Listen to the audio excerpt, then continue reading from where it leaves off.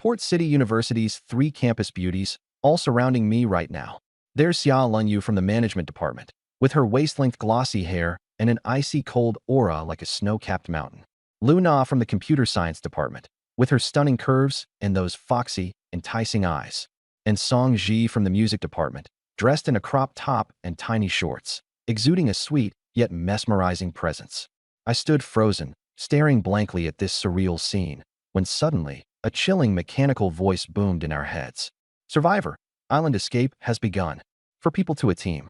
Initial starting island size, for square meters. Every 6 days, the sea freezes.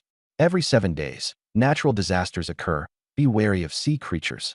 Day 1 is a newbie protection period. You have 30 seconds to input an ID. My brain buzzed in shock, and almost on impulse, I raised my hand and typed 2 characters onto the air panel display. Xiatian, summer. ID confirmed. Best of luck. The next second, I opened my eyes to a blinding sunlight that made me squint in pain. Where am I? How did I end up being stranded on a tiny island with the 3 campus beauties from Port City University? Is my luck insanely good, or ridiculously bad? Hey, it's you. I've seen you around. Luna spoke up first. I nodded, introducing myself briefly. I'm Mark, sophomore student. Same university. Song Ji greeted me politely before introducing herself and the other 2 ladies. Then the 3 of them immediately huddled together, whispering amongst themselves. So what now? He looks so skinny. Still better than us 3 girls. The rules say after 6 days the sea freezes. We just need to survive until then and join a stronger team. With their looks, who wouldn't scramble to recruit them? Luna nudged my arm and warned me. Just because you're the only guy here doesn't mean you can get funny ideas. Don't forget, I can use a chokehold. Lingyu will kickbox you into oblivion, and Song Ji knows judo. Song Ji blinked, confused. Wait, since when do I know judo? Luna whispered, shoo. I'm just bluffing to scare him. This island is no bigger than a handkerchief. Where's the privacy for whispering?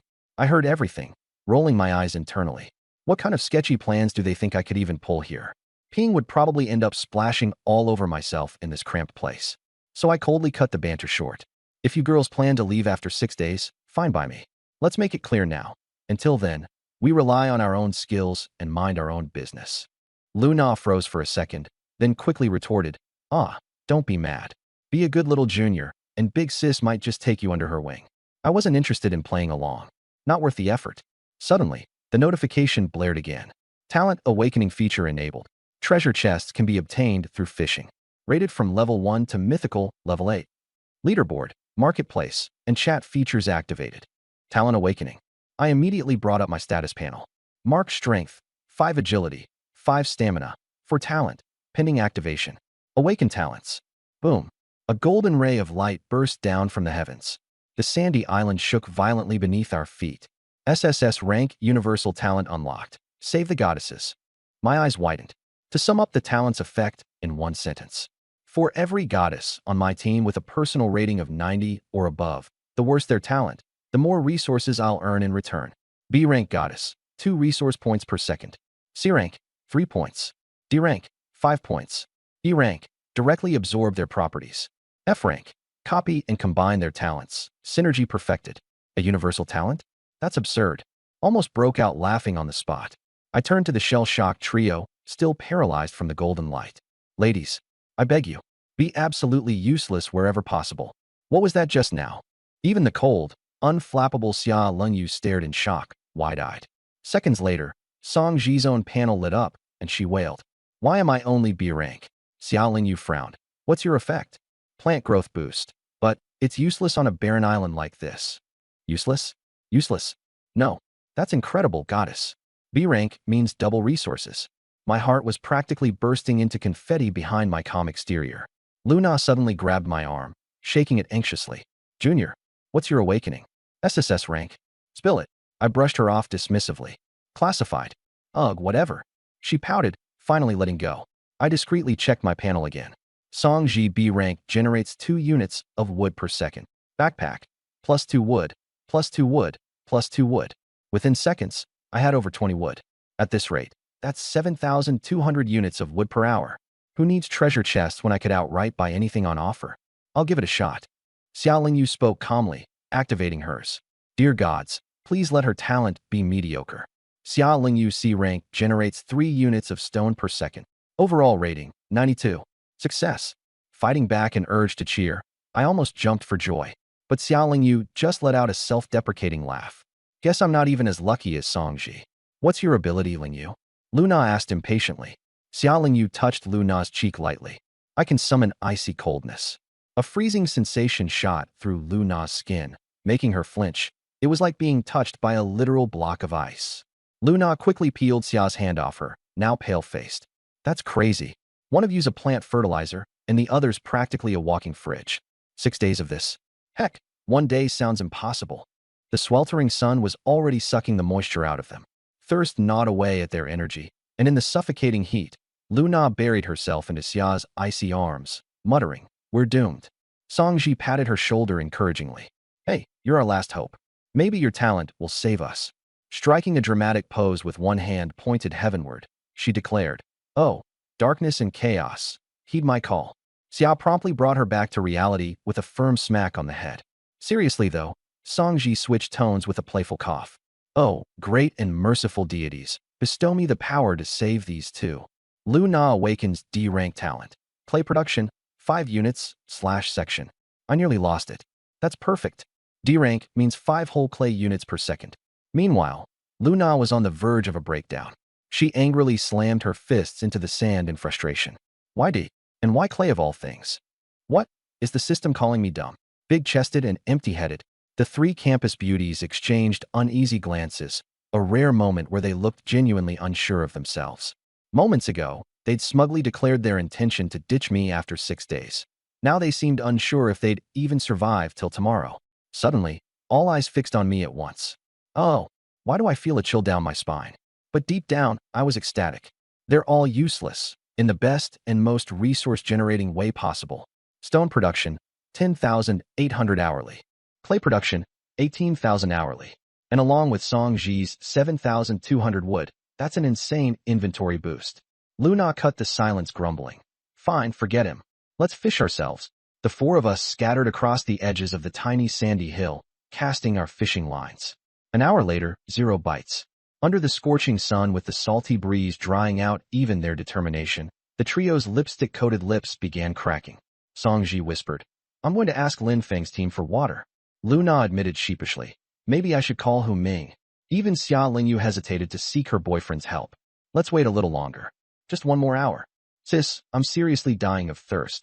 Back in the day, when Luna was thirsty, a single look from her would summon a whole gang of guys delivering milk teas. Now, well, times have changed. "It's moving," Songji suddenly exclaimed, her voice tinged with excitement. My float moved. She yanked the fishing rod with all her might, and a wooden chest flew out of the water, landing with a thud. The 3 girls immediately gathered around, their Adam's apples bobbing in anticipation.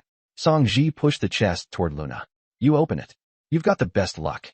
Luna took a deep breath and lifted the lid of the chest. Obtained, 100 wood, 100 stone. Huh? That's it. The 3 of them stood there, utterly dumbfounded. After fishing under the blazing sun for an entire hour, this was all they got? Nothing to eat, nothing to drink. It was effectively garbage. If it hadn't been for Xia Lingyu stopping her, Luna would have kicked the chest right back into the ocean. Meanwhile, I was clutching my stomach, trying not to laugh too hard. That tiny amount of resources? It's just a fraction of what I can auto-gather in under a minute. Quietly, I opened my inventory. Wood, 7,242. Stone, 10,953. Clay, 18,135. The numbers were still skyrocketing, ticking up second by second. Over the top, right? It was time to make my move. I opened the trade market. Battle-damaged stockings, 99% new, previously owned by college girl, 100 wood. Maid outfit, 10,000 wood. Bottled water, 500 milliliters, 120 wood plus 80 stone. Battle-damaged stockings? Seriously? Who's selling this junk during times like this? But the bottled water? That might be a luxury for others, but to me, it's pocket change. Minus 120 wood, minus 80 stone. Acquired bottled water, X1. In my inventory, a cold bottle of water suddenly appeared, condensation dripping down the sides. Click. On this desolate, sun-scorched island, the sound of me twisting the bottle cap echoed as loudly as a gunshot. I tilted my head back. Gulp, gulp. Behind me, the 3 campus beauties had frozen in place, their eyes fixed on that bottle of water like starving wolves eyeing prey. I drank slowly, purposely letting the water trickle down the corner of my mouth and drip onto my chest. An entire bottle. Not a single drop left. I sighed, releasing a small burp before innocently turning around to face them. Why are you all staring at me? You. Luna's chest heaved with anger. She was on the brink of death from thirst, yet here I was, dramatically performing an exaggerated display of quenching my thirst, and not even leaving a single drop behind. At least spare half a bottle and share it with your sisters. We don't even care about germs at this point. With her long, stocking-clad legs taking quick strides, Luna marched over and started hitting me with her little pink fists, pounding weakly against my chest. Jerk. Spit it out and let me drink it. Her punches were soft as cotton, more like a massage than anything else. Holding her fuzzy little head with one hand, I easily stopped her in her tracks. I bought it from the trade market. Are you guys really that thirsty? I asked flatly. Obviously. My throat feels like it's on fire, she nearly shouted. Flipping my hand over, I made another chilled bottle of water materialize from thin air. Gulp. This time, even the usually aloof Xia Lengyu and the gentle Song Ji were visibly swallowing hard. The cold bottle rotated between my fingers while 3 pairs of hungry eyes followed its every movement. I do have water, I said, dragging out my words. And seeing how desperate you all are, I'm not an unreasonable guy. Luna's eyes lit up. Really? Of course. But we'll need to strike a little deal first. Knew it. Luna puffed out her chest and backed up a step. What kind of deal? We're broke. I don't want money, I said, scanning the 3 of them with my eyes. The cute innocence of Luna, the gentle demeanor of Song Ji, and the icy beauty of Xia Lengyu. The sheen of sweat on their foreheads shimmered under the sun, adding an extra, inexplicable allure. I shook the water bottle. You can stay here and work for me. Help me build the place up. The game clearly intended for the 4 of us to start on this island together, so it must have its reasons. Their talents would undoubtedly come into play, and even if they're unwilling, I could squeeze enough resources out of them in these 6 days to make it worthwhile. If they ended up stuck on the island after 6 days without access to resources, that would be the real pickle. This ability of theirs, it's as much a blessing as it is a nuisance.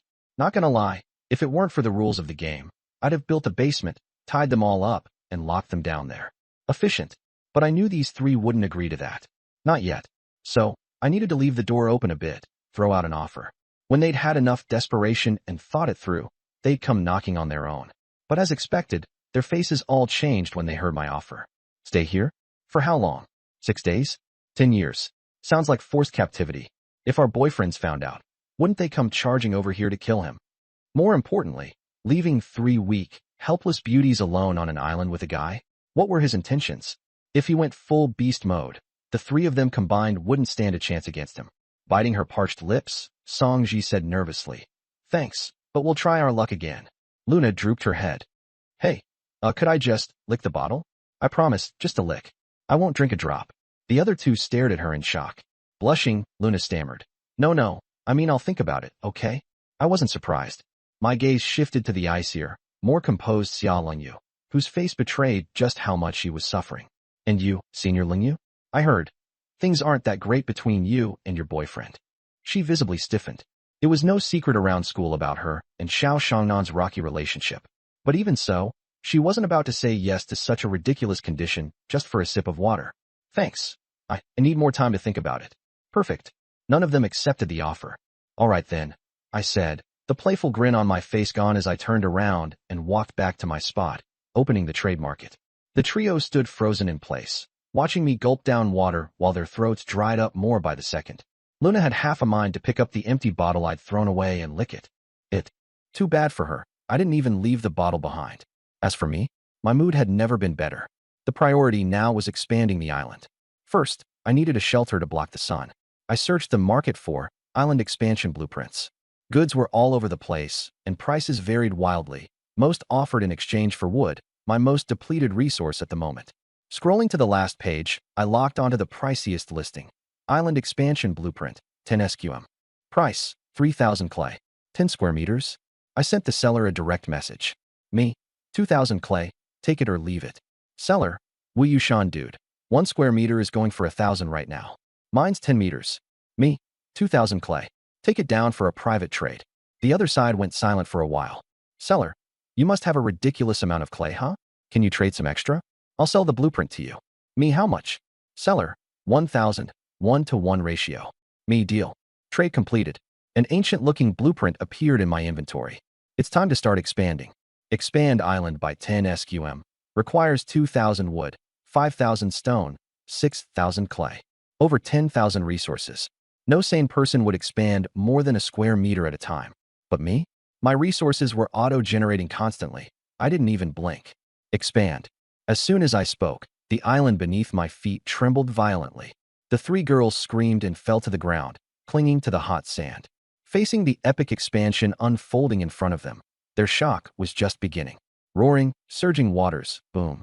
A brand new, square patch of land emerged from beneath the waves. The damp, sandy soil carried the earthy fragrance of mud mixed with the briny tang of seawater, seamlessly joining to the existing tiny island barely 4 square meters large. Before they could even process what had just happened, the system notification echoed. Congratulations, Player Summer. You are the first user in the port district to expand an island to 10 square meters. Reward: 1 epic treasure chest, 1 beginner water purifier, and 1 thermostat blueprint. The regional chat channel exploded immediately. What the heck? 10 square meters. That's gotta be hacks. Just a few hours since launch. Where'd they get the resources? I can't even afford to swallow my own spit, and they've expanded to 10 square meters? Water purifier, I want one too. Boss, do you need a male servant for your island? I glanced over casually and shut the chat window. My gaze shifted to the 3 stunned faces in front of me. The once haughty campus queens were now sprawled on the sandy ground, their petite mouths half open, and their jaws even dotted with sand without them realizing. Ladies, you can keep this classic spot to fish for treasure chests at your leisure. With that, I stepped onto the freshly expanded land. But just making an impression wasn't quite enough. It needed to escalate a little further. I opened the trading post. Blueprint: 5 square meter wooden cabin. Price: 500 wooden planks. I confirmed the purchase right away.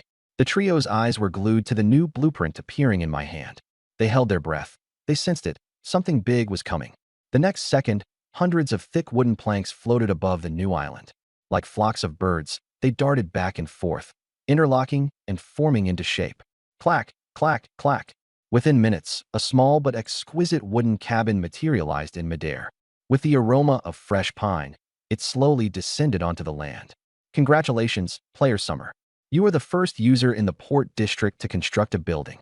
Reward: single bed blueprint, single sofa, 4-piece bedding set. The 3 girls stood stunned, their mouths dry. Songji scrambled to her feet, her brain in overdrive. Bottled water, island expansion, a wooden cabin. Where was he getting all these resources from? They had spent 2 hours fishing for chests, sunburned to the point of peeling, just to gather a measly few hundred resources. Meanwhile, his island expansion, that was astronomical.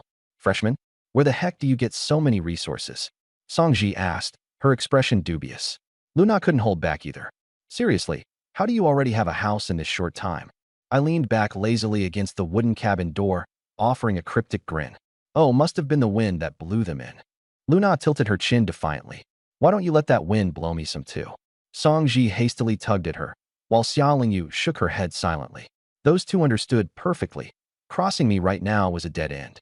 Their survival until tomorrow was entirely in my hands. Luna huffed and returned to fishing for chests, but the wooden cabin had clearly shaken her. Even holding her fishing rod, her grip was unsteady. The sun scorched down relentlessly, but I wasn't in the mood for idle chatter. I pushed open the cabin door and stepped inside. Cool air greeted me. The sea breeze slipped in through the small gaps, offering a rare comfort. The 5 square meter cabin was cramped, barely spacious enough for the single bed, but the sofa I'd just earned fit perfectly. I dragged the sofa to the window and plopped down. The angle was perfect. I could see the 3 girls outside wilting under the sun's rays. I needed to keep an eye on them. No need to let them pass out from heatstroke just yet. After all, they were tasked with generating my wood, stone, and clay supplies. They could be pushed, but only so far. After cooling off, I pulled out the epic treasure chest. Fishing these things was pure luck, and the odds were abysmal. With my junk fishing rod, even hauling up a bronze chest was a miracle. Yet here I was with a crimson and gold one, its intricate carvings gleaming like a rare artifact. I rubbed my hands together eagerly and pried it open. Congratulations, Player Summer. You've obtained an epic seafaring pet. Be high. Seafaring pet ranking board unlocked. The announcement ricocheted through the air. Outside, The 3 sunburned heads all snapped toward my cabin at once. Songji managed a bitter smile. This guy was unreal. He'd spammed so many announcements. Her ears were practically buzzing nonstop. Inside, I was stunned. A seafaring pet? I opened my inventory. A shimmering card sat quietly in the corner. Seafaring pet. Beehai epic. Its rarity level directly affects the quality of the vessel it transforms into. Daily minimum feed. 5,000 basic resources. Transform. Into a ship? My heart lurched. If I could keep this thing fed, I'd have my own ship and be able to set sail. That meant I could proactively hunt down bountiful resources from other islands, effectively skyrocketing my progress. Feed at 5,000? With my resource production rate at over 10,000 units an hour, that's like pocket change. I held the card tightly. It felt warm, pulsating faintly with life. Bang! A pink flash of lightning struck the wooden floor. As the light dissipated, a palm-sized, pastel-pink octopus sat there, wobbling slightly. It squealed softly, barely louder than a mosquito, and struggled to lift its head with trembling tentacles. Weirdly cute. I picked it up, cradling it in my palm. Its cool, slippery texture reminded me of jelly. The little creature tilted its head up, big shiny eyes staring at me dumbly. Beehai, female level 1 strength, 1 agility, 1 stamina 1. All stats at 1. Quite underwhelming. Oh well, time to feed it. Clay was my largest resource stockpile, so I started there. Gave it 100 units. A soft white glow enveloped her, and she let out a dainty little burp. Beehai, level 2-1 free attribute point gained. I put the point into agility. All right, move for me. She squirmed awkwardly onto the floor, inching forward with the energy of someone crawling out of bed on a Monday morning. She looked painfully serious, but honestly, she moved slower than a lazy snail. This wasn't getting anywhere. Screw baby steps. Let's go all out. I dumped enough clay to take her all the way to level 10. Clay cost 44008 free attribute points gain species skill awakened. Abyssal fear. The glow faded. She'd grown from the size of my palm to about as big as a basketball. Rounder, bouncer, and even squeakier. She let out a satisfied burp. Bloop. Abyssal fear instills a deep-seated terror in creatures with lower levels than Beehai. The skill sounded terrifyingly powerful, but she still looked like something you'd cuddle rather than fear. It was hard to connect her with abyssal terror. I allocated 8 points, 5 into agility and 3 into stamina. All right, show me what you've got now. Zoom. A pink blur shot across the room so fast I almost couldn't follow it. Now we're talking. That was more like an epic grade pet. But she was still just basketball-sized. How was she supposed to carry anyone? As that thought crossed my mind. Bloop. She twirled rapidly in place, pink light swirling around her. A few moments later, she morphed into a small, adorable pink fishing boat, complete with matching oars on either side and a tiny octopus emblem on the bow. Transformed vessel. Pink mini fishing boat, low quality, top speed. 3 knots. I stared in disbelief. The design was ridiculously cute, sure, but this tiny thing was supposed to set sail? It guzzled thousands of resources, and for what? A fragile tub barely hitting 3 knots? One big wave, and it'd probably capsize. This thing wasn't seaworthy. No way was I risking my life out there with it. Leveling her up further would cost well over 1,000 resources per level. I'd hold off for now. All right, go entertain yourself. Beehai turned back into her octopus form and hopped onto the windowsill, staring out at the beachfront. I checked the newly unlocked leaderboard. Unsurprisingly, I was dominating as the sole player on it. Satisfied, I retrieved the beginner water purifier. Output, 500 ml/10 minutes. A bottle of water every 10 minutes. Unreal. This god-tier gadget is so sought after that on the trading platform, it's being priced at 200 to 300 pieces of timber with 0 availability. Just finished setting it up. SSS-level ability Goddess's Savior activated. Water purifier output increased 5x. Current output, 500 ml/10 minutes. PSHHH. Water gushed out of the spout like a broken fire hydrant, soaking me head to toe. Damn, I scrambled to block the spout, but the water pressure was insane. This wasn't just a purifier, it was a never-ending spring. Man, I seriously got everything I wished for. I opened the trading platform and instantly grabbed a storage barrel, 200 timber, complete with a lid and a hose. I hooked it up to the spout. The sound of fresh water rushing into the barrel was more satisfying than any music. Resources aren't an issue anymore, but fresh water? That's the rarest commodity. Bottled water listings on the trading platform could be counted on one hand. No amount of resources could buy it. This isn't just a water purifier, it's life itself. It would take about an hour to fill a 20-liter barrel, no rush. I sunk back onto the couch and pulled out one last item. Thermostat blueprint. 5x electronic components, 5x iron parts, 10x plastic parts. The materials weren't particularly exotic, but I had none of them. I opened the trading platform. Iron parts were there for sale, but at 2,000 planks each. Daylight robbery. As for electronic components and plastic, not even a trace. I scratched my head. It was over 30 degrees Celsius, 86 degrees Fahrenheit in here, and the sweat I worked up earlier had dried sticky and gross. If only I had a thermostat, just thinking about it felt like a cool breeze. If I wanted to live comfortably, step 1 had to be an air-conditioned space. I tapped into the regional chat room. Summer, buying electronic components, iron parts, and plastic. We'll trade water. DM me. My username. Everyone on the server knew it. Chaos ensued instantly. Mother cow, Summer. I don't have the goods, but I have private photos. Hi res. Forgot utensils at school. Big shots trading water? My lips are cracked from the dryness. Yearning for home all night. Need anyone, boss? I'll move bricks or warm your bed, just for a sip. Gender swap to woo the roommate, found out all were guys. Guys, chill. I'm a former streamer, can dance and sway my hips. My temple throbbed. This wasn't survival. It was like scrolling through an escort ad forum. I shut down the chat and glanced at the live stream option. But for a socially anxious person like me to go live, that'd be torture. Then, I thought of Luna outside. She was a virtual streamer with hundreds of thousands of fans. If she hosted a trade request stream, it'd be explosive. Too bad she wasn't exactly under my command. Ding. Private message from Wu Yushan. Boss. I've got electronic components. How many do you need? My eyes lit up. Summer, 5. Wu Yushan. Friendly price. 1 component for 1 bottle of water, 2.5 liters. Deal? A bottle each? Practically a giveaway. I glanced at my water barrel. 2.6 liters, just enough. Summer, deal. The trade was complete, 5 electronic components in hand. The next moment. Wu Yushan. Boss, need iron and plastic too? Shall we work another deal? He's got everything? This guy doesn't seem like a player, more like a businessman. Summer, how's it work? Wu Yushan. To be honest, one of my teammates has a material disassembly skill. They can break finished items down into raw materials. You provide the items, we disassemble, and all we ask is a small service charge. Disassembly. My eyes sparkled. Right now, everyone's dealing in end products, but raw materials are scarce. With this connection, I could have access to anything I wanted. Summer, what's the fee? Wu Yushan. 3 materials per 500 milliliters of water. Not bad. I didn't even bother negotiating. 5 iron parts and 10 pieces of plastic. 5 bottles of water would cover it. Summer, deal. What kind of items do you need? Wu Yushan. Iron axes, iron pots, plastic baskets, plastic stools. Any of those would work. I browsed the trading platform, swept up 5 iron axes and 10 plastic baskets for just under 1,500 resources. Water stocked. I sent them the coordinates, 30 nautical miles away. Wu Yushan on it. Half an hour delivery. I slouched back onto the couch, exhaling in relief. 2 out of 3 materials secured, just as I was about to browse for expansion blueprints. Yeah, what I asked this thing.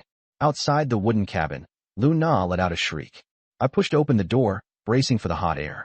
In the distance, Luna stood wide-eyed, clutching a soft and squishy emerald green creature. Apparently, when it popped up, it startled her into thinking it was a mutated sea beast, but she soon realized it was harmless, and its enormous watery eyes and squishy pink body were just too cute to resist. Oh my gosh, how are you this adorable? Luna gushed, cradling it in her arms and rubbing her face against its head. The little creature seemed to enjoy the attention, using its tiny tentacle suckers to gently cling to her skin through her clothes. Yeah, Luna shivered with a soft squeal. Hey, check it out, Xiaoji, she called to Songji. Songji glanced over. This had to be Mark's navigational beast, right? It was admittedly pretty cute. Unable to resist, she reached out and gave it a little poke. It is adorable, she admitted. Just as she said that, her eyes drifted toward the wooden cabin. There I was, leaning lazily against the doorframe, smirking at them. Our gazes met, and Songji's heart skipped a beat. She yanked her hand back like it had been electrocuted, nervously hiding it behind her back. Desperately, she started elbowing Luna and giving her intense looks. Luna, still lost in her pet-cuddling trance, absent-mindedly looked up and saw me. She didn't flinch at all. Hey, Junior, is this little cutie yours? What's its name? It's adorable. I didn't answer. Instead, I lazily called down. Hey, little guy, come here. As soon as the words left my mouth, the creature wriggled free of Luna's arms and bounced over to my feet like it had just been summoned, letting out 2 cheerful squeaks. Scooping it up, I brought it close and sniffed it, then looked at Lu Na with a frown. Man, you sweat way too much. My little guy here reeks of you. Lu Na's excitement immediately evaporated. Sweat too much. Did she want to be this gross? No. She'd love to be clean and fresh. But in this hellish place, even drinking water was running out. Where the hell was she supposed to get water for a bath? You. Lu Na's face flushed a fiery red, her chest heaving with fury. What a jerk. She'd just started warming up to him, and the first thing he does is accuse her of dirtying up his pet. Back home, she was practically worshipped as the goddess of campus. Every guy around her would bend over backward to compliment her on how amazing she always smelled. She was about to start shouting when my voice drifted over again, slow and nonchalant. If you feel all sticky and gross and want a shower, you're welcome to use my place. Lu Na's mind went blank. A shower? A shower. The mere mention of those words was pure magic. Not just to her. Song Ji and Xia Lingyu both looked up, wide-eyed in disbelief. After being out in the blistering heat this long, their clothes were soaked through with sweat and clinging to their skin.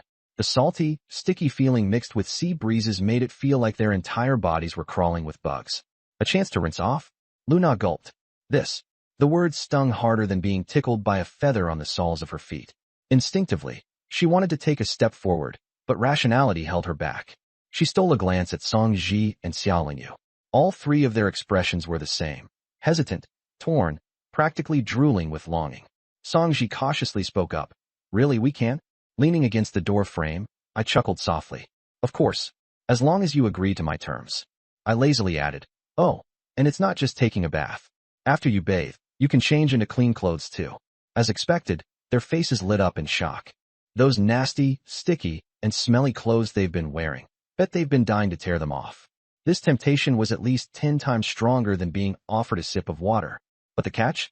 The same one as before. Stay on this island for the rest of their lives. TSK. Yeah, it's not an easy condition to accept. I took in their expressions of desire and internal conflict, savoring it all. No rush. These three, proud girls from noble backgrounds with their heads held high, they wouldn't cave so quickly. They needed to be worn down by reality a bit more. That's all I have to say. I shrugged. When you've made up your mind, knock on the door anytime. And with that, I picked up Bihue, or Bijui, and turned to head inside. Bang! The door shut firmly behind me. The coolness of the house wrapped around me, making me sigh in comfort. The three outside were probably staring at each other speechlessly right about now. Lying back lazily on the couch, I imagined their conversation. Xia Lingyu, with her sharp tongue, would probably crack first. Lu Na, if you can't take it, then just go. Song Ji, with her supportive nature, would likely nod in agreement. Lu Na, the weakest of the bunch, would be the first to collapse under the sun if they stayed out any longer. She was probably sitting on the beach, frustrated and stomping her feet by now. Here, family background and talents meant nothing. The only thing she had left to rely on was her face and her figure. But me? I wasn't going to rely on force. No, I wanted her to willingly say yes. I could compel them, sure. If I used force, there would probably be some resistance at first, but they'd reluctantly agree. Yet, that wasn't fun at all. The real satisfaction comes from her choosing to stay on her own accord. That's the game I'm playing.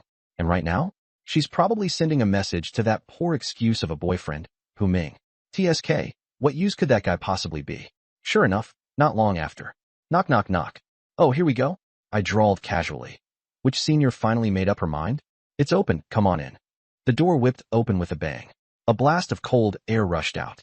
Lu Na stepped in, shivering as every pore on her body tightened. Her expression was like dipping a red-hot iron into ice water. Easy. It was as if even her soul made a sound. She stood there with her arms wide open, basking in the coolness. Ah, this feels so good. From her dry throat came an uncontrollable moan of relief. I lifted my eyes and watched the school beauty, heavenly ecstatic in that moment. Internally, I cheered. Thank goodness Wu Yushan moved fast with the setup. This stark contrast is exactly what I needed. Only by letting them experience firsthand the difference between the outside and inside could they willingly choose to stay. Smirking, I teased, Senior, care to have a seat? She snapped out of her trance, shuddering. Her head turned to glance back at the heat outside. Just 10 steps away, and the distorted air warped in the summer sun. It was another world entirely, a world she couldn't stomach anymore. She closed the door behind her, retreating inside. Click, click. A thin door now separated two completely different worlds. I stretched out lazily on the couch, not inviting her to sit, nor saying another word. Instead, I fixed her with a steady gaze. one that wasn't exactly lecherous but deeply unsettling. Her cheeks flushed bright red, not from heat this time, but from embarrassment. Ultimately, she couldn't take it anymore. Clenching her fists, she summoned the courage to raise her head. I'll stay. Then she lowered her head again, voice even quieter. Whatever. Whatever you want me to do, just say it. Oh, prepared for the worst, are we? I had to bite back a laugh. What kind of ridiculous overthinking has she been doing? Oh, so straightforward. I sat up leisurely, resting my elbows on my knees, eyes still fixed on hers. All right then, come here. Her heart dropped like a stone. Could I maybe take a bath first? She pleaded, teary-eyed. I'm covered in sweat. I feel disgusting. Internally, I was laughing my head off. Girl, what in the world do you think is about to happen? But I kept my face neutral. Right now? Come here. My tone wasn't loud, but it brooked no argument. A teardrop slid down her cheek. With a soft sob, she took small, hesitant steps toward the couch, as though each step was across a bed of coals. She clutched the hem of her t-shirt like a lifeline, with her head so low it almost touched her chest. What are you waiting for? Do you need me to spell it out? She froze where she stood, trembling. My gaze flicked down to the spot in front of me. Hesitantly, she knelt. Ha ha ha. I could barely hold it together. See, could I please have a glass of water first? The sob in her voice made it all the richer. My amusement only grew as I watched her fumble between shame and fear. Compared to her usually spoiled and arrogant demeanor, this was downright adorable. Close your eyes. But, I'm really so. Her protest cut off as our eyes met, and the rest of her words lodged in her throat. Hopelessly, she shut her eyes, tears clinging to her lashes. Her face practically screamed, screw it. Whatever you're gonna do, just get it over with. 1 second, 2 seconds, 5 seconds. I shoved the bikini into her hands. She kept her eyes shut, completely unmoving. Good grief, this girl really got deep into her own imagination. Senior, I couldn't hold back the grin anymore. Why's your face red enough to make a monkey jealous? Her eyes flew open, and she glared at me instantly. Why do you care? Since when have you even seen a monkey's butt? You just, oh my god, just. Mid-rant, her words cut off sharply. Her expression went from flushed to pale to flushed again in an instant. I nearly laughed out loud. What are you hurrying me for? I'm done already. Why don't you take a look at what's in your hand? With suspicion, she glanced down, then froze solid. Slowly, she looked back up at me. I hadn't moved an inch. The whole time, all I'd been offering was a fresh bathing suit and change of clothes, nothing more. Her kneeling, closing her eyes, and God knows what else she was expecting? All on her. She let out an anguished scream, slapping her cheeks hard. I don't know. I couldn't contain my laughter now, shoulders trembling. It felt like you were really looking forward to, something else happening. Go to hell. She flung the bikini at me with all her strength. How dare you talk in such a creepy tone?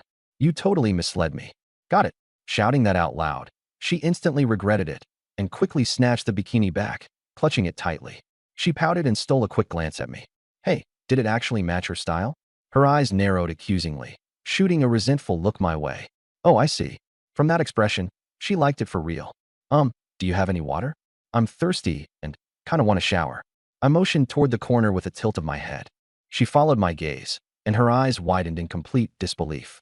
For wooden barrels, lined up neatly. 3 were filled to the brim with clear, clean water. The 4th one had a water purifier installed, filtering water with a steady whoosh. Her throat visibly moved as she swallowed hard, legs already twitching to sprint over. I grabbed her wrist just in time.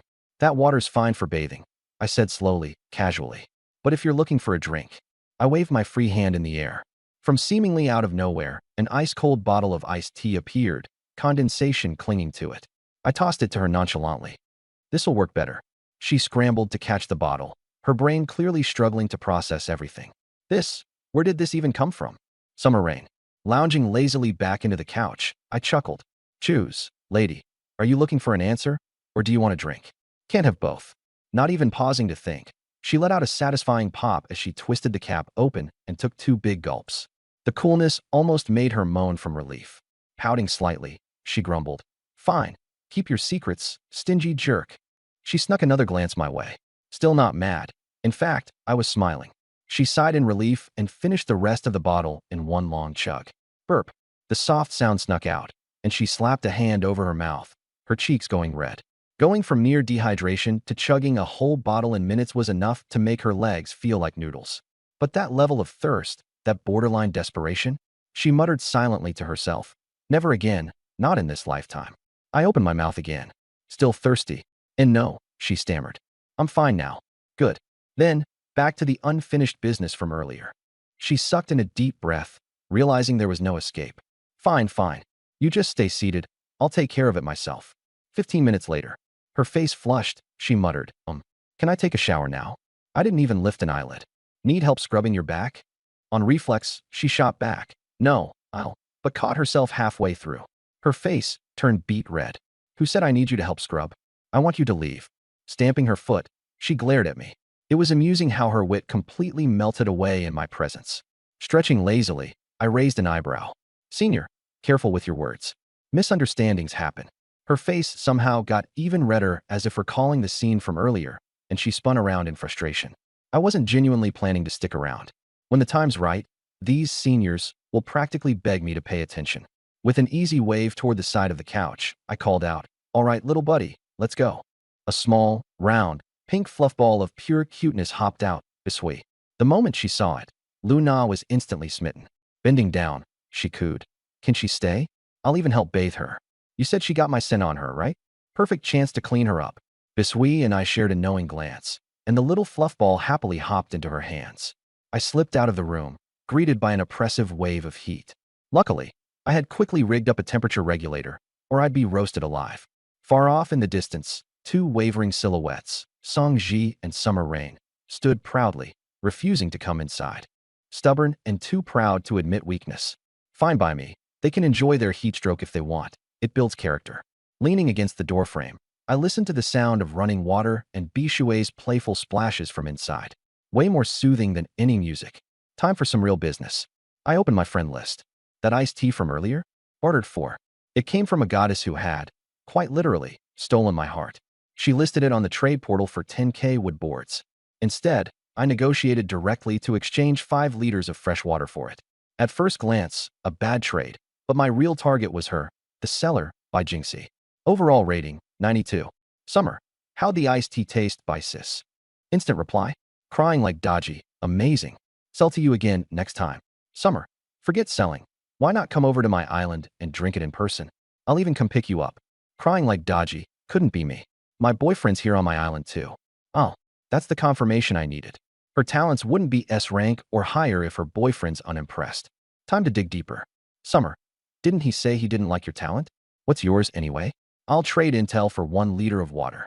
5 nautical miles away, perched on a dry, cracked little patch of land, Bai Jingxi shot a glance at her boyfriend, Lu Xiao, and their 2 party members. 3 grown men celebrated their win, 5 liters of water, as though they'd won the lottery. The loot was from the treasure she fished up. The water?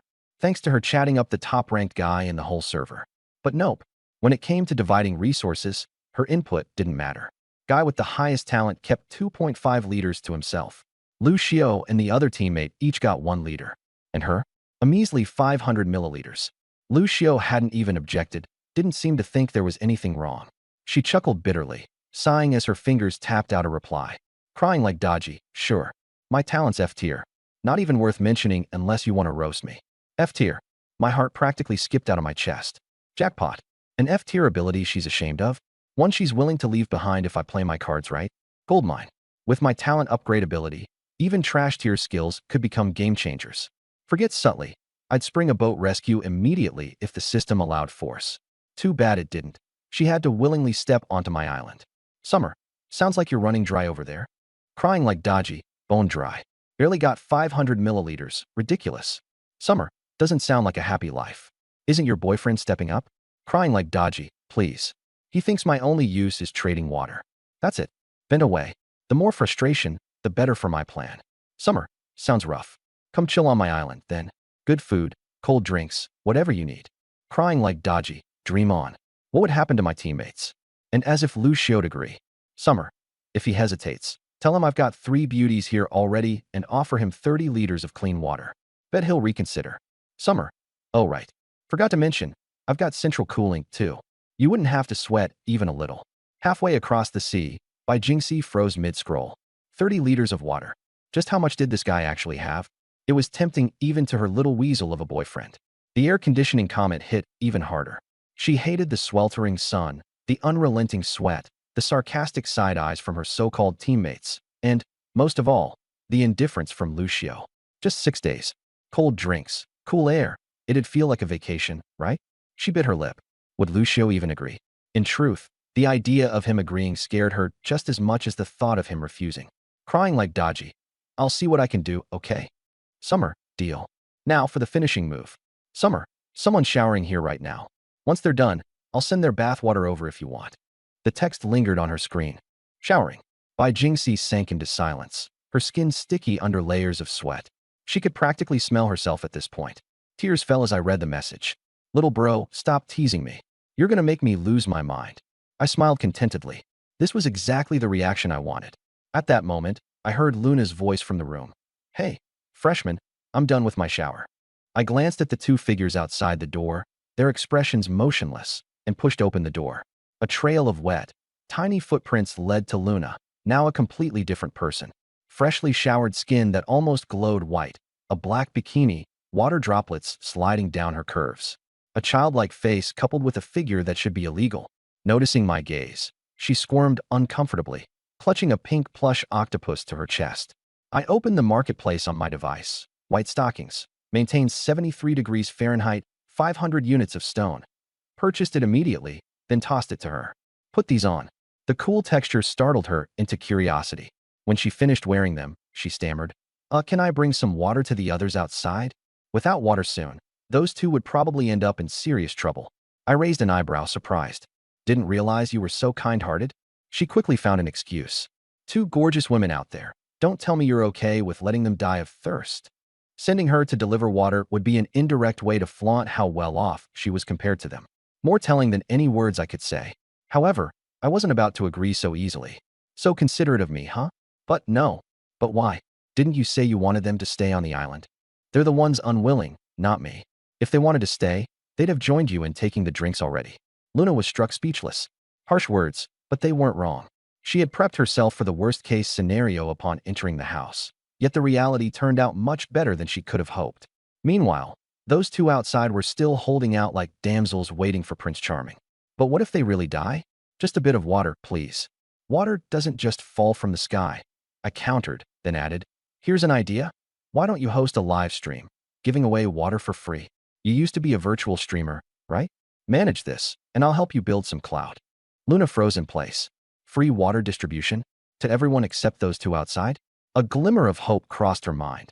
If she were in charge, maybe she could sneak them some water on the sly. As if reading her thoughts, I cut her off smoothly.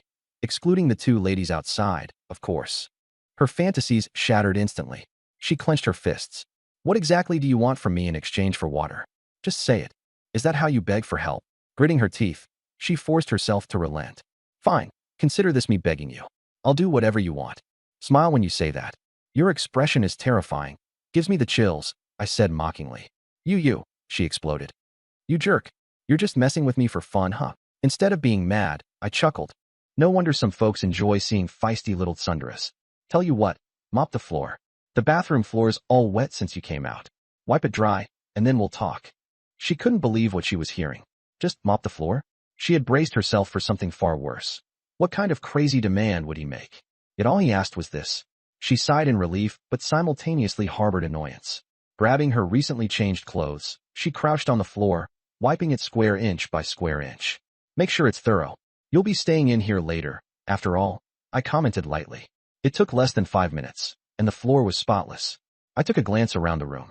What about the walls? Can't leave water streaks up there either. Do it right. Her eyes burned with fury as she glared at me, but she obediently rose to tiptoes, trying to reach the streaks of water on the walls. Frustration filled her mind. Water had splattered to the walls during her shower. If she hadn't relented earlier, well, she'd have been sent flying back outside into that inferno of an environment. Realizing this, her face grew even redder, a mix of anger and embarrassment. All of this fuss, just because of those two fools outside. She mentally added it to her list of grievances. All right, I finally said, relenting.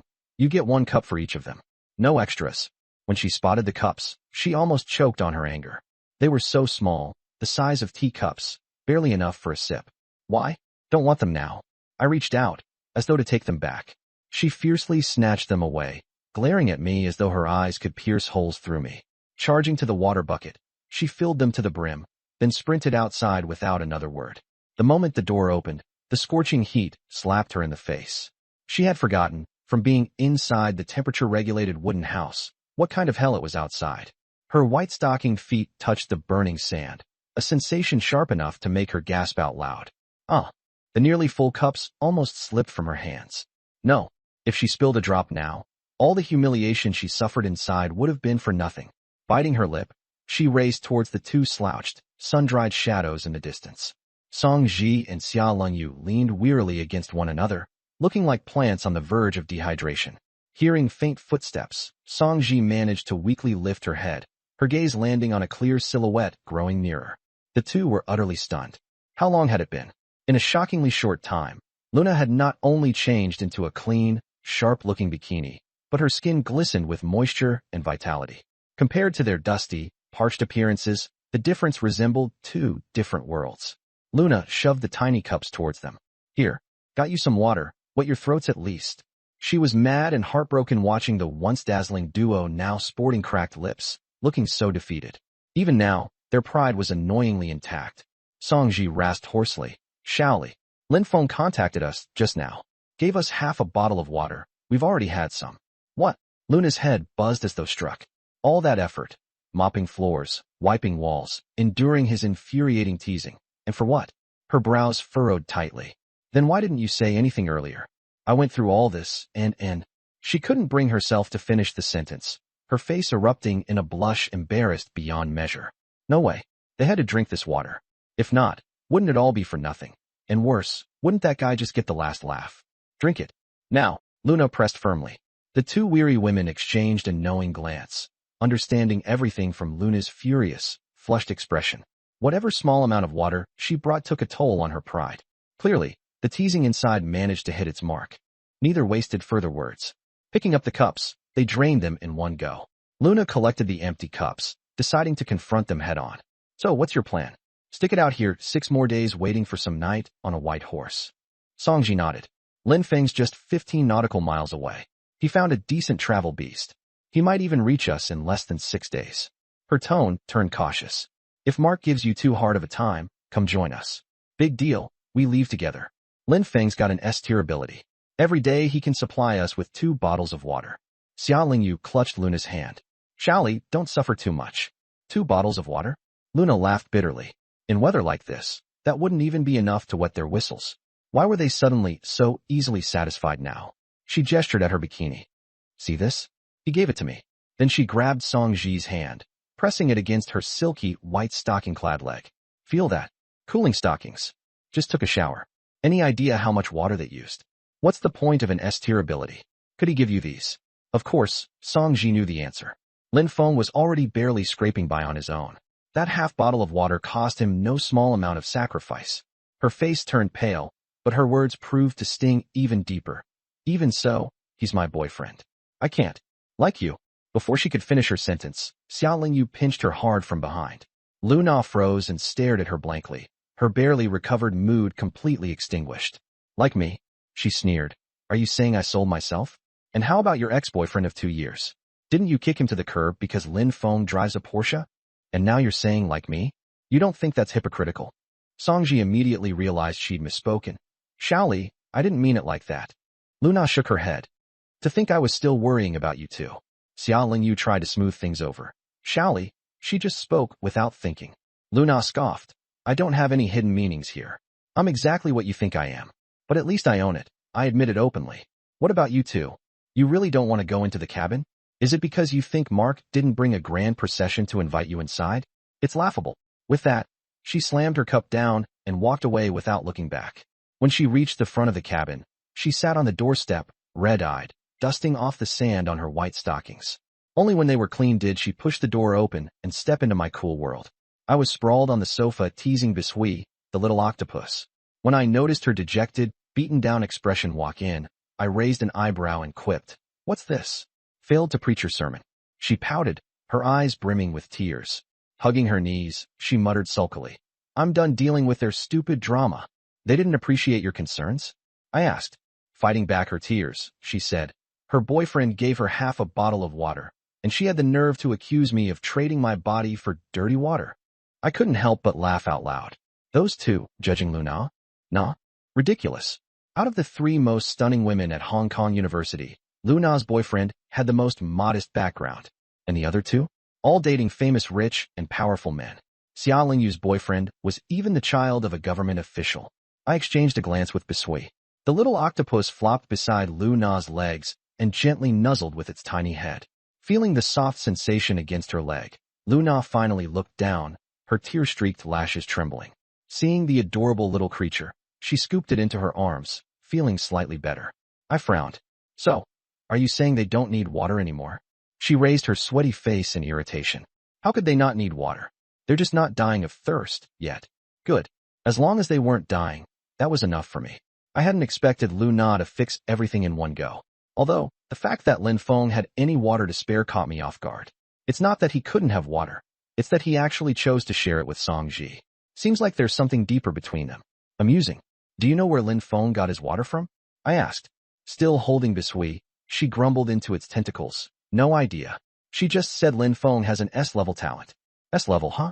Generating water on his own is nearly impossible. So it's either from a treasure chest or purchased at the trading center.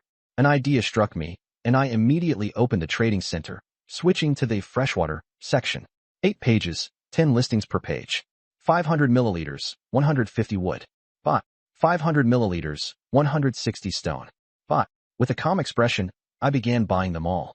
One by one, bottles of mineral water clinked to the floor at my feet. Hearing the sound, Luna lifted her head, her pupils constricting in shock. Before her eyes, I was holding bottle after bottle, conjuring water endlessly. 1 bottle, 2 bottles, 3 bottles. A growing mountain of water quickly piled up. Panicked, she opened the trading center only to see the available inventory of mineral water rapidly disappearing before her very eyes. With every refresh, fewer bottles remained. I had wiped out every last drop of water in the market. My plan: total control over the freshwater supply for the next phase of my strategy. I nudged the pile of 81 bottles of mineral water with my foot, glancing at Luna, who was dumbstruck and completely paralyzed. Right now, the Hong Kong district has no water left, except what I have. Let's see if Lin Feng's S-level talent can squeeze water out of sand. Luna's wide eyes brimmed with surprise. Was he avenging me? She had just opened her mouth to thank me when I added, "Don't waste the water. Stack them neatly by the window for our next live stream. Make it the backdrop. It should be, eye-catching. Let people add me as a friend if they want water. As for you, you don't have to do anything. Just be the mascot." Luna blinked in confusion. Huh, just pose, I replied. Then I added, technically, it's free, but we'll ask for 10 units of resources per person as a token of sincerity. You're the savior, not a pushover. I casually bought a long, milk-white sunscreen coat from the marketplace and tossed it to her. The bikini outfit? That's for my private viewing only. The lightweight fabric draped over her small frame, its hem falling to her knees. She twirled in place. Does it look good? The petite white-haired girl radiated pure vitality in her new outfit. Looks lovely, I quipped. Now get everything set up first. There'll be time for vanity later. The bottles of mineral water, stacked on the windowsill, sparkled like jewels under the sunlight. Luna dragged the sofa to the center of the window display and sat down, giving me a determined glance. I gave her an approving nod, signaling her to go live as I sent out a barrage of messages in the regional chat. Limited time free water giveaway. Livestream link. I spammed it 10 times in a row. In the blink of an eye, it was like tossing a match into an oil barrel. The place exploded. Luna's stream viewers skyrocketed like a rocket launch. From 0 to 999 plus in less than 5 seconds. That was the platform's cap. The comments poured in like a flood. Even with her years of live streaming experience, Luna had never seen anything like it. Welcome everyone. Today I'm giving away free water. Just add this ID as a friend, and you'll get some for only 10 units of resources. Immediately, the comments descended into chaos. Oh please, first monopolize all the water, then try to act charitable? Do you think we're idiots? People like this deserve to die in the apocalypse. Her too. This streamer is just an end times gold digger. She probably doesn't even realize she's being used as a tool by him. LOL. 2 trolls spammed malicious comments, successfully stirring the hate until the chat became utterly toxic. Luna tried to explain, but no one would listen. I ignored the barrage of insults and focused on the statistics. The number of people following the account was skyrocketing. Criticize all you want. The followers hit 10,000 within a minute. In 3 years of streaming, Luna had barely managed to accumulate 700,000 followers. But now, 5 minutes was all it took to surpass that. In 10 minutes, the engagement count finally settled at 1.82 million, all active users. However, the narrative in the stream shifted entirely. What was once a free water giveaway had snowballed into accusations of ruining the entire district. Desperate for guidance, Luna looked to me in confusion. I coldly typed and sent a single chat message. /@king of nitpicking @evil mindset. Anyone with their coordinates gets 2L of water in exchange. DM me. The chat paused briefly before detonating again. Boss, I just locked down their exact locations. Can I have the water now? The coordinates shared weren't far, 30 nautical miles. How'd you find them? I asked. It's my talent, they replied eagerly. Unexpected bonus. I rewarded them with an additional liter. This overwhelming display of control finally calmed Luna's nerves. Seeing the million-strong audience and those petty trolls about to disappear from the chat log, she couldn't help but laugh at how pathetic it all seemed. Behind her stood a man who now controlled the district's entire water supply. So why bother stooping to the level of maggots? Imitating a confident businesswoman, her voice turned icy as she re-entered the stream chat. Firstly, thanks to Mr. Summer for stepping in. If you don't like it, feel free to produce your own water from your own spit. Secondly, if you're unhappy about the modest sincerity fee, feel free to leave if midnight prices are too high. Not everyone qualifies to enjoy our generosity. If you wish to live, send a friend request. The hype-filled comments were drowned out by desperate water requests. The streamer is so adorable, yet has such a bad temper. Love this contrast. Why did those two idiots stop spamming? Scared. Luna slyly winked at me, seeking praise. I nodded approvingly. Good, just like that. I reopened the friend requests. Ping, ping, ping. Notifications flooded in. I spent 1,500 wood to purchase a blueprint for 200 milliliters wooden water cups. Each cup only cost 5 pieces of wood to make. Handing out free water served 2 purposes, creating buzz for Luna and another reason. While glancing through requests quickly, I noticed each female player's overall rating clearly displayed. Scores in the 70s and 80s were plentiful, but there wasn't a single goddess in the 90-plus range. High-quality players are as rare as unicorns. After delivering 200 cups, I made another batch of 200 and resumed my gacha-like journey. Over an hour later, a particular request caught my attention. Lin Feng the God. This is Lin Feng, Song Ji's boyfriend. A wealthy second-generation kid from Hong Kong University, driving a Porsche 911 and only showing up to classes for attendance. What do you want? I replied instantly. Can you lend me some water? It now made sense. I had cleaned out the marketplace, and Lin Feng was panicking. On this scorching day, Song Ji must have been pressuring him to figure something out. Why should I lend you any? Bro, weren't you handing out free water? Weary schoolmates da. Plus, Song Ji is on your island. Afraid I won't pay you back. I raised an eyebrow. That last sentence was the key. Oh, are you using Song Ji as collateral? There's no need to phrase it so harshly. The situation felt increasingly off. This seemed like a completely different person from the proud Lin Feng I knew. Willing to put his girlfriend on the line for a bit of water? Something strange was definitely going on. How much do you need? 5 liters. His audacity was outrageous. At most, I'll give you 500 milliliters. Take it or leave it. He stayed silent for a minute. Fine. I'll repay you within a week. And if you can't pay, how about this? Song Ji works on my island for a month. It took a long while before he sent 3 simple words. Deal with it. No shame left, huh? I grabbed a bottle from the water stack and sent it over immediately. Then I turned to glance out the window. On the beach, Song Ji and Xiaoling Yu were sitting side by side. In under 30 seconds, a water bottle appeared in Song Ji's hand out of nowhere. Seeing it, her initial shock quickly turned into joy. She twisted it open, taking a big gulp before stopping and carefully handing over half to Xiaoling Yu. My eyes narrowed. Lin Feng had given all the precious water to her, entirely. This behavior didn't align with someone who was apparently selling his girlfriend out of desperation for water. A reverse psychology ploy, demonstrating Song Ji's worth? Some hidden agenda? Intriguing. I went back to managing my water reserves, continuing to open the gacha. Right when I was about to doze off. User, Baby Whale. Overall rating, 90. A 90-point player. The second one after by Jingxi. I immediately accepted the request. Her avatar showed a woman in her early 20s with short black hair, a sharp jawline, and piercing eyes. But what mattered to me was her talent. Hello. No reply. Instead, she sent a blank trade request, cold and detached. I placed a 200 milliliters cup of water on the trade interface, instantly completing the transaction without waiting for payment. Showing goodwill first. May I ask you something? A dozen seconds later. Go ahead. Her tone was icy. What's your talent level? No response. Why do you want to know that? Just curious. It seemed like I hit a nerve. Hada. So this is the catch? Giving out free water just to interrogate people. Scouting for valuable allies. Ranking them. Putting a price tag on everything. In the apocalypse, starting a sort of survivor bachelor? Ugh. All men are the same. Disgusting.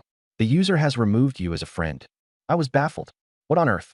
If you don't want to answer, just decline politely. Was the fiery AoE rant necessary?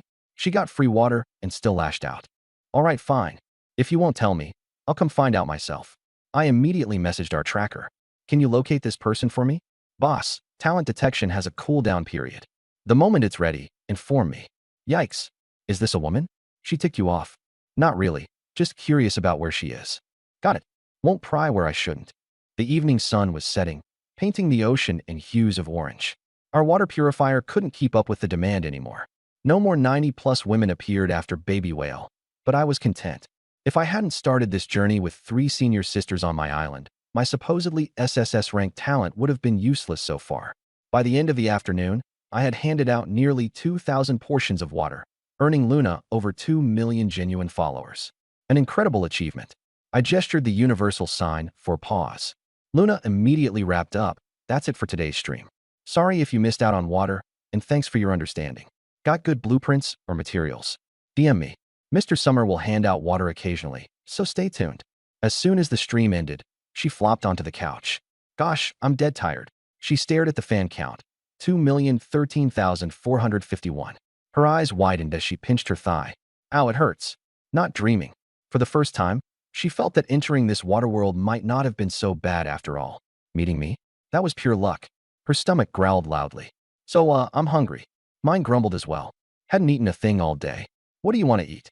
When I glanced her way, she instinctively recoiled, curling up on the couch and hugging her knees, her guard up entirely. This girl, was she scared I'd demand something inappropriate again? Seeing her all bundled up, I chuckled. Relax. You did well today. You're the MVP. No chores for you tonight. A visible wave of relief washed over her face. Then suspicion crept in. What's even available? Can I actually pick? I gave her a cryptic smirk. How about Australian lobster? Her eyes lit up like flashlights. Watching her fumble around with the trade interface cracked me up. 1.2 kilograms Australian lobster, steamed, with special garlic sauce. Price, $99.99 wood planks. She refreshed the screen, and the listing was gone. Because I snagged it. Heh, here, look. I set down an enormous platter in front of her. The bright red lobster, split to reveal tender, snow-white meat, topped with golden garlic oil. Its aroma was irresistible. Luna stared at it, about to drool. You really bought it? An Australian lobster for 10,000 credits. I shrugged. Too bad I couldn't find wine. Then it would have been perfect. Honestly, I'd had my eyes on this for a while.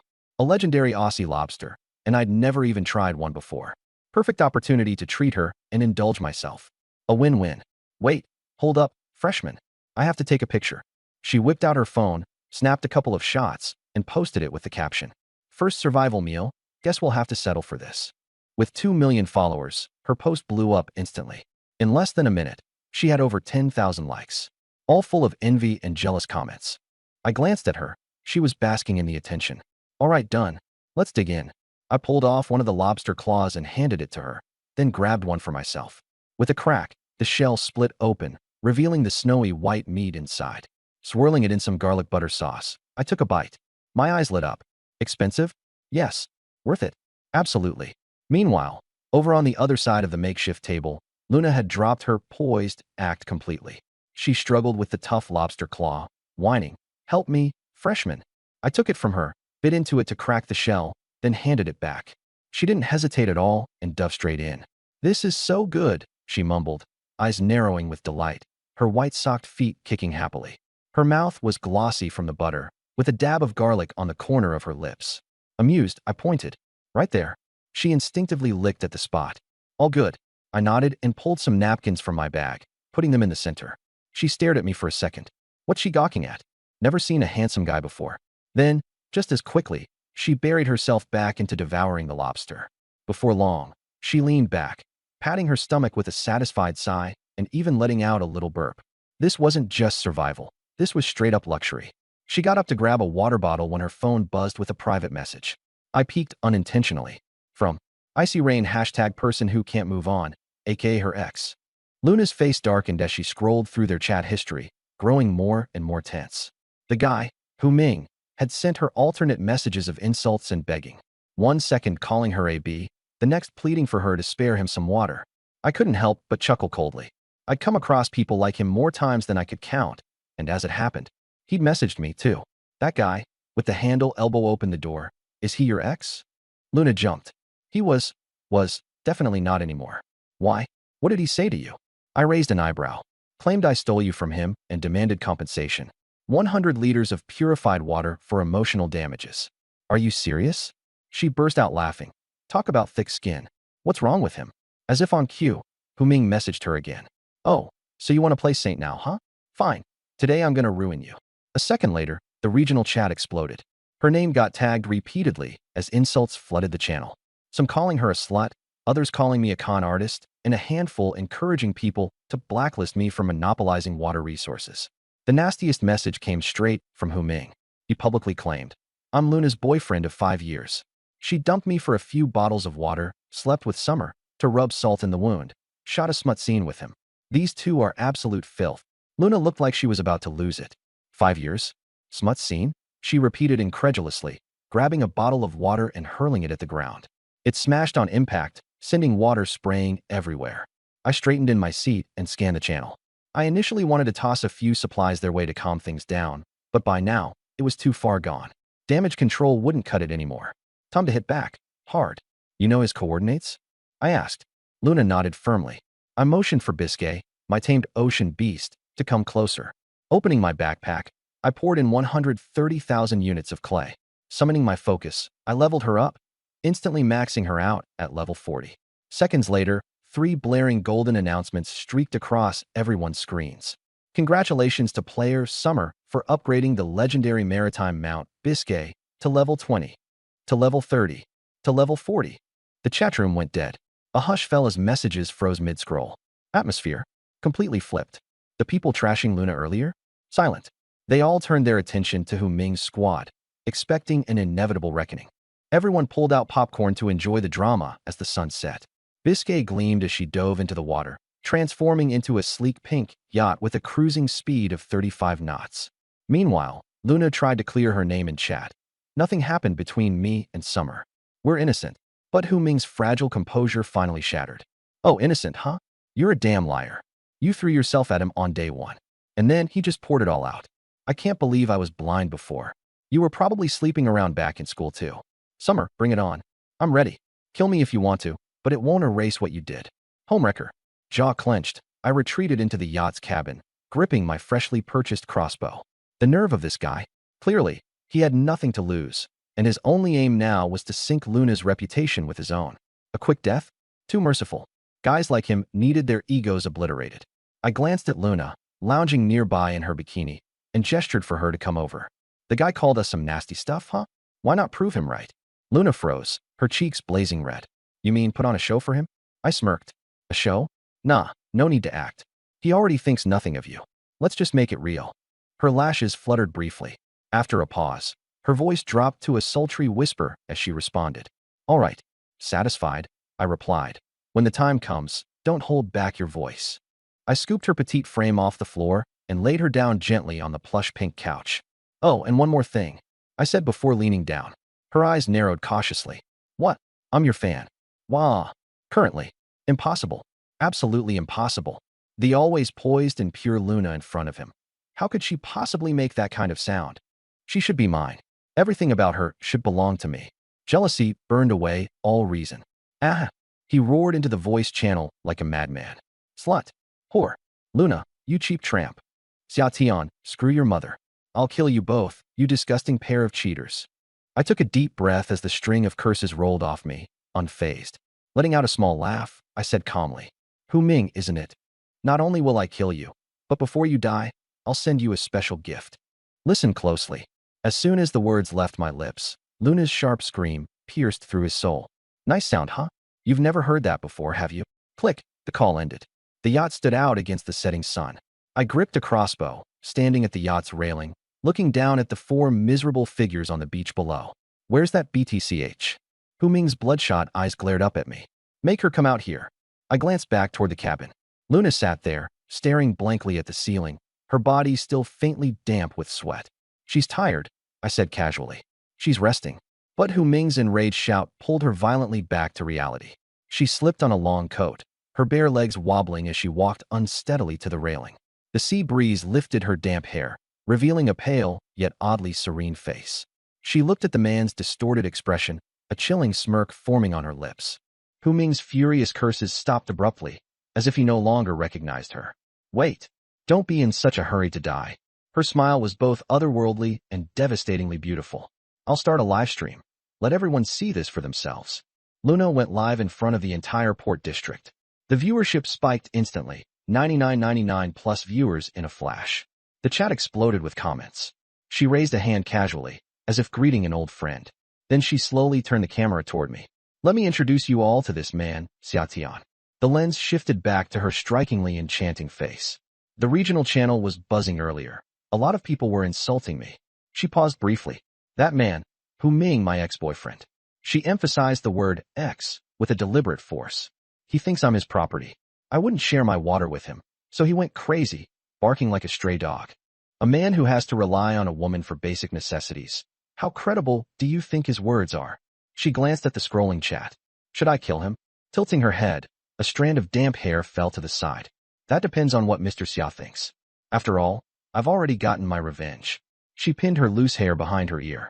With that one motion, the entire livestream fell silent for a second. I thought to myself, this senior of mine, she really knows how to kill without laying a hand on someone. So, everyone, be mindful of what you say. Talk nonsense, and someone might actually follow the wires to your doorstep. And by the way, killing you wouldn't even be illegal. Hu Ming heard every word loud and clear. Each syllable landed like a slap across his face. Shaking and enraged, he reached around, desperate to find something to throw. But around him, all there was sand. Like a madman, he grabbed a handful of it and flung it toward the yacht. But the sea breeze blew it all back into his own face. Arg! My eyes! He writhed on the ground, clutching his face in pain. I burst out laughing. The chat absolutely blew up. Holy crap, this guy is beyond pathetic. How do you blind yourself tossing sand? I thought this was going to be some epic showdown, but this is it. His girlfriend gets stolen, and then he gets publicly humiliated in front of tens of thousands of people. What a joke. Wait, Xiaotian isn't some middle-aged greasy guy? He's young and handsome. Xiaotian, look at me. I've got amazing skills, and I only need one bottle of water to come back with you. I looked down at the wailing Hu Ming. Got any last words? Talk now, or forever hold your peace. Hu Ming didn't respond, but his three companions quickly broke down. Seeing the cold gleam of the crossbow in my hands, they dropped to their knees with a loud thud. Mr. Xia, please spare us. This isn't about us. We tried to stop him. We had nothing to do with it. We're innocent. Tears and snot streamed down their faces. I shook my head, exasperated. They were making me look like some sort of crazed killer. I was just here to clean up trash, not take innocent lives. If not for Hu Ming's audacity, I wouldn't have wanted to spill blood on day one either. Impatiently, I waved my hand. Move. The three scrambled away, feeling as though they'd been given a new lease on life. I raised the crossbow again, the tip of the arrow cold and unyielding. Nothing to say, huh? Then allow me a few parting words. Tell me, was she this happy when she was with you? Oh wait, I guess, you'd never know. Every word stabbed at his deepest insecurities. His head shot up, his bloodshot eyes bulging. He frantically grabbed at more sand to throw. I'll kill you, Xiaotian. Even if I'm a ghost, I'll haunt you and that wretch forever. Before he could finish his curse, whiz, a flash of cold steel pierced through his open mouth and exited through the back of his neck. The vile rant disappeared. His body twitched a few times before collapsing like a pile of sludge. Blood stained the sand beneath him. The world fell silent. The camera captured this scene and broadcasted it to every single person in the port district. With one single bolt, I taught everyone a lesson they'd never forget. Think before you speak. Don't run your mouth, especially not about me, Xiaotian. Otherwise, I really might just follow the wires to your front door. Pointing at the most visibly shaking figure in the corner, I ordered, check if he's dead for good. That person hesitated, trembling as they leaned in to check the body, before nodding vigorously. I tossed the crossbow back into the cabin and walked over to Luna's side. Facing the millions watching the stream, I delivered a final message. If anything like this ever happens again, An entire island of people will pay for it. The chat immediately went wild.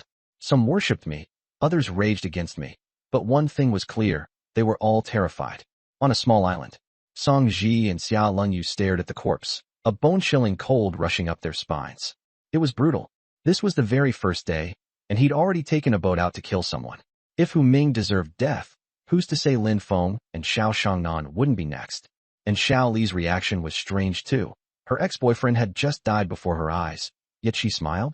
Song Ji's face went deathly pale as she hurriedly sent a voice message to Lin Feng. Lin Feng, do not provoke Mark under any circumstances. Lin Feng had just finished watching the live stream, his heart still racing. Grateful for his earlier polite demeanor, he was even more thankful he hadn't uttered anything disrespectful. Ming is so foolish. Don't worry, baby, Lin Feng assured. I'm not like Hu Ming. I'm not dumb. Song Ji's voice trembled, on the verge of tears. I'm so scared. What if he doesn't let us leave? Lin Feng paused, then said, I'll figure something out. Safety comes first. Mark's temper is unpredictable. Don't go against him. Sometimes, enduring grievances is necessary to stay alive. Automatically, Song Ji nodded. But the words sounded off, somehow. What did he mean by don't go against him? Was he implying she should act like Luna? She didn't dare dwell on the thought. Mark was someone she couldn't afford to cross. But then again, neither was Lin Feng. Okay, I got it. After ending the call, Song Ji grabbed Xiao Lingyu's hand. Sister Lingyu, what do you think Xiao Li's really thinking? Her fears seeped into her voice. In hindsight, she regretted her past jealousy-driven harsh words towards Luna. What if Xiao Li held a grudge? Xiao Lingyu tried to comfort her. Don't worry. Xiao Li isn't that kind of person. But she was able to stand there and just watch Hu Ming die. Hu Ming brought that upon himself. Apologize sincerely once Xiao Li returns, and it'll be fine. Still uneasy, Song Ji could only nod weakly. Elsewhere, Bai Jingxi had just finished watching the live stream.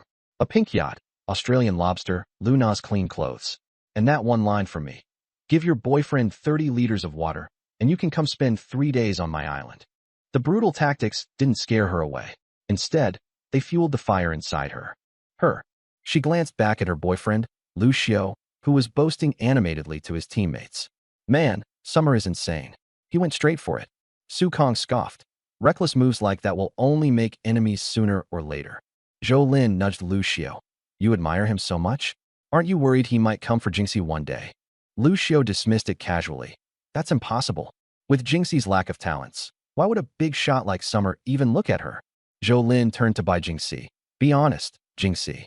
Are you jealous of Luna? Lu Xiao interjected to defuse the situation. Zhou, don't tease her. There's no place like home, no matter how fancy someone else's is. Besides, tons of women are lining up just to have Summer's kid. A bit of envy is normal. Bai Jingxi forced a laugh, lowering her head. Her gaze drifted to her hands, cracked and dry from lack of water. Inside, thoughts churned. She had to find an opportunity to ask that question. Inside a yacht's luxurious bedroom, Luna was curled up on the plush couch, the room's pink decor giving her a princess-like aura. She stared out of the porthole at the sea. Her heart felt strangely empty. What are you thinking about? I asked, regretting it. TCH. She pouted and shifted positions. Why would I regret killing a scumbag? Her voice softened. I was just thinking, it feels like I let you off too easy today. She buried her face into my chest. This senior of mine, soft and delicate as she seemed, could really deliver pointed jabs. Inhaling the scent of her hair, I felt an unusual calm. Hey, buy me a new pair of stockings, she demanded. It was only then that I noticed her fair legs were bare. What happened to your white ones? She pinched my waist, making me wince. Her gaze drifted to the blood-stained white stockings tucked in her bag. For a moment, she didn't know how to explain. They are ruined. Seeing her mix of embarrassment and frustration, my heart stirred. I'll transfer over some resources. You can pick something yourself. I sent her a transaction. 10,000 of wood, stone, and clay each. Looking at the string of zeros, she didn't even flinch anymore. What's his is practically mine now. I figured that's what she was thinking. She sat up, browsing the trade hub, and bought blue and white striped knee-high socks for 600 wood. Slowly, she slipped them on. Adjusting the top of her socks, she casually asked, Aren't we going back? I couldn't take my eyes off her. There are still 2 troublemakers to deal with. You in a rush to go back? She nodded, her gaze evasive. I just want to go back and take a shower. I got it. All right, let's head home. The yacht turned back. As for those 2 nuisances, any time was a good time to deal with them. Luna leaned against the couch, but suddenly remembered something. Hey, you said you used to be my fan. Were you for real? Smiling, I nodded. Of course. I even tipped you 30 bucks. Whenever I got tired gaming, I'd leave your stream running in the background. That wasn't a lie. A faint smile crept onto the corners of Luna's lips. Sweet, like she'd just had honey. Still, she was skeptical. When did you start watching me? Thinking for a moment, I replied, back when you streamed PUBG. You sang a cover once, and the moment I heard it, I knew it was you. She smirked and straightened up, satisfied he wasn't bluffing. But then she pouted slightly. Why didn't you make the first move back then? Ask for an autograph or a photo? I leaned closer, brushing my cheek against hers. There's always time now. I grabbed her wrist and pulled her into my arms. Ah, she yelped. Night had fallen. On the sea, a pink yacht glided steadily forward. 30 minutes later, it docked near shore. I thoughtfully asked, want me to carry you down? Luna eased herself upright. The thought of Song Ji and Xia Lingyu still on the island made her face flush. Them seeing this? How embarrassing. No way. She'd rather walk awkwardly than let me carry her. But I didn't listen, scooping her up effortlessly and descending the plank steps. Bishu reverted its transformation, returning to its tiny pink octopus form. It hopped onto my shoulder, chirping enthusiastically. It even reached out a little tentacle, brushing against Luna's cheek as if trying to console her. She stroked its squishy limb, giving its small head a gentle squeeze. I knew it wanted praise. All right, good job, little one. Luna held onto my arm as we walked past Song Ji and Xia Lingyu. Their gazes filled with mixed emotions, and re-entered the wooden cabin. The cool indoor breeze hit us. Home felt so much better. While swapping out the water filter, I wondered, could I upgrade Bishu's transformed boats to have built-in temperature control? Luna flopped onto the couch. So, what's the sleeping arrangement tonight? There's not even a bed here. Scratching my chin, I had to admit she was right. A luxury mattress wasn't realistic on the first day, but at the very least, we needed a proper bed. Go take a shower first, senior. I'll expand the island a bit and maybe grab a larger wooden cabin. I looked at her fragile form, half limp on the couch. Think you can manage on your own? Need some help? Her laugh was more exasperation than amusement. She chucked a pillow at me. Get lost. I can manage. Grinning, I dodged and left Bishu to keep her company while I stepped outside. Standing on the beach, I spread my arms wide and breathed deeply. A breath of ocean breeze. Day 1 brought an overwhelming bounty. Not too far away, Song Ji and Xia Lingyu sat side by side. After a moment of thought, I decided to approach them. So, how was your day, my dear seniors? I asked. The two of them looked startled and uncomfortable as soon as they saw me. Song Ji forced an awkward smile and replied, it was, all right, I guess. Nowhere near as good as Xiao Li, but at least we made it. I nodded.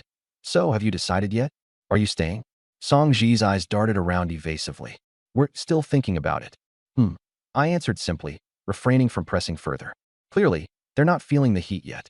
Tomorrow, though, the moment the beginner's protection wears off and the sea beasts come ashore, let's see how composed they'll remain. At that moment, Xia Lingyu, who had been silent all along, suddenly spoke. Mark, has Xiaoli been doing all right? I noticed her face was so flushed when she got back, and she walked differently. Is it because of Hu Ming? Both Song Ji and I froze in our tracks. Song Ji turned beet red while I instinctively scratched the back of my head. Crap, how the heck was I supposed to explain this? She's fine. Yeah, really. If there's a problem, it's on me. Xia Lingyu seemed to genuinely believe I was blaming myself and responded coolly to comfort me. It's not entirely your fault. Hu Ming's actions went way over the line. All right then, sis, if that's what you wish to think, keep at it. I have no desire to rant to Hu Ming at this point. I reached out and prodded Luna, who was standing beside me. Luna played along, letting out a small, oh. Honestly, even if she hadn't cooperated, she wouldn't have been able to hold back. Her voice wasn't overly loud, but to Hu Ming on the other end of the phone, it probably sounded like a heavy hammer striking his eardrum. An eerie silence followed. He was likely questioning if he had just misheard. Speak up, damn it. Are you mute now? Well, you said it. Let's oblige. I gently tugged at the corner of Luna's shirt that had been clenched between her teeth. This time, the sound that answered Hu Ming was exactly the one he had fantasized countless times in his dreams. Even an idiot like Hu Ming could figure it out in an instant. I could almost imagine the buzz blanketing his brain, rendering him utterly stunned. Weakly, he collapsed onto the scorching sand. His goddess. His treasured girlfriend. This can't be. This is impossible. The ever-dignified and sacred Luna. The woman he'd always seen as untouchable. How could she possibly make that sound? She belonged to him, Completely and absolutely. Jealousy ignited a fury that burned away his sanity. Aya! He screamed into the speaker like a madman. You B.S. Luna, you two-faced W.H. Xiaotian, I'll Fing kill you both, you pair of filthy dogs. I exhaled heavily, filtering out the vulgarities. Amused, I chuckled softly before speaking in an eerily calm tone. Hu Ming, right? Listen closely. Not only will I kill you, but I'll also make sure to send you a grand parting gift. The very moment I finished speaking, a piercing scream from Lu Na shattered every fragment of his spirit. How's that? Sounds good, huh? Never heard that one before, I bet. Click. Call terminated. Beneath the glow of the setting sun, the yacht glided gently across the waves. Gripping a crossbow, I stood at the rail, looking down at the four disheveled figures on the sandy beach below. Where is that bee? Hu Ming snarled with bloodshot eyes, glaring at me. Tell her to come out. Now, I glanced back toward the cabin. Lu Na, sprawled on her back, gazed blankly at the ceiling, thin beads of sweat still clinging to her skin. She's resting, I said flatly. She's tired. But Hu Ming's furious roar snapped her back to reality in an instant. Throwing on a long coat, her bare legs peeked out as she staggered over to the ship's edge. The salty wind blew through her damp hair, revealing a face pale, yet unervingly composed. She stared at the menacing man below, a cold smirk curling at the corners of her lips. Hu Ming's frantic cursing abruptly stopped, as if he'd encountered a stranger. Wait, don't be so hasty to greet the Reaper. There was something otherworldly and bewitching about the way she smiled. Let's livestream this, she said coolly. Let everyone join in on the fun. Luna started a live broadcast for all the port district to see. Within seconds, the viewer count skyrocketed, hitting 99.99 plus. The chat flooded with comments, messages pouring in like a deluge. Waving casually, she greeted the camera as if addressing old friends. With a deliberate pause, she slowly turned the lens toward me. Everyone, let me introduce someone. This is Xia Tian. Shifting the camera back toward her own entrancing face. Earlier, the regional chat was pretty lively. Tons of you noticed what was going on and decided to join the discussion. She paused briefly. That man, Hu Ming, that would be my ex-boyfriend. She bit particularly hard on the ex. He saw me as his property. And because I refused to give him water, he lost his mind, flailing around like a rabid dog, biting anyone in his path. A man who can't even source his own water, dependent on the mercy of women. How credible do you think his words really are? Her eyes scanned the rapidly scrolling chat comments. Tell me, should I kill him? She tilted her head innocently, a strand of dripping hair falling over her face. That's for Sir Xia to decide. My revenge has already been served. While tucking a few loose strands behind her ear, with just that graceful motion, the live chat briefly paused. Internally, I thought to myself, this senior of mine, she really knows how to attack where it hurts most. So, folks, she continued with a light, dangerous chuckle, mind your words carefully. Because sometimes, should you cross someone, you just might find them coming for you down the line. And what's more, they might even kill you, perfectly within their rights. Every word echoed loud and clear in Hu Ming's ears, each sentence like a slap to his face. He trembled uncontrollably, desperate to grab and throw something. But looking down, all he had around him was sand. Frantic, he scooped a handful of sand and hurled it toward the yacht, only for the wind to carry it directly back into his own eyes. My eyes. Now in pain, he rolled around on the beach grabbing at his face. I couldn't help it. I actually burst out laughing. The live chat went wild. Dude, seriously? The guy can't even throw sand without screwing himself over. I expected some epic showdown, but this? What a letdown. Not only did he lose his girl, he just got publicly humiliated in front of tens of thousands of people. Brutal. Wait, Xia Tian's actually young and hot. Thought he'd be some greasy old dude. Master Xia, over here. I've got mad skills, 1 bottle of water, and I'm yours. Looking down again at the wailing Hu Ming, I spoke coldly. Any last words? Speak now, or forever hold your peace. Once this chance is gone, there won't be another. Hu Ming didn't even get the chance to respond. His 3 teammates beat him to it. Throwing down their weapons, they immediately dropped to their knees crying. Master Xiao, please. Spare us. We had nothing to do with this. We tried to stop him. We told him not to mouth off. We're innocent, we swear. Heaving a sigh, I rolled my eyes. Good grief. They're making me look like a serial killer. I'm just here to clean up human garbage, not to glorify indiscriminate violence. Hu Ming's only predicament? He crossed too many lines. I don't want to get bloody on the first day either. I waved my hand impatiently. Move aside. The 3 of them acted like they had been pardoned, scrambling away in a panic. I raised my crossbow again, the arrowhead glinting coldly. You've got nothing to say? Well, I've got a few words. Tell me, when she was with you, was she this happy too? Oh, right. You probably never heard about it before, huh? A few sentences were enough to stab right into the places he couldn't handle. He snapped his head up, his bloodshot eyes burning with rage. He clawed at the sand furiously, throwing it at me. FK you, Summer. Even if I end up a ghost, I won't let you two filthy scum. The words caught in his throat. Swish. A cold gleam pierced through his open mouth, exiting neatly through the back of his neck. The cursing stopped abruptly. His body twitched a few times before collapsing into a heap, lifeless as mud. The blood seeped into the sand, painting the beach red. A chilling silence followed. The scene was broadcasted across Port City, reaching every single resident. With a single arrow, I taught everyone a lesson. Words have consequences. Don't run your mouth, and definitely don't badmouth me, Summer. Or I might just track you down through the internet. I pointed to the shivering guy in the corner. Go check. Is he done for? He trembled, bracing himself, and leaned over to check for a pulse. A frantic nod confirmed it. I tossed the crossbow back into the yacht, walking towards Luna. Turning to the millions of viewers, I said my final line.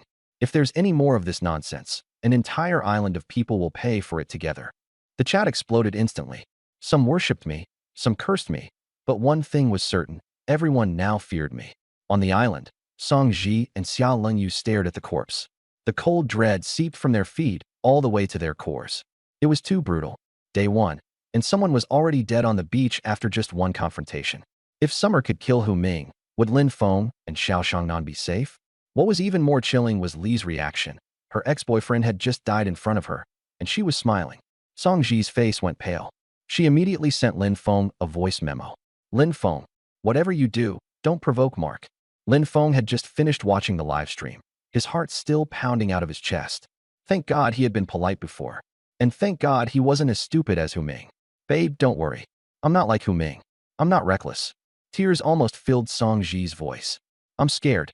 What if he doesn't let us leave? I'll figure something out. Lin Feng paused. Safety comes first. Mark's unpredictable. Don't go against him.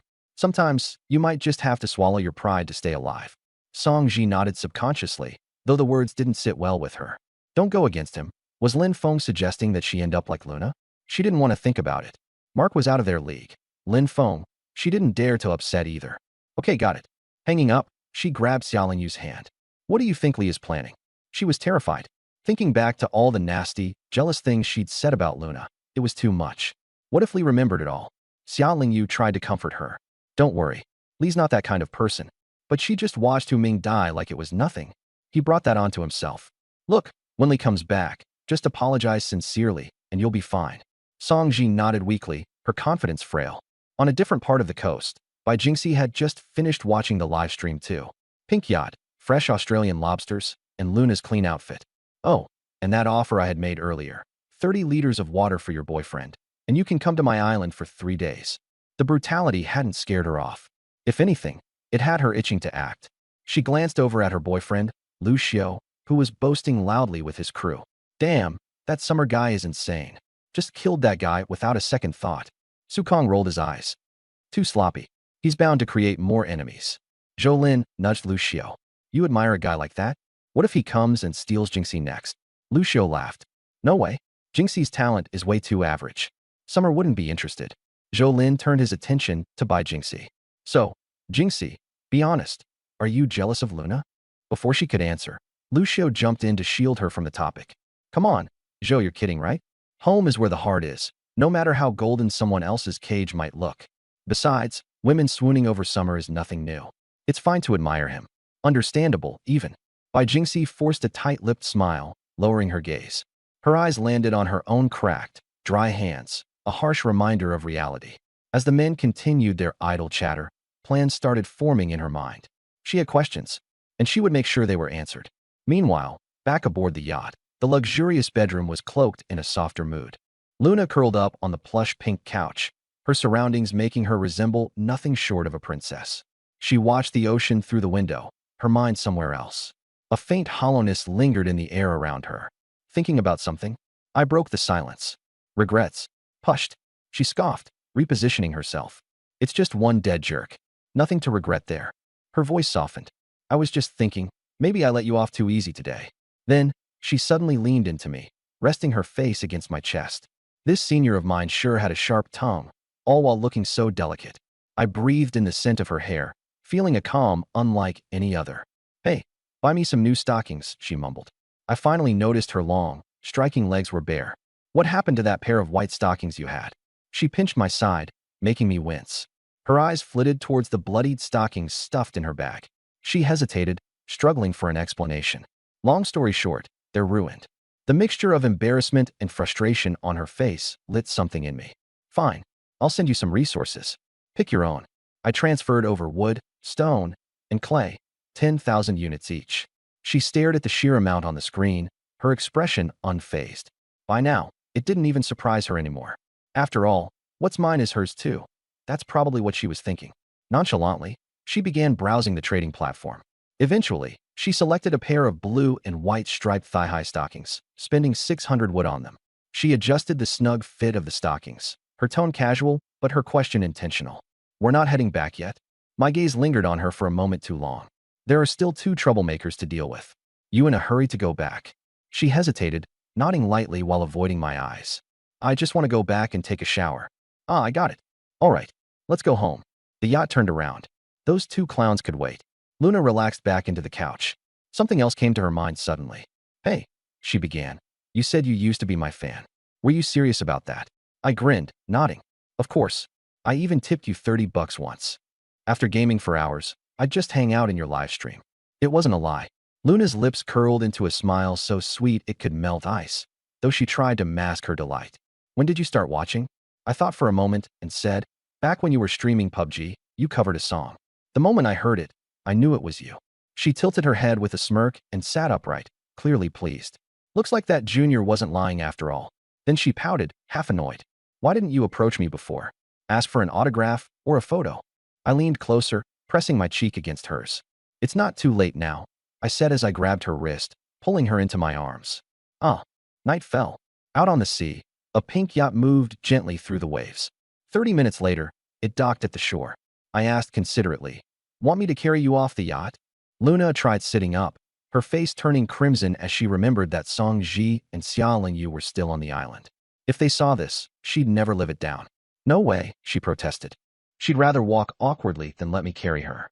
But I wasn't about to listen. Ignoring her objections, I scooped her up effortlessly and stepped off the gangplank.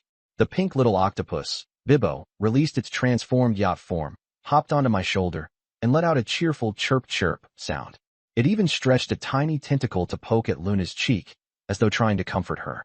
Luna stroked its squishy arm before giving its little head a gentle squeeze. "Good job, little guy," I said, seeing Bibbo was asking for praise. Luna clung to my arm as we headed back to the wooden cabin under the judgmental gazes of Song Ji and Xia Lingyu. The moment I opened the door, a wave of cool air washed over us. Home sweet home. While I worked on replacing the water filter, I began scheming whether Bibbo's yacht transformation could incorporate temperature control for the future. Luna flopped down onto the couch. "So, how are we sleeping tonight? There's not even a bed here." I rubbed my chin at her comment. She had a point. For tonight, I couldn't expect a king-sized luxury mattress, but at least we could get a decent large bed. "Why don't you take a shower first, and I'll go expand the island and maybe pick up a bigger cabin while I'm at it." I glanced at her, noticing how worn out she looked and teased. "Need help showering? Think you can manage on your own?" She rolled her eyes, then let out a laughing scoff before grabbing a throw pillow and launching it at me. "Get lost. I can handle it myself." Dodging the pillow, I left Bibbo to keep her company and stepped outside. Standing on the beach, I spread my arms wide and took a deep breath of the ocean air. The first day's spoils were bountiful beyond expectation. Not far off, Song Ji and Xia Lingyu sat side by side. After some thought, I approached them. "So, senior sisters, how's your day been?" Their faces instantly betrayed their unease when they saw me. Song Ji forced a smile. "It was alright, I guess. Nothing compared to Shaoli, but at least we're still alive." I nodded. "So have you decided? Want to stay here?" Song Ji shifted uncomfortably, avoiding my gaze. "We're still thinking about it." "Got it," I said, not pressing further. Clearly, they hadn't felt enough pressure yet. "Tomorrow, when the newbie protection period expires and sea creatures start attacking the island, that's when we'll see if their resolve holds." Out of nowhere, Xia Lingyu, usually silent, suddenly spoke up. "Mark, is Shaoli okay? I saw her face all red when she got back, and she was walking kind of funny. Did something happen with that Hu Ming guy?" Both Song Ji and I froze, caught completely off guard. Song Ji's cheeks instantly turned bright red as I awkwardly scratched the back of my head. Crap, how do I even explain this? Yeah, she's fine. Really, it's fine. It's mostly my fault, honestly. Xia Lungyu's calm voice turned cold as she misread the situation, attempting to comfort me. You don't need to blame yourself completely. That guy, Hu Ming, went too far. Me? Sure, if you insist on thinking that way, by all means. I quickly waved my hands. No, it's all on me. I was the one out of line. Song Ji began subtly tugging on Xia Lingyu's sleeve, throwing her a look of panic. Yes, totally Mark's fault. Lingyu, don't say another word. Xia Lingyu blinked, confused. How could this be Mark's fault? But being clever as she was, she quickly pieced things together. Her cool and elegant expression quickly gave way to one of deep embarrassment, her cheeks flush. Sorry, I misunderstood. Internally, I chuckled. For someone so aloof, this senior is unexpectedly innocent. Back in the wooden cabin, I opened my friend's list to find a flood of messages from Wu Yushan. He had some electronic components available and even held on to a blueprint for me. Exactly what I needed. How many blueprints? I'll take all the components. Sorry, big guy, there's only one electronic component left, and the blueprint is for a 10 square meter expansion. I couldn't blame him for it. Late to the game, this was on me. Sending over 10,000 clay, I then swept the exchange market for 21 square meter blueprints. By the end of the night, the island would cover 50 square meters. Perfect, the max for a level 1 island. Standing on the beach, I closed my eyes and focused. Materials used: wood 2,000, stone 5,000, clay 6,000. The ground shook violently beneath my feet. Song Ji and Xia Lungyu screamed and clung to the sand as massive waves began forming on the moonlit sea. Rumble. A new stretch of land erupted from the ocean, colliding heavily with the existing island. Congratulations, Player Mark, for being the first in Harbor District to expand to 30 square meters. Reward: Epic Loot Crate X1, Basic Water Purifier X1, Thermostat Blueprint X1. Song Ji murmured. 30 square meters on day 1? How did he do it?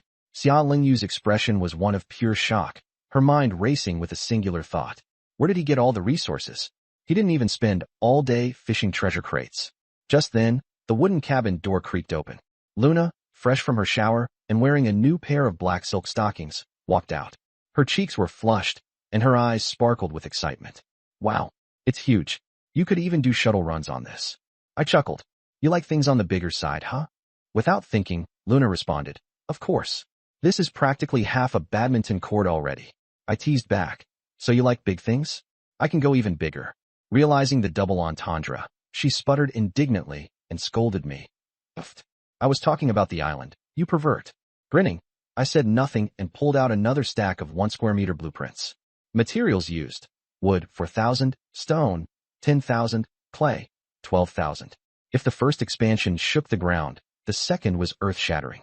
The entire island felt like it was being lifted and slammed back down into the sea. Luna shrieked, instinctively grabbing onto my arm. This time, the land rising out of the ocean wasn't just a section, it was a whole new mass, a massive slab of earth sprawling across the horizon. Congratulations, Player Mark, for being the first in Harbor District to expand to 50 square meters. Reward: Epic Loot Crate X2, Basic Water Purifier X2, Thermostat Blueprint X2. The moment the announcement came through, my friend's list went crazy, people flooded my messages, and the entire regional chat plunged into chaos. Holy crap, 50 square meters on day 1. Boss, are you selling thermostats? I'll pay top dollar for one. In summer, you're not just a boss. You're a literal deity walking among us. The second-ranked expanded cabin is only 19 square meters. It's so unfair you'd want to cry. Luna was stunned. She took a while to snap back to reality, glancing at my profile, her heartbeat racing. This junior of hers, his strength literally made her knees weak. I cleared my throat. Go pick a wooden house blueprint at the trading post, double deck or single deck, your call. Her eyes lit up. Got it. This was the kind of task she loved the most. While she browsed, I took the opportunity to check out the island's information. Island level, LV1, 50 square meters. Upgrade requirement: offer 50 ocean hearts. An ocean heart? This was my first time hearing about it. Most likely, I'd need to wait until the newbie protection period ended. Luna's excited shout broke my train of thought. Junior, this is perfect. A 20 square meter 2-story cabin with a bathroom. I did the math. 2 stories make 40 square meters, enough for us and Song Ji. with Xia Lingyu joining too. How much? I asked. 10,000 wood planks, 8,000 stones, and 15,000 clay. I transferred the materials to her right away. Luna bought the blueprint and was about to start construction, but suddenly sighed. It still needs 5,000 wood planks to build. This time, she didn't ask me for more. She gritted her teeth and provided her own materials. The blueprint dissolved into glowing white light, and plank after plank began forming midair, floating and piece by piece slotting into place. Slowly, an exquisite two-story wooden cabin descended in the middle of the island. Even Song Ji couldn't help taking a picture of it. She hesitated, thinking of sending it to Lin Feng for motivation, but stopped herself. This wouldn't inspire him. It would crush his spirits. She sighed, quietly saving the image to her personal space. Xia Lingyu glanced at Song Ji, then at the old wooden cabin they currently shared. She whispered under her breath, "Xiao Ji, let's ask Xiao Li out later. When you apologize, I'll see if I can ask to borrow the old cabin for a few days." Song Ji's eyes lit up, and she nodded enthusiastically. Deal. Meanwhile, Luna charged into the new cabin. The scent of fresh pine greeted her, along with abundant natural light. It was spacious and bright, with soft candle chandeliers hanging warmly from the ceiling. The bathroom alone was spacious enough to fit 3 bathtubs.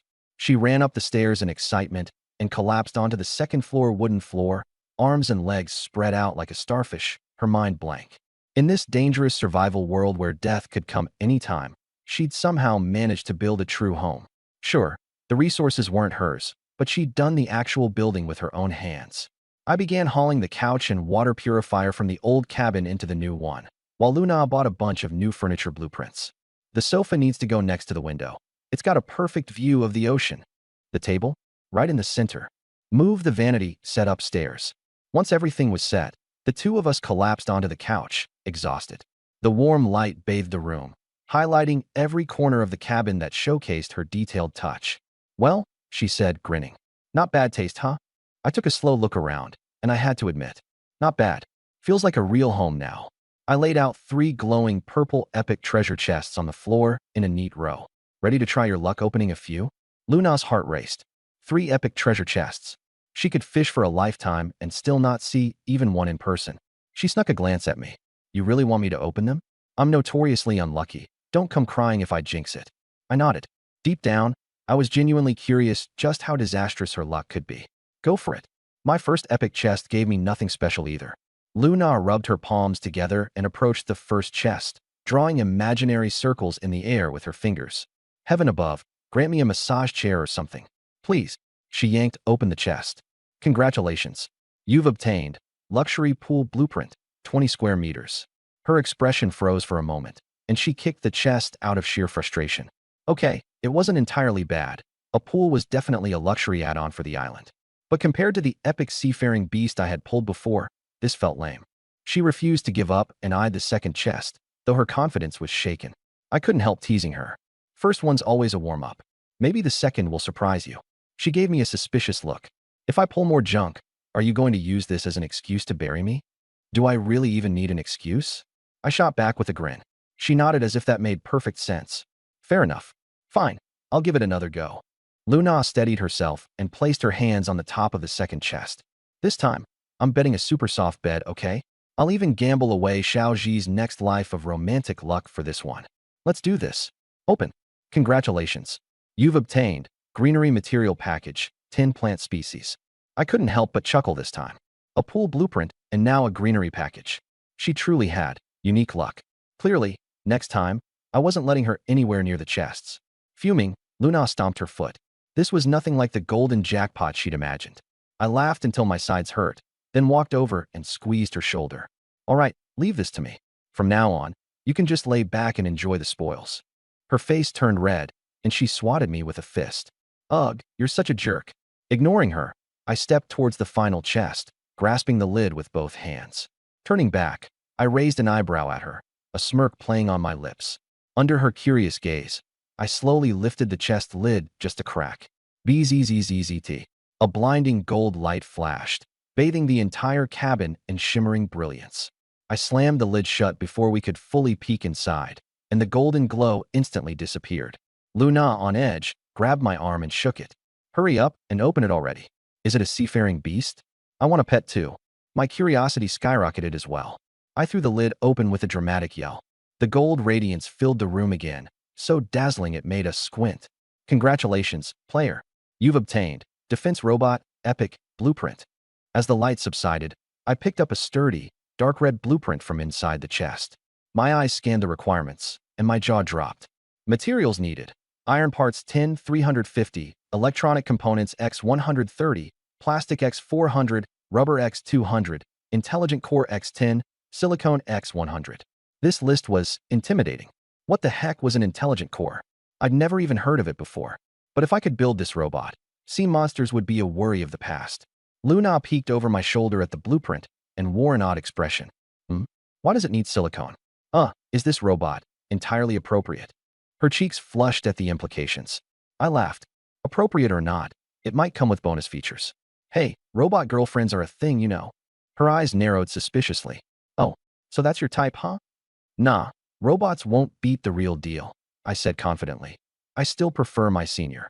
Blushing bright red, she spat, gross, and punched my arm. I caught her wrist mid-swing, leaning closer. She panicked. No way. I just put on fresh ointment this afternoon. Amused, I let go right away. Chill, see? Even robots have their uses. She scoffed, though her face stayed red. Once the teasing ended, I got down to business. Tomorrow during the live stream, post the material requirements for trade. She repeated the list to herself, nodding. Halfway through nodding, she froze, realizing that once this robot was built, she would probably benefit the most from its protection. Here's the translation with expressions tailored to American English. We have plenty of food and water for now, but whether she can survive the next 3 nights is still up in the air. We have to build it, no matter the cost. Then she asked, are you delivering water tomorrow? Of course. I've got 4 water purifiers. We've got more fresh water than we know what to do with. I'll deliver until your followers hit 10 million. 10 million. Her eyes sparkled with hope. That number was something she couldn't even dream of before. 10 million followers, the top streamer in Port City. While she was caught up in her daydream, Cold Rain, Lung Yu, called for her, and she headed out. I opened Wu Yushan's chat window and pasted the list of items. Me, can you make these? After a long while, he replied. Wu Yushan, boss. We're just a small workshop, not a weapons factory. Wu Yushan. With 4 people, it'd take us 6 months just to disassemble this stuff. And as for the intelligent cores, we don't even have blueprints. Honestly, I expected this. Me. Start with what you can handle. Start working on the metal and plastic parts. I'll figure out the rest myself. He went silent for a long time, then finally replied. Wu Yushan. All right. We'll start right away. But can we take on some side orders too? We'll discount our labor to 1,000 milliliters of fresh water per item. Darn, from 1,500 down to 1,000, like a fire sale. I didn't say much. Me. Sure. Also, help me procure raw materials while you're at it. Here's 15,000 worth of resources. Use them as you see fit. I sent over 5,000 units each of the 3 basic resources. Too many small details. I'd rather be a hands-off boss. Plus, I know his coordinates. I'm not worried about him running off. Wu Yushan, boss. That's way too much. Me. Settle the bill once it's all done. I closed the chat and moved on to assembling the 3 water purifiers. Outside the cabin, Luna stood with her arms crossed, staring at Song Ji in the darkness. No need to apologize. By the way, do you want the old cabin our junior stayed in before? Song Ji hesitated. That rundown cabin, compared to this 2-story villa, it didn't even come close. Luna grew impatient. Have you made up your mind? Tiny house or villa? Song Ji's voice was pitifully quiet. But your condition is just too embarrassing. A cold laugh escaped Luna's lips. I've laid out the terms. It's up to you. She turned to leave, leaving one biting remark behind. Anyway, your Lin phone can barely bring you some drinking water. Once the rookie protection period ends and the sea beasts crawl ashore, you really think he'll be able to fly in and save you? Song Ji breathed heavily and grabbed her arm. Today's scorching sun had already left her back raw and stinging. She could feel every ounce of it on her skin. But even worse, the sea beasts. The thought of those monsters made her tremble all over. Then, Shally, just so we're clear, I'm only working for you. Nope. Luna's gaze turned sharp. Everything in this villa belongs to our junior. Got it. That pretty much cut off any escape route. I'll only stay for 6 days. Song Ji finally blurted out through gritted teeth. Fine, fine. Luna waved her off casually. Cold Rain, Lung Yu, who had been silently listening on the sidelines, finally broke her silence. Shally, are you not leaving? Luna froze for a moment. Leave? To where? This place had everything she could possibly need. Who in all of Port City could set her up as a top influencer? I'm staying, she said nonchalantly. What about you, Cold Rain? Cold Rain hesitated. Sha Shangnan hadn't contacted her at all. I haven't decided yet. Luna grabbed her hand. Has Sha Shangnan still not reached out? I've been telling you forever. He's a scumbag. Song Ji chimed in. That guy was always shady, even flirting with other girls right in front of you. Cold Rain gave a bitter smile. Of course she knew all of this. But some things only she knew. If not for Sha Shangnan saving her life back then, she wouldn't even be in this world now. Yeah, he's a jerk, but she just couldn't bring herself to hate him. Luna thought for a moment. How about you stay here too? Cold Rain's eyes sparkled with interest. Would Mark agree to that? I'll ask him for you. As night deepened, Luna yawned and headed back inside. The living room now held 4 water purifiers, along with 4 chest-high water storage barrels capable of holding hundreds of liters each.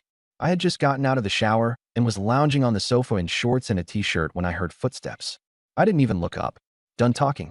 She grinned and walked behind the sofa, starting to massage my shoulders. Her voice soft and sweet. Hey, my amazing junior, can I ask you for a favor? Can Cold Rain stay too? Please? Awesome junior, sweet junior, my favorite junior. I got goosebumps. What can she even do? No way she's mooching. Hearing that, she doubled down on her efforts, her breath brushing lightly against my ear. Cold Rain is a top finance and management grad. Aren't you tired of managing all the water trades? Let her help you out. I seriously considered it. Cold Rain was a great fit for the job, sparing me the boredom of logistics. She could even sort out the prettier ones for me to handle personally. Sounds like a win-win. Luna's warm breath tickled my ear again. Come on, let her stay. My ear twitched. Fine. Any more, and I'm gonna autograph something for you. Luna burst into laughter, covering her mouth. Deal. What about Songji?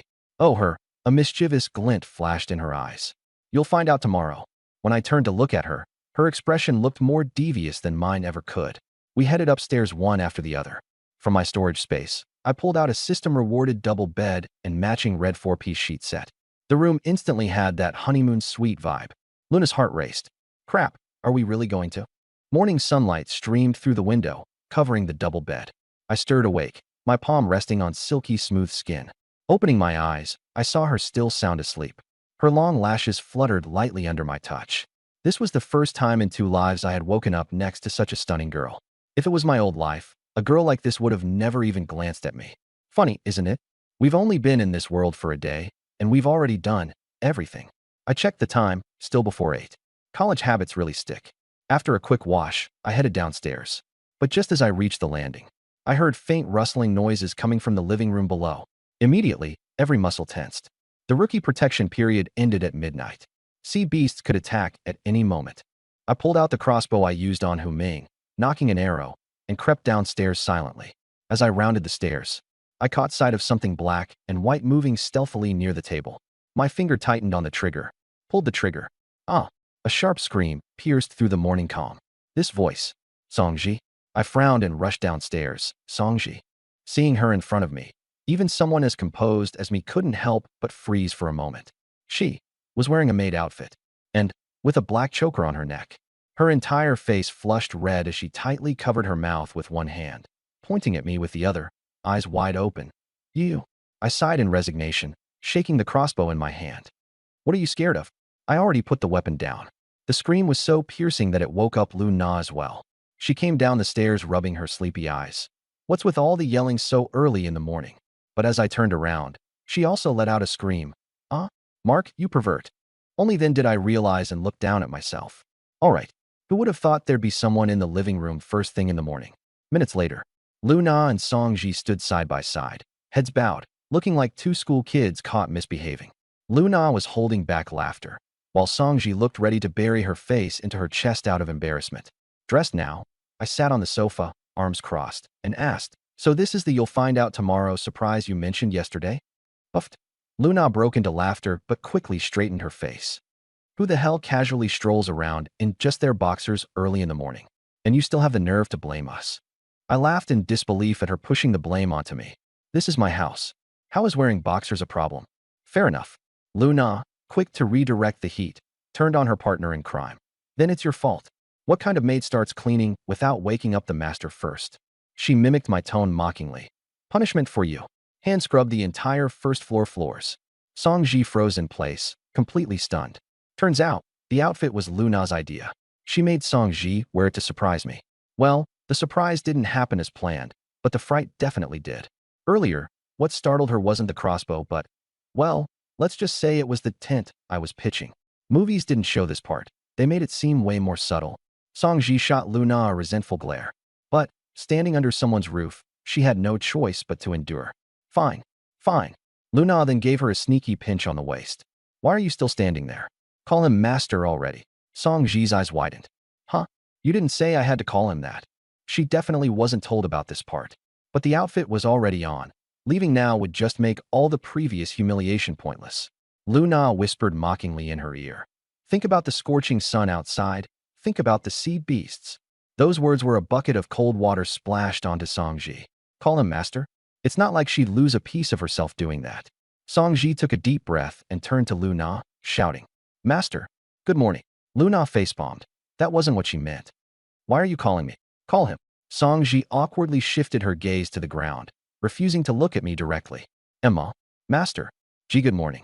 The moment the words escaped her lips, she wished she could disappear on the spot. Meanwhile, Luna threw me a triumphant smirk. Silently, I had to admit, her skills and training were far superior to mine. Yesterday, Song Ji was adamant against it. And today, she's obedient as ever. Does this mean you've decided to stay? I asked with raised eyebrows. Song Ji suddenly shot Luna a glare. You didn't tell him? Luna perched herself on the sofa armrest and smirked. Careful with that tone, Miss Maid. Song Ji reluctantly turned to me. I want to stay until the ice sealing day, if that's okay. Ice sealing day, 6 days from now. I calculated my odds internally. With Luna helping me convince her, keeping Song Ji around wouldn't be hard. But a little more pressure wouldn't hurt. All right, but I'll only provide a roof over your head and safety. Food and drink. Figure those out yourself. Song Ji hesitated. Water, Lin Feng might be able to get some. But as for food, that was the challenging part. Still, a place with air conditioning and protection from the sea beasts? Impossible to resist. I accept. Good. From now on, you are officially our personal maid, mine and Luna's. Luna was over the moon. Her best friend downgraded into her little maid. Perfect. All right, little maid. Massage this young Mrs. Feet. Song Ji assumed she was joking, until Luna actually lifted her dainty, pale feet right in front of her face. You sly girl, Luna? Using this to get revenge, huh? Massaging each other as equals was one thing, but being ordered around was completely different. Fuming internally, Song Ji had no choice but to softly agree. Okay, got it. Suddenly, your 24-hour beginner's protection period has officially ended. Sea beasts may now attack your island. Bloodline Awakening feature unlocked. Island Alliance feature unlocked. A blood-curdling scream rang out from outside the house. Song Ji went pale, her voice trembling. It's cold rain. She's still outside treasure fishing. I grabbed the crossbow and opened the door just a crack. On the beach, Xia Lengyu had fallen, clawing desperately at the sand to get away. Her face, a mask of sheer terror. And in front of her, a monster, as tall as a person with human limbs and a fish's body, slowly crept forward. Its slimy black scales shone with a sickly sheen. A gross, vicious fish head stared directly at her. Even from this distance, its nauseating stench hit me. A sea beast? And just as protection ends, we get something like this? I took aim at the fishman's head with my crossbow. Whoosh. Clang. The armor-piercing arrow hit its mark, but just bounced off as though striking solid iron. My heart sank to the pit of my stomach. Its scales were too tough. My crossbow couldn't penetrate. You stay in the house. Don't come out. I ditched the crossbow and rushed out the door. At that moment, the fishman opened its grotesque jaws wide, drooling stinking slime as it lunged for Xia Lengyu's neck. A split second, life on the line. I made it just in time, sliding across the sand with enough force to carve deep grooves, my arm hooking under her armpits. Leveraging my core, I yanked her back with everything I had. Xia Lengyu, dragged out from the monster's snapping maw with barely a second to spare. Get her inside now. Luna and Song Ji scrambled to pull her into the house. Junior, get back in here. Luna screamed, voice shaking. But I couldn't hear her. I grabbed my crossbow again and took aim at the fishman's left eye, the size of a lantern. The scales might be impenetrable, but the eyes? Always a weak spot. Thunk. The bolt sank halfway in, blue blood spraying everywhere in a messy spectacle. Rower. The fishman went berserk, thrashing and charging straight at me. Our flimsy wooden door wouldn't hold, not even close. Letting it inside would spell everyone's doom. No choice. I turned and bolted toward the other side of the island. Spinning in frustration, I let out a pained howl. Exhaling deeply, I almost collapsed. I stumbled back into the wooden cabin and locked the door hastily. Luna rushed over to me, sobbing. "Oh my God. Are you okay, Junior?" "I'm fine." No sooner had the words left my mouth than a twitch tugged at the corner of my eye. A surge of rage shot straight to the top of my head. Without another word, I stormed upstairs and yanked Bai Shui, who was sprawled out, snoring on Luna's pillow, straight up by its squishy little body. Splat! I threw it hard onto the wooden floor. "This idiot. Do you have any idea how much it took to raise you to level 40? The first time we encounter a sea beast, you're off taking a nap? If my last arrow had missed, we would have been cleaning up 4 corpses instead. But wait, Bai Shui didn't even react to the impact. Limp as a wet noodle. A thought flickered through my mind. Could it be? This epic grade sea companion passes out if its daily minimum of 5,000 points of food isn't met?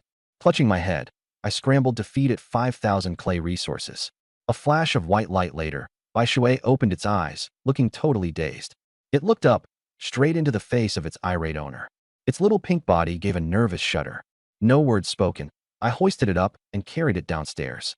Tugging the latch, I chucked it out the door. "Go. Deal with it." Bai Shui tumbled twice on the ground, looked up, face to face with a menacing, blood-eyed fishman. "Chirp, chirp. So you're the bastard that got me in trouble, huh?" Its 27-point agility snapped into action at once. The petite pink octopus became a streaking blur. In the blink of an eye, it latched onto the fishman's body. Its tiny form swelled like an inflating balloon, growing several times larger than its prey within seconds. That once adorably pink body darkened into a terrifying abyss-like black, with scarlet runes surging violently beneath its skin. A crushing aura of oppression erupted into the air. The berserk fishman froze in terror, its defiant roars transforming into pitiful wails for mercy. Boom! Its head burst, spilling blue blood and pulp onto the ground in gory splatters. But Bai Shui wasn't done. 2 massive tentacles as thick as pythons coiled around the fishman's legs, and RIP. Tore it clean in half. The mangled corpse was tossed into the sea like garbage. "Congratulations, player. You defeated Mutated Fishman, Elite. Loot. Ocean Heart ×1. Job finished." Bai Shui shrunk down once again, reverting back to its cute, pink, doe-eyed octopus form. It hopped over to me, wrapping its tentacles around my leg apologetically. My heart skipped a beat. This is why it's epic grade. That kind of pressure alone turned an elite-level mob into mush. It's absolutely insane. I crouched down and gently patted its head. "All right, I'll let it go this time." At the door, both Luna and Songji stared, slack-jawed. "That little thing that only knows how to chirp? Is this strong?" Luna scurried over, rubbing its head adoringly. "Bai Shui, you're incredible." But Songji's eyes remained fixed on me. If he hadn't rushed out just now, Lung Yu would have been a goner. This junior of hers, usually so cold and aloof, turned out to truly be someone who would put his life on the line for them. Her thoughts flickered to Lin Feng. Would he have rushed out to save anyone? The answer came to mind instantly. She smiled bitterly and shook her head. "Are you hurt?" she asked softly. I nodded briefly. "I'm fine." Realizing her mistake, her cheeks flushed. "Master," she corrected herself timidly. I smirked faintly. I said I'm fine. "How's Ling Yu?" Luna let out a dramatic sigh of relief and looked me over with admiration. She fainted from the shock. "Nothing major, though. By the way, you were so cool just now. That single-knee shooting stance, straight out of a military action movie." For once, I felt slightly embarrassed. "Ahem, just basic moves. Let's head inside." Shutting the door cut off the stench of blood. I leaned against the frame, letting out another deep sigh. Our first encounter with a sea beast, and it had to be an elite? Is luck even this unreasonable? But on the bright side, we got an ocean heart. Leveling the island up to level 2 required 50 of these. At least now we're one down. Just then, Luna's eyes sparkled as she stared at me, her legs fidgeting, rubbing together bashfully. If Songji weren't here, she looked ready to pounce and devour me whole. "Don't look at me like that." I thumbed toward Bai Shui. "Send it outside to guard the door, 24-hour timeout." With an epic tier pet holding the fort, I could finally relax. Now, time to build up the island. Opening the trading hub, I found the resources skyrocketing like crazy. I locked onto a nutritious breakfast set listed for just 2,000 wood materials, practically a steal. Transaction complete. Let's have breakfast. "Hey maid, come help." After preparing the table, the set revealed 2 golden brown steamed sweet potatoes, 4 perfectly crackled tea eggs, 2 bowls of fresh vegetable salad, and 2 plates of banana chips. A textbook double serving. Song Ji dutifully divided it into 2 portions and placed mine and Luna's in front of us. The fragrant aroma of the sweet potatoes caught Luna's nose instantly. Her eyes gleamed. Wow, it smells amazing. I'm starving. Turning to Song Ji, she jutted her chin up. Maid, peel this for me. Song Ji twitched, suppressing the sharp retort welling up inside. She hadn't eaten a grain of rice the entire day before, yet Luna flaunted food so ostentatiously. And the delicious smells of sweet potato, tea eggs, and salads were mercilessly invading her senses. Still, pride kept her from asking, so she begrudgingly peeled the sweet potato and fed Luna. Luna glanced at her knowingly. This fool. If you're hungry, just say so. She took a giant bite. So tasty. Junior, darling, how much was this meal? Without missing a beat, I replied flatly while catching Luna's purposeful winks. 2,000. If it's good, finish it all up. That hit Song Ji straight in the gut. Her gaze became locked on Luna's mouth. Her stomach growled audibly. I noticed it all, putting on my most casual poker face as I methodically peeled my tea egg. The slower my movements, the more agonized Song Ji became. Finally, I put down my chopsticks. You want some? Snapped out of her trance, Song Ji darted her gaze nervously. May I? Holding up half a sweet potato with a bite already taken, I coolly instructed. Only if you rub my legs. If you make it good, this half is yours. Faced with the ultimate dilemma, hunger once again trumped her dignity. Silently, she crouched at my feet. Her hands trembled just before reaching me, interrupted by my hand stopping hers. Hold up, maid. A little decorum wouldn't kill you, right? Her face flushed deep red as she struggled internally with fury and embarrassment. This has to be humiliation, but that steaming sweet potato. With a deep breath, she clenched her fists, eyes shut, forcing out. Master, may I serve your legs? Now satisfied, I leaned back. Her icy fingers barely grazed my calf before she recoiled from the contact, goosebumps rising all over her arms. A man's legs. This was just humiliating. Her awkward movements and unsteady pressure made for an amateur approach at best. But man, I was enjoying every second of it. A campus queen in a maid outfit giving me a massage? You couldn't make this up. Even Luna leaned in, eager to supervise and give tips. Go a bit higher. And don't forget my thighs. Master likes it rough.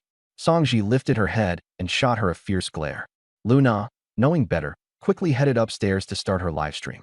After what felt like 10 minutes of massage, I finally opened my eyes. Song Ji's forehead was drenched with sweat. I pulled her up casually. All right, that's enough. Go eat. Come find me when you're done. With that, I walked out. Song Ji looked down at the table and froze. There it was, a half-eaten sweet potato, a full tea egg, and half a bowl of veggie salad. Was this the reward? Whatever. Food first, think later. She grabbed the sweet potato and took a big bite. Its sweet aroma hit her instantly. Next, she peeled the tea egg and took a bite. In that moment, she finally understood why Lu Na couldn't hide her excitement earlier. A simple tea egg tasted better than any gourmet delicacy. One egg down, she was half full, and her courage grew. She eyed the salad next. Grabbing the chopsticks I had used earlier, she flipped the ends and scooped up a big bite. How can this be so tasty? Tears welled up in her eyes. The hardship earlier? Totally worth it. Finishing her meal, she tidied up her maid outfit and pushed open the door. The sunlight outside was dazzling. I stood on the beach, facing the ocean, with my back to her. Master, what do you need from me? Her tone was still hesitant, but much better than before. Just one decent breakfast, and the change was already this obvious? Borrowing your natural talent for a bit. I laid out some seeds in front of her. Song Ji's eyes lit up. Finally, her moment to shine. You want to plant something? Do you know anything about gardening? She looked sheepish as she shook her head. I sighed, feeling a little helpless. My vision was crystal clear. I wanted to turn this island into a paradise. But as for actually planting things, total blank slate. I decided to wing it. I dug a small hole by the cabin, tossed in a coconut, and covered it with soil. Let's give it a try. Song Ji crouched down and placed her hands over the soil. A faint green glow seeped from her palms into the ground. Within seconds, a tiny sprout pierced the earth. It grew branches and leaves rapidly, reaching about 10 centimeters tall. Even Song Ji looked astonished. Oh my gosh, that's amazing. I gently touched the tender leaves, feeling satisfied. Would you say this counts as the first life we've raised together? She blinked, slightly taken aback. Logically, it wasn't wrong. But why did it sound so weird? I guess so. Chuckling, I stood up and fetched 4 bottles of water, pouring them all onto the sprout. Song Ji flinched visibly, her heart aching. Those bottles of water were worth a small fortune out here. Try again.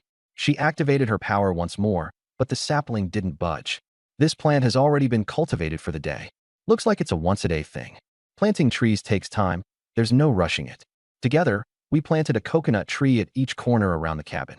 With 6 coconuts left, I rubbed my chin thoughtfully.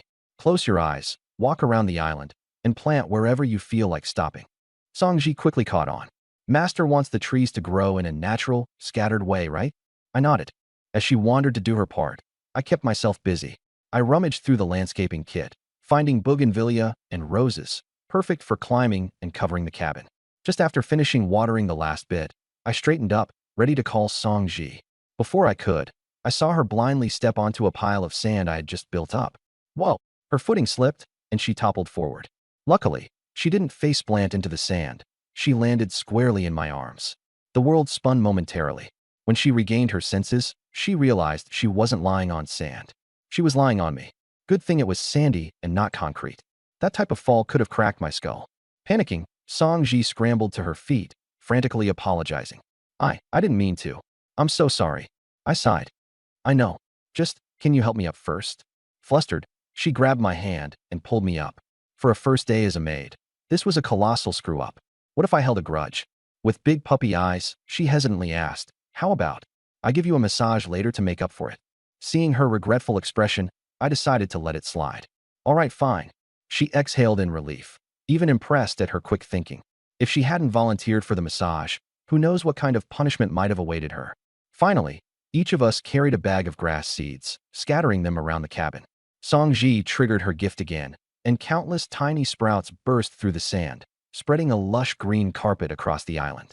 We stood back, hands on hips, admiring the life we'd breathed into this once barren island. The roses grew like wildfire, shooting vines 2 meters long in a single cultivation. Hundreds of buds appeared all at once. I crouched to pick one. When I gently pried open its petals, I was blown away. It was a tricolored rose, red, yellow, and white layers in one bloom. Its fragrance was intoxicating, even before it fully blossomed. Songji copied me, taking a flower to sniff. Wow, it smells amazing. I glanced around the island.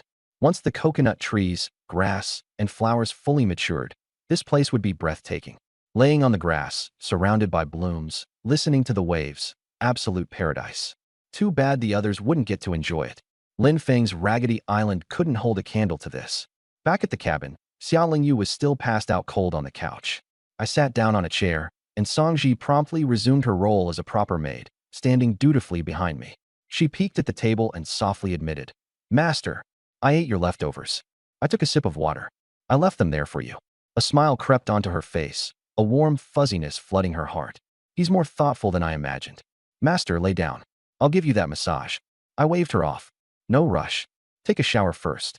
The mention of a shower made her eyes sparkle. Water from the shower's purifier. Perfect for sneaking a few gulps.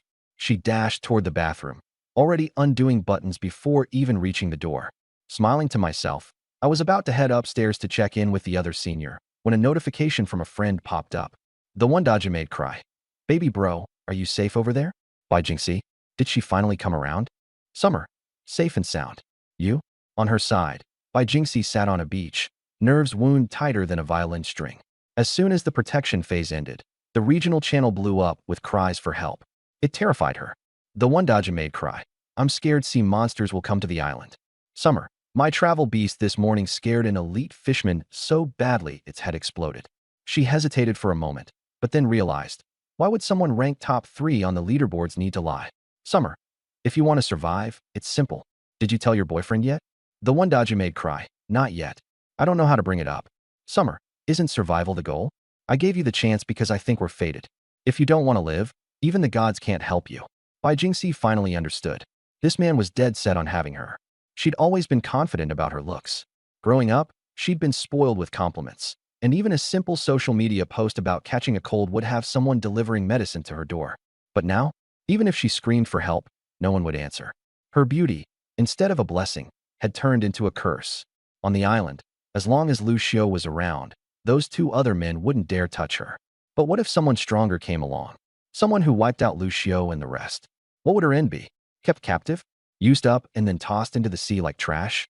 She steeled herself, typing cautiously. Why are you in such a hurry? Aren't there already 3 beauties on your island? Xiatian, doesn't matter. If you're struggling so much to decide, I can help you. Daji made me cry. Help me how? Xiatian, make someone disappear, stage an accident. Not a problem. Just give me the word, and I'll handle it. Bai Jingxi felt a cold chill running down her spine. Xiatian, can't do it yet. You'd better talk to him soon. She looked up at the three men on the island. Su Kong was rank A, while Lu Xiu was only AC. If a sea monster showed up, none of them could protect her. She and Lu Xiu hadn't been together long. He'd chased after her for 4 years in college before she finally agreed. Feelings? There weren't that many. Just yesterday, she had secretly watched Luna's live stream. Clean clothes, air-conditioned rooms, dozens of bottles of water, and steaming fresh lobster. That compared to her current situation. A scorching sun overhead and half a piece of stale ration bar in her hand. Why should she keep suffering through this? Taking a deep breath, she poked Lu Xiu's shoulder. Lu Xiu immediately turned to embrace her, but she pushed him away. Lu Xiu, do you really love me? Of course I love you. You know what I've given up for you. Bai Jingxi's heart sank. Couldn't he just lie to her for once? How was she supposed to say what she needed to say? The relentless crashing waves reminded her of just how cruel reality was. I'm sorry. Lu Xiu, can we talk about something without you getting mad? Lu Xiu's face immediately darkened. You know about Xiatian, right? He wants me to stay on his island for a few days. Would you be okay with that? Lu Xiu shot to his feet. What did you just say? She pulled him back down. Listen to me. He's offering 30 liters of water. I'd just go over to hang out for a few days. Remember Luna, the campus beauty at HKU? I know her, and there are already 2 other women on his island. It's not what you think. Every word was like a dagger to Lu Xiu's heart. 30 liters of water, just so your girlfriend could stay at another man's island for a few days? What did that even mean? As a fellow man, he understood immediately. So you want to go? I'm discussing this with you. Not saying I wouldn't come back. What if I don't agree? She looked up, desperation filling her eyes. He said, you can make any demands you want. Lu Xiu didn't respond. Xiatian was top of the leaderboard. While what qualifications did he even have to make demands? There was only one thing he wanted to ask her. Bai Jingxi, do you love me? Bai Jingxi froze. Love? After 6 months, a few movies, some hand-holding, and not even a proper kiss? It felt more like habit than love. She avoided his gaze. Do you trust me? It's really just a few days. Trust me, and say yes. If not, forget it. From her evasion, Lu Xiu saw the answer he dreaded the most. She wanted to go. She definitely wanted to go. As his mind wrestled with chaos. Splash. Several drops of putrid fishy water splattered onto his face. Roar. A guttural, savage roar erupted behind them. Shit. Why are you just standing there? Su Kong yelled. Both of them spun around.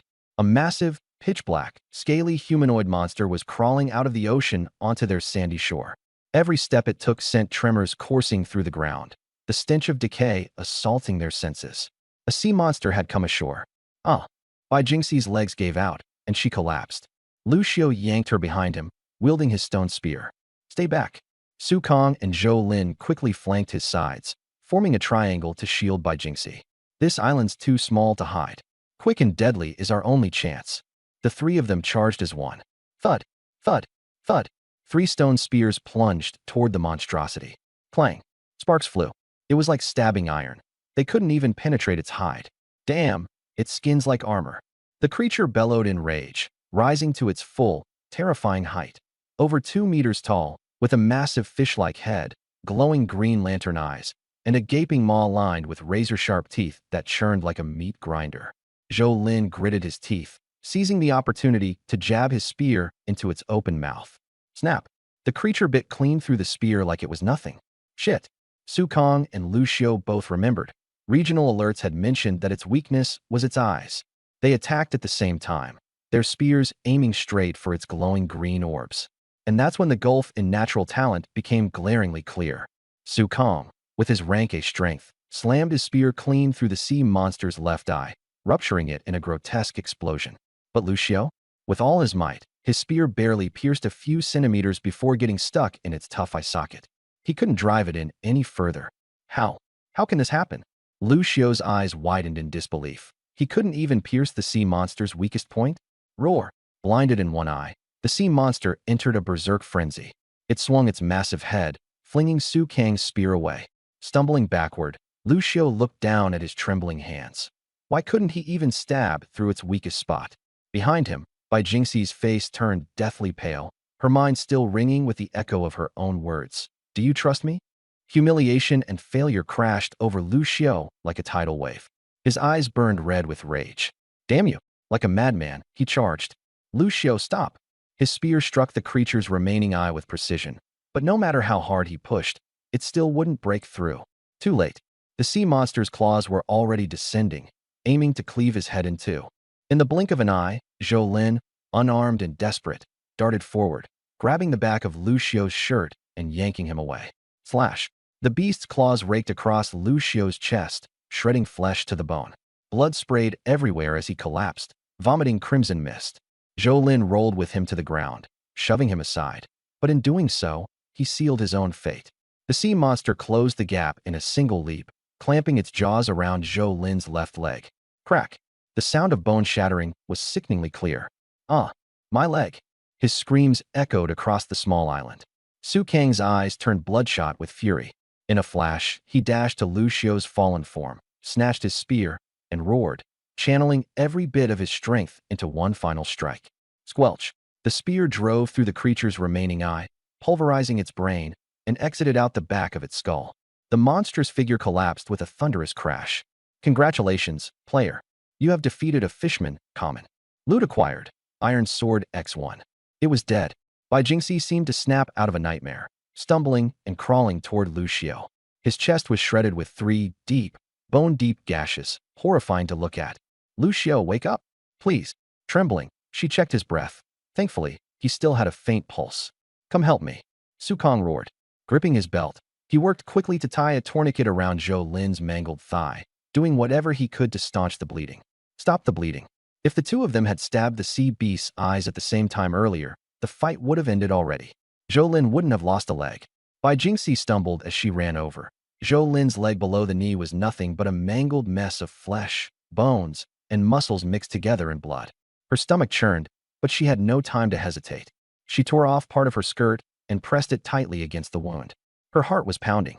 This was just a regular sea beast. How terrifying must an elite grade one, like the one Mark killed, actually be? And then, she noticed something strange. The wound had black spots forming around it. What was that? She didn't know. All she did know was that if she didn't think of something fast, they were both going to die. Wait, Mark. He definitely has medicine. Inside the cabin, the scent of pine wood mixed with the sea breeze drifted in from the second floor. I leaned back on the couch, explaining the water delivery plan to Xia Longyu, who had just woken up. She was wearing an oversized t-shirt, the neckline slightly loose, revealing her delicate collarbone. She quietly sipped her water while listening. So, Luna poked her head out from the staircase, blinking her eyes like she was teasing. You went through all this trouble just to add some pretty girls to your contacts? The mood shifted a little awkwardly. Xia Lengyu's cheeks flushed slightly, and her gaze towards me carried a hint of scrutiny. Songji looked up too, full of curiosity. The trio of campus goddesses looked at me simultaneously, and for once, I awkwardly scratched my nose. I couldn't exactly tell them my talent required high-value beauties to activate, right? That would sound way worse than just adding friends. Can't help it. Personal hobby. Luna snorted. What a peculiar hobby you've got there. I chuckled. Why does your tone sound so sour? Jealous. As if. Who'd be jealous of you? Luna's face turned red, and she quickly masked it with a fierce expression. I'm just worried you'll get scammed by those outside flirts. People aren't all as simple and kind-hearted as us. The words had barely left her mouth when Xia Longyu and Song Ji subtly put some distance between themselves and her. No, you're the gullible one. Please don't drag us down in your speech. I followed her lead. That's why I need you girls to help me vet them. I looked at Xia Longyu and softened my tone a bit. With your standards, keep an eye out for girls as pretty as you. Both Song Ji and Xia Longyu blushed again. Who doesn't like being complimented? The peculiar vibe Xia Longyu was feeling eased slightly as she nodded lightly. Got it. How many deliveries are we doing today? I calculated inwardly. After running the 4 water purifiers all night, 620 liters of clean water were ready. Let's see how it goes. Don't send it all out. Maintain a balance. She was about to head upstairs when I suddenly called out to her. You haven't eaten breakfast yet, have you? With a flourish, I pulled an exquisite little box out of my backpack. It was a chocolate cream cake, the size of a palm. The rich cocoa scent wafted out instantly as I opened it. Wow! Luna's eyes lit up immediately. She leaned in close, sniffing exaggeratedly. Songji couldn't help but swallow, unable to look away. It was rare to find such refined desserts in this forsaken place. Its allure was deadlier than an Aussie lobster. I handed the cake to Xiaoling. Here, eat while you work. Luna looked at me expectantly, waiting for me to magically produce another one. But no dice. She pouted. And what about mine? I grinned. If you want one, head to the trading post. Didn't I transfer you plenty of resources? Luna stammered, her frustration escalating. This wasn't about whether she could buy it or not. This was about effort, intent. You wouldn't block. Sulking, she stomped angrily before leaning over to Xiaoling. With an exaggerated chomp, she stole the most perfect strawberry from the top of the cake. Humph. Feeling vindicated, she grabbed the stunned Xiaoling and bounced up the stairs. I flopped back onto the couch, ready to summon my little maid when suddenly, ding, an urgent private message notification popped up. It was by Jingxi. Message after message started flooding in. Mark, are you there? Do you have a medkit? Painkillers. Antibiotics. I need them ASAP. I'm begging you. She wasn't even calling me little bro anymore. Whatever was happening on her end had her so panicked, she'd totally lost her usual composure. I raised an eyebrow. As I suspected, it was about that time. Staying calm, I replied. Attacked by a sea beast? Are you hurt? Within 3 seconds, she responded. I'm fine, but my boyfriend and teammate are hurt badly. They're dying. Please help them. To save or not to save. Bai Jingxi had a ranking of 92, the best I'd found so far above the 90 marker. According to the rules, as long as she voluntarily came to the island, I'd be able to copy her talent. This was the perfect opportunity. Her psyche was at its most fragile. But if I saved the boyfriend and he survived, what if she changed her mind later? I'd be out of options. On the other hand, if I didn't save him and he died, there'd be a good chance she'd irrationally hold a grudge against me. Convincing her to willingly join the island later would become exponentially harder. The key to triggering talent was consent. Coercion was the last resort. It was the most inefficient method. Drumming my fingers against the couch armrest, my mind raced. After a moment, I made my decision. I do have medicine. The best. But before I give it to you, answer me one question. Ask away. Forget your boyfriend for a second. Do you want to come to my island? The question was like a knife, stabbing directly into the fragile cracks of Bai Jingxi's crumbling resolve. The other side fell silent. I didn't press her, just waited quietly. I was betting on one thing. The will to survive could overpower that little bit of cheap sentiment. After a long while, a trembling reply came. I wanna, but Lucio, I at least need to wait until he wakes up. I had my answer. Fine. I'll send you some first aid medicine first, just enough to keep him alive. Give me your answer before dark. If I don't hear back, the deal is off. Don't contact me again after that. It sounded like a discussion, but it was really an ultimatum. Again, it was deathly silent. Finally, okay, I understand. I closed the chat and opened the marketplace, searching for medical. Advanced first aid kit, 2,000 wood, 3,000 stone. That price could scare off 99% of players. To me, just numbers. Purchase successful.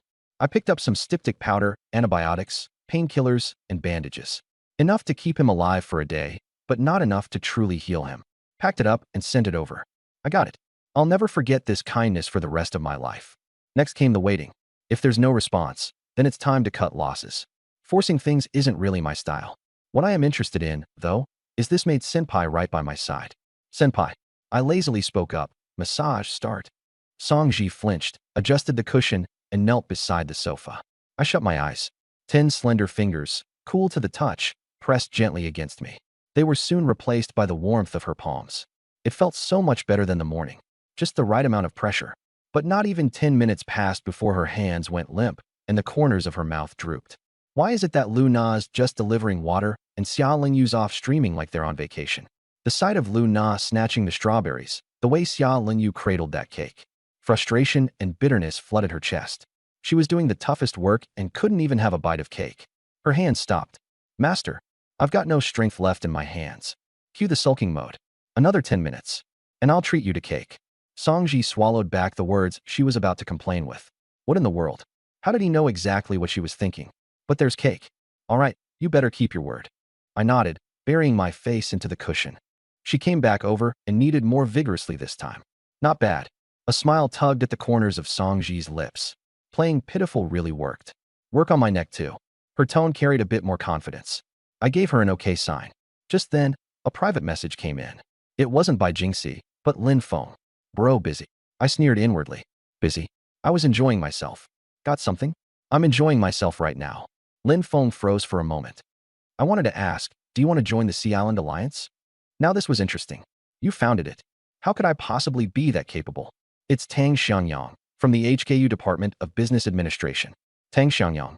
An arrogant face flashed through my mind. He'd even cut in line ahead of me in the cafeteria when getting food. Not interested. Come on, bro. Brother Tang got hold of a sailing beast, and tomorrow it'll level up to 10. By then, the whole alliance will be able to take a big island. Xiaoji said their talents are weak, so they're relying on you to hold things up. You must be tired, right? To be a negotiator. But I'm not interested in forming cliques at all. Taking care of my own little patch of land. Teasing the senior. Raising the goddess. What's not to like? Senior, a few more hits on the shoulders. Songji immediately replied. Oh, okay. I replied to Lin Feng, not tired. Anything else? Well then, by the way, do you have a crossbow? The one used to kill Hu Ming. The fox had finally shown its tail. Yeah, I want to buy it. There was a stretch of green water at the entrance, so even elite sea beasts couldn't get close. For me, the crossbow was just a useless stick. Besides, the bolts had already been used up. I don't have enough resources, could I borrow it? Borrow again? Borrowing water last time, and now borrowing weapons? Sure. Figure out the bolts yourself. How many days? I agreed so readily that Lin Feng was instead surprised. Is it okay if I borrow it until the frostbound day ends? Okay. I smiled. But how could borrowing just one crossbow be enough? I opened chat and used my summer alt account to send him a message. Senior Song Ji is insanely thirsty. Her lips are all dried out. If you're her boyfriend, shouldn't you prepare something for her? Lin Feng immediately replied. Bro, I'm short on water too. Can you lend me some? I went straight into trading. Fine crossbow, toss it up. 500 milliliters bottle of mineral water. Toss that up too. Trade successful. Lin Feng said excitedly. My lifesaver. By the way, how's Xiaoji? I glanced at the senior, who was still working hard to massage me. She's stubborn and insisted on doing it herself, sweating all over. Ah, that silly girl.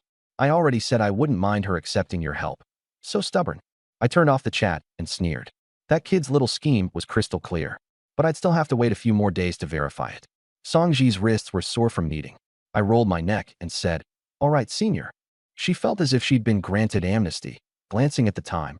Just over a minute left. Was he feeling sorry for her? I sat up, and a plate suddenly appeared in my hand. Here.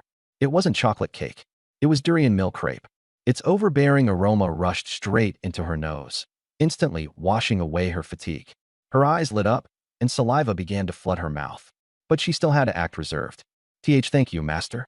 She held it with both hands, like she was cradling a priceless treasure, and sat down beside the dining table. Just as she picked up her fork, ding. Lin Feng sent a message. She instinctively glanced at me. I was lounging on the sofa, looking carefree and not paying attention. She relaxed and cut off a piece. The moment it entered her mouth, the aroma exploded. It was so delicious her toes curled up. Only then did she open the message. Baby, I told you not to defy Mark. Why don't you understand? Defy? She was in a maid outfit, had just finished a massage, and was eating top-tier dessert he had given her. How would she dare defy him? No, I didn't. Why do you ask? Don't force yourself. I don't mind you accepting his kindness. She forked up another big piece and stuffed it into her mouth. The irritation in an instant was soothed by the cream. A universal reply. I know. Don't worry. Lin Feng immediately followed up. You didn't drink any water today, did you? I'm sending you a bottle. And a loaf of bread. Hang in there. I've already joined the Island Alliance, and once I get a nautical beast, I'll come pick you up right away. Song Ji felt complicated emotions. Water? I took several sneaky gulps while showering this morning, and my stomach still bloated. Food. I haven't even digested breakfast yet. But I didn't dare refuse. If I did, I'd be exposed. Okay, so you're not short of water over there. It's fine, I'll find a way. Don't worry, babe. The trade notification rang. She didn't even look at it and tossed it into her backpack, then kept her head down and continued gnawing on durian milk. Senior, your boyfriend brought you water? I suddenly spoke. She forgot to even swallow her cake and stared at me wide-eyed. How did he know? Could he really read minds? Seeing her startled little deer expression, I waved a hand. I guessed. She said softly, One bottle of water, one loaf of bread. I got the picture. The kid really hadn't said the water was borrowed from me. You're not eating? She burst out laughing and lifted the last bite of durian milk in her hand. The meaning was clear enough. With this heavenly delicacy in front of you, who'd be chewing dry, crumbly black bread? Must be crazy. I understood instantly. Just as I was wondering what Lin Feng was up to, Lu Na on the second floor shouted excitedly. Junior, come up quick. I've got something good. I immediately stood up. Letting Luna live stream the water giveaways was meant to use massive water resources as a gimmick to acquire rare blueprints and special materials. I hadn't expected it to arrive so soon. I rushed to the second floor.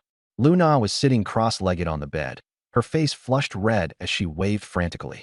Xia Linyu had arranged more than 10 wooden cups nearby, preparing for the trade, and was also looking on curiously. What is it that has you so excited? Luna quickly turned off the camera and microphone, lowering her voice. It's Blood Essence Stone. A Blood Essence Stone that can awaken bloodlines. Blood Essence Stone. My eyes sharpened. What an incredibly valuable item. Who's selling it? Is it guaranteed authentic? The ID is Desert Emperor. They said it dropped from killing an elite sea beast. It's definitely real.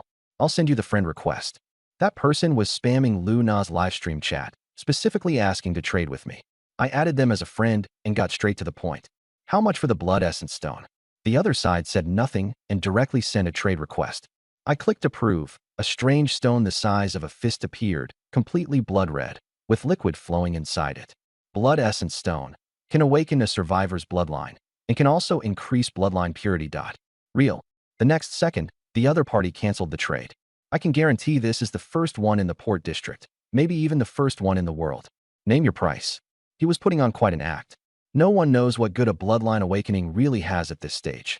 But everyone understands this. The high-tier items that appear early on are all absurdly powerful. At this stage, they're priceless. What do you need? Resources or something else? I didn't rush to make an offer. After waiting nearly a minute, the other party replied. Your water purifier and thermostat were both system announcement rewards. You have 4 of them. 2 water purifiers, 2 thermostats, plus 50,000 each of wood, stone, and clay. My pupils constricted. This person was smart. He had clearly done his homework. He knew my assets, and he knew what counted as hard currency. He didn't want fresh water or food. He was going straight for the jugular, trying to take the core equipment I relied on to survive. I only had a little over 70,000 wood planks. But the water purifier and thermostat, I could never hand those over. Those 2 were the lifeline of the entire island. Too expensive. To be honest, I'm not short on resources. Give me 1 extra water purifier, and 20,000 of each resource will do. Not giving an inch. He's banking on my determination to get those bloodstones. I tapped my fingers against the bedsheet. Well, how's it going? Luna leaned in and whispered. I shook my head. Not good enough. I want it, sure, but not to the point it shakes the foundation of my resolve. Then forget it. A moment of silence. Nothing to discuss, then. I'm only interested in the water purifiers. I closed the chat window and turned to Luna and Xiaolingyu. He wants 2 purifiers and 2 thermostats, I said. Luna's face fell. Greedy jerk. What's he gonna do with so many purifiers? Drink himself to death. Her eyes sparkled with an idea. How about we rob him? Not smart, Xiaolingyu countered immediately. If he's bold enough to make that demand, he's probably well established. How can we rob him without knowing his strength? And what if it's a trap? He could upgrade his gear with the bloodstones and turn the tables on us. Good point. At this stage, keeping a low profile while making a fortune is the way to go. I explained the requirements again. After thinking for a moment, Xia Linyu shook her head. We can only wait. That price is outrageous. In all of Harbor City, there's not a second person in the world who can trade with him. He needs water, so let him wait. You've monopolized fresh water. What's there to rush about? I reached out with 2 fingers and lightly tapped Luna's white hair once. Did you hear that? Learn from it. Stop thinking about fighting and killing all day long. Use your brain. Luna wasn't angry at being tapped. Instead, her eyes suddenly lit up. Leaning forward, she lowered her voice like a little fox plotting something. Hey, didn't he say he's the top player in Harbor City? We can find a few shills and stir things up in my live stream, saying they've also obtained blood source stones. This stuff isn't rare at all. Could we force him to lower the price? The air went silent. Xia Linyu cast her a surprised look. Even I, usually calm, couldn't help but take a fresh look at this white-haired senior. Not bad, senior. This time, I truly saw her in a new light. You've got a brain like that? Fuck off.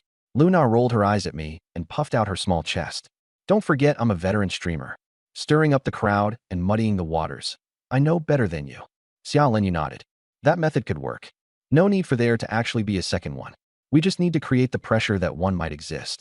Believe it or not, it will still shake his confidence in the scarcity of his prized item. If he has no bottom line, we'll have the upper hand. The cost is extremely low. With just 3 or 4 actors, you can use a small effort to achieve a big result.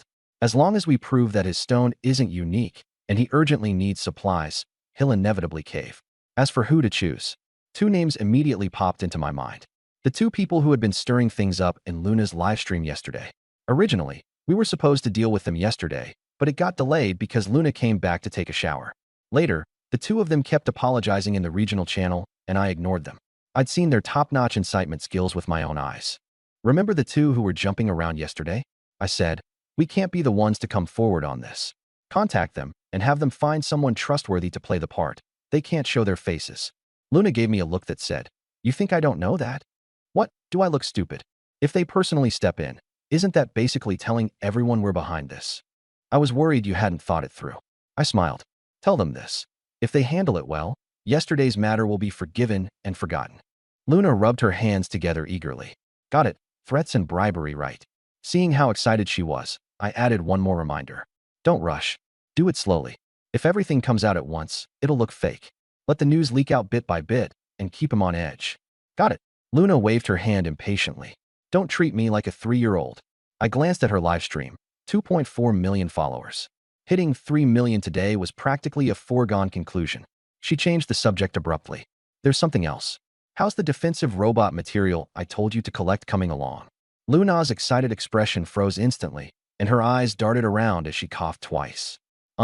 5 iron parts, 10 plastic, silicone. 2. Afraid I'd get mad. She hurriedly said with righteous indignation, don't blame me. The live stream is full of poor bastards begging for water, every one of them as broke as a church mouse. Am I supposed to conjure it out of thin air? Too little. Not even enough to fill my teeth. I calculated in my head. Wu Yushan relied on dismantling finished products to obtain materials, which was far too slow. Right now, the island's safety all rested on Bai Shui. It was reassuring, but it also meant I was firmly trapped on this island. Once I took Bai Shui out to sea to explore, the island's defenses would be virtually non-existent. All the eggs were in one basket. Time was running out. This was a major problem. Luna's eyes rolled, and she pulled out a blueprint from her backpack, offering it up like a treasure. Junior, look. I didn't collect much material, but I spent 7,000 stone blocks on something good. She waved the blueprint. A coffee machine blueprint. A coffee machine? Nice. Enjoying life was my top priority. Do you have coffee beans? Of course. Luna had anticipated that. She pulled out a small bag of seeds. The beans are right here. Have your little maid plant them, and you'll have as many as you want. I smiled. She really did turn this place into a vacation island.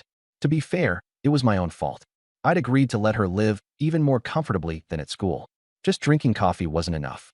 What else did you buy? Take it all out. Luna's eyes darted away, obviously feeling guilty. But she still stood up and gave a wave. Crash. All the loot spilled onto the bed. The neatly made bed was instantly buried. There weren't many precious survival supplies in the survival world. Everything was stuff to improve quality of life. Cosmetics, lipstick, face masks, an expensive-looking body wash from some unrecognizable brand, a plush bear taller than a person, an ice maker blueprint, a coffee machine blueprint. So many things they were about to roll off the bed. And in the pile of girly stuff, one cardboard box stood out especially. Luna wanted to hide it, but it was too late. My gaze fell on it. Ultra-thin, breathable, extended wear. Buying that was understandable. What I couldn't understand was the label on the specification line. 500 count hotel pack. What was this for? I leaned close to her ear and lowered my voice. Senior, why did you buy so many of these? Aren't you afraid they'll expire? My voice was very soft, but Xia Linyu still heard it. Her phoenix eyes glanced over, paused on the box for half a second, then quickly looked away, the tips of her ears quietly turning red. Luna's cheeks burned, and she fiercely pinched the soft flesh on my thigh. I had planned to hide it well, but got too excited and spilled everything out. Keep your voice down. She was embarrassed and annoyed, hurriedly stuffed the box back into her backpack and muttered, it was sold as a bundle. Cheap. Maybe we won't be able to buy it later, so stocking up now is a good thing. To hide her awkwardness, she pulled out another neatly folded pure white shirt and pouted as she handed it to me. Here for you. Look at your t-shirt. It's dirty and torn. I looked down at it. Sure enough, it was what I'd worn to school, and after 2 days on the island, it was long overdue for a change. I took it and pretended to take off my t-shirt. Luna's small silk stocking-clad foot immediately kicked me. Are you crazy? Sister Lingyu is still here. I ignored her and turned to look at Xia Lingyu. Do you mind if I change clothes here? Xia Lingyu looked up and calmly glanced at me. I don't mind. Go ahead, I won't look. Did you hear that? I smugly rubbed Luna's white hair. You think everyone is like you, always staring at me? Luna shot me an embarrassed and angry look. I casually took off my sweat-soaked t-shirt and shook out the white shirt to put it on. Pure cotton, soft against the skin, comfortable. I buttoned up the shirt. At the moment I turned around, Luna, who had pretended not to look, had her eyes glued to me and couldn't tear them away. Clothes make the man. That's absolutely true. My features were already handsome, and though I was on the slim side, I had a good frame. After changing into a clean white shirt, I looked like something between a boy and a man, with my vibe fully on point. Luna's eyes swept over me back and forth, finally landing on my chest. She muttered softly, "Do you want to start working out? You're too skinny. You don't have a bit of muscle. You like muscular guys?" "It's not that I like them," she poked my arm. "Having muscle makes you feel safer. Look at this shirt, it can't even fill out." I found it amusing. In this day and age, when life was so precarious, who had time to lift weights? But there was a shortcut to building muscle too. Get an item that boosts physique, and you'd turn into a hunk in an instant. I lowered my voice and leaned closer to her. "We'll work out every night from now on. You bought so much exercise equipment. You can't just let it sit there and collect dust, can you?" Luna froze for a moment. Then her face flushed again. She lifted a foot and kicked at me, but I caught her ankle in one hand. "Let go, you filthy pervert." She struggled twice, but couldn't break free. Remembering that Xia Lenyu was still around, I let go. "All right, keep the live stream going. Don't forget the important stuff." I stuffed the blueprint and coffee seeds into my backpack, turned around, and went downstairs. On the first floor, Songji, in her maid outfit, had already finished the cake and was carefully wiping down the wooden plate. I suddenly realized, after the cabin upgrade, there was a bathroom, but no kitchen, not even a sink. I walked over and asked, "Senior, can you cook?" Songji paused and looked up, her face full of embarrassment. "Boiling instant noodles, does that count?" I felt like I'd just asked a pointless question. A beauty on the level of a campus goddess would naturally have never done any rough work. Learn it later. The exchange should be able to get cooking skill books. Songji's heart sank. Another new task, she said softly. "But master, there isn't even a kitchen here." The kitchen had to be built. Not just for eating, but for the sense of ritual. In times like these, being able to sit around a table and eat a hot meal was a luxurious kind of happiness. Besides, Luna had bought a pile of blueprints waiting to be built, and dumping them all on the first floor wouldn't look right. I casually pulled up the construction points leaderboard. First place, Summer Island, 82 points. Second place, White Emperor Alliance, 56 points. Third place, Avishan Alliance, 54 points. A landslide lead, nearly double the second place. I stared at that 82 points. I wondered if there would be any special reward for breaking 100. System rewards were always good things. 18 points short, that was just 1,800 resource points. Nothing to me. Might as well build a kitchen and round it off. Let's build a kitchen. I looked at Songji. "Come on, let's go outside and find a place." Songji put down the plate and followed me out. As soon as the door opened, a wave of heat mixed with sea breeze hit us. In just a few seconds, a light sheen of sweat appeared on Songji's forehead and neck. She had stayed in the temperature-controlled wooden house for too long and felt a little dazed. When she went out this morning to plant trees, it definitely hadn't been this unbearable. Bisui, squatting at the entrance, was practically wilting from the sun. Songji gently stroked its head with sympathy. "Chirp, chirp." Bisui looked at her with pleading eyes. She gave a helpless smile. There was nothing she could do to help. Hot. She fanned herself with her hand, but the breeze that came over was still scorching. I pointed to the open space beside the wooden cabin. "How big do you think it should be?" The island was only 50 square meters in total, and the wooden cabin took up 20. There wasn't much room left, and we still had to avoid the coconut trees planted that morning. Songji's mind went blank. She couldn't cook at all, so how would she know how big a kitchen should be? Smaller, as long as it's usable? I nodded and started browsing the trading hall. A day had passed, and there were quite a few more items. There were all kinds of building blueprints, but very few could actually be used. First, other people's islands were too small to build on. Second, these things were really expensive. Ordinary players couldn't even afford 1,000 resource points. I had a clear goal, not the best, just the most expensive.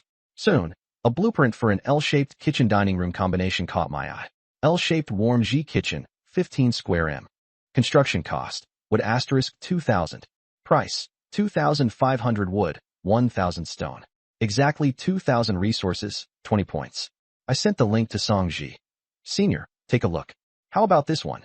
Songji clicked it open and found the layout somewhat similar to a guest house she had once stayed at. It's pretty good.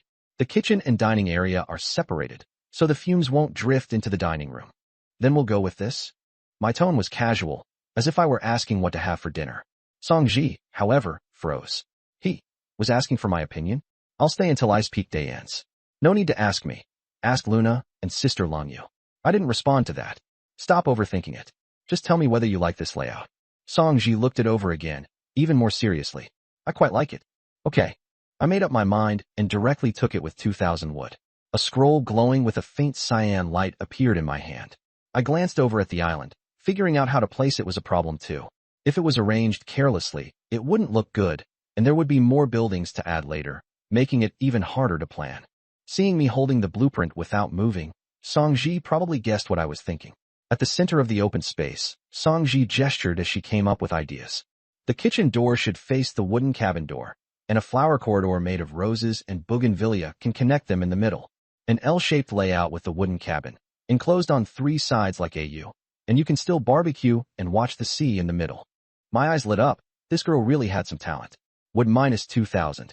The blueprint turned into a beam of white light shooting into the sky, and planks and beams flew everywhere, with mortise and tenon joints snapping together with clacking sounds. A delicate L-shaped kitchen visibly rose from the ground. Song-ji was stunned, though unfortunately, it wasn't built by her own hands. The next second, the Harbor City chat channel was flooded again. Congratulations to the summer team for breaking 100 building points for the first time. Reward, 5 attribute pillboxes, 1 automatic defense arrow tower blueprint. My friends list was instantly bombarded, all of them coming for the arrow tower. Too lazy to bother with that. Let's get the kitchen sorted first. At that moment, Luna poked her head out from the second floor. Wow, senior. Is this the kitchen? Thud, thud, thud. Like a little rabbit, she dashed downstairs, and the moment she pushed the door open, a wave of heat hit her in the face. It was scorching hot. The sand felt like a red-hot iron plate. At a glance, she saw the wilted little octopus biscuit, and her heart went out to it as she scooped it into her arms. Big sister hug. Her black-stockinged little feet tentatively stepped outward. Hiss. Then she jerked back as if electrocuted, looking at me pitifully. Senior, carry me over, okay? Helpless, I walked over in a few steps and gave her and the little octopus a princess carry. Luna was so petite she was almost weightless, her head resting against my chest. The 3 of us sized up the new kitchen together. Along the short side was a traditional brick stove, while the long side could seat 5 or 6 people in the dining area, and the 3 large windows provided excellent lighting. I installed the thermostat, buzz, 22 degrees, instantly cool. Barefoot, Luna turned around in a circle and started planning. Put the cabinets in the corner, and the cookware and seasonings over here. Walking up to the dining table, she said very seriously, from now on, you'll sit in the main seat. Young Lu and Sister Lung, you will sit on either side of you. Xiaoji, this maid, will stand beside you and serve you. Song-ji was unhappy. Why do I have to stand? Luna folded her arms and leaned against me. Because you're a maid, of course. You still want to sit at the table? Or are you trying to climb into power? You. Song-ji's pretty face flushed red, and she couldn't manage to refute a single word. She looked at me aggrievedly, begging me to speak up for her. Luna instantly noticed, rose onto her tiptoes, hooked her arms around my neck, and planted a kiss on my lips with a loud smack. After kissing me, she even winked playfully at Song-ji. Ji, why are you staring so fixedly at my man? My heart jolted. Man, it's only the 2nd day, and she's already claimed me on the household register? Song-ji bristled. I didn't. Who wants to look at him? You still say you didn't? You were massaging my baby just now. My fists almost clenched hard enough to crack. First it was man, now it was baby. I pulled Luna off me and looked at the blushing Song-ji with a faint smile. Senior, go back to the cabin and rest first. Come back in half an hour. Song-ji froze for a moment, covering her mouth, her eyes carrying a hint of understanding. As soon as she pushed the door open and left, Luna instantly turned into a beast that had been uncaged. Hurry, hurry, hurry. Finally got rid of her. At the wooden house entrance, Xiaoling Yu came down from the 2nd floor. Xiaoji, weren't you guys going to renovate the kitchen? Song-ji looked unnatural. Mark and Xiaoli are doing it. Then let's go help. Song-ji sidestepped to block the doorway. Better not. Xiaoli is a little protective of her food. Xiaoling Yu was puzzled. Luna wasn't a little dog, so what food was she protecting? She directly pushed the door open. A wave of heat washed over, accompanied by a peculiar sizzling sound that made her ears burn. Like she'd been shocked, she slammed the door shut again. Turning around, She caught Song Ji shrugging helplessly. Without a word, the two headed back to the sofa. Song Ji leaned closer. Cold rain. Do you think Xiao Li's been hexed by Mark or something? Movies always have this plot. Hit by some love spell, personality changes completely. Like night and day. Xia Lingyu calmly countered with logic. Not a spell, it's classic love deficit. Someone starved for 20-something years, and then they get a taste of tomahawk steak. You think they wouldn't gorge themselves? Songji felt her skin crawl as goosebumps prickled. Does that mean we'll end up like her someday too? That depends on how good the steak is. Xia Lingyu's gaze turned knowing. If the flavor's that good, few can resist. Quietly, Songji swallowed down a bit of spit, still putting up a front. Not me. People have self-control, you know. Xia Lingyu chuckled. That's because you haven't had a taste yet. Think about it. We're on a remote, isolated island. Mark's got us holed up here. No classes, no work. Stripped of academics and careers, what's left gets amplified. Overwhelmingly. Songji fell silent, nodding. It all actually made terrifying sense. Then, Xia Lingyu suddenly leaned in and whispered mysteriously into her ear. You know what? Xiaoli bought 500 of those. Songji's eyes widened to the size of saucers. She said so herself? I accidentally saw it upstairs just now. An entire box, filled to the brim. Promise me, though, don't tell her it came from me. Shocked, then utterly stunned, Songji struggled with the sheer magnitude. 500. What even is that scale? An hour later, the world finally fell into silence. Songji fell asleep on the sofa and was woken by Xia Lingyu. Come on, let's go take a look. I pushed open the kitchen door and was opening the window to let some air in, turning back with a helpless smile. Senior sisters, lend a hand. Luna had already sat up, clutching the poor Bu tightly in her arms. The little octopus flailed its tentacles desperately in silent protest, but Luna paid it no mind at all. Xia Lingyu walked over, fanning in front of her nose in disgust, and helped her down from the dining table. Come on, go back to the room and take a shower. You're drenched in sweat. No way. I want my junior brother baby to carry me. Xia Lingyu and Song Ji both held their foreheads at the same time. There was no saving her. Xia Lingyu half-dragged, half-held her. Fine, fine. Your junior brother baby is here to carry you. Come with me. Only then was Luna helped away. In the huge kitchen, only I and Song Ji were left. I tilted my head toward the brand new long dining table. Go wipe down our dining table. The corner of Song Ji's eye twitched. She pulled out a tissue, grinding her back teeth. This table, are we still going to use it for eating in the future? I said matter-of-factly, of course. Isn't it fine as long as it's cleaned? Song Ji rolled her eyes hard in her heart. After fastening the last button, I exchanged a few wooden chairs from the trading house and sat down. By the way, this is for you. I handed over a book glowing with green light, the beginner cooking skill book. I just bought it while I had a moment. 3,000 resource points wasn't expensive. A gamified world really is nice. No matter how spoiled a rich girl is, once she's read a book like this, even the head chef from New Oriental has to stand aside. Song Ji took it in a daze, and the chibi little chef on the cover seemed to be mocking her. She bit her lip, unable to hold back her grievance. Master, can I not do these things? Xiaoli and Sister Lung, you are both so relaxed. Why is it only me? I nodded, very understanding. Making a campus beauty cook and wash dishes really is a bit much for you. A trace of hope had just flickered in Song Ji's heart. But the next sentence instantly extinguished the flame. How about this? You bring another woman onto the island who's about as pretty as you, and the kitchen will be hers to manage. Song Ji froze, huh? Isn't that just recruiting people? Someone as pretty as herself wasn't exactly easy to find. And then to trick someone onto this island, it sounded kind of perverted. But then she thought it over. A bright and annoying face popped into her mind. A glint flashed in Song Ji's eyes. Master, do you know the captain of the Hong Kong University basketball team cheer squad? An image immediately surfaced in my mind. A figure in an ultra-short skirt with long legs. Hong Kong University's #1 pair of legs, Su Yu. Top-tier looks, straight and shapely legs, and a ridiculously high turnaround rate. Su Yu? Are you close with her? Kind of, I guess. Song Ji smiled reluctantly. We took yoga classes together. Not just acquainted, they were practically sworn enemies. Back then, the two nearly tore each other's hair out over a freshly dumped rich air. In the end, Song Ji won, and a grudge was born. On the surface, they were yoga sisters. Behind each other's backs, they were secretly cursing one another. Trick that little bitch into my demon den. Song Ji discovered that her conscience didn't hurt at all. I was thinking about it too. Su Yu's looks and figure were beyond question. Overall, she was an easy 90+. The key was her talent. Contact her and ask clearly about her talent level first. Then it's a deal, master. Song Ji's eyes lit up. As long as I get her onto the island, I won't have to handle cooking anymore. Of course. Seeing her this eager, I suddenly became curious. Why are pretty girls always so resistant to going into the kitchen? Song Ji fell silent for a few seconds. I'm already this beautiful, so why should I go smell like cooking fumes? Washing dishes and cutting vegetables are so rough on the hands. The money for hand cream is enough for ordinary people to eat several good meals. Of course, she couldn't say that.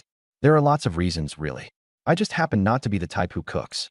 I smiled and didn't respond. To put it bluntly, she had never been beaten down by reality and still hadn't figured out her place. I couldn't be bothered to dig deeper. Don't think that far ahead for now.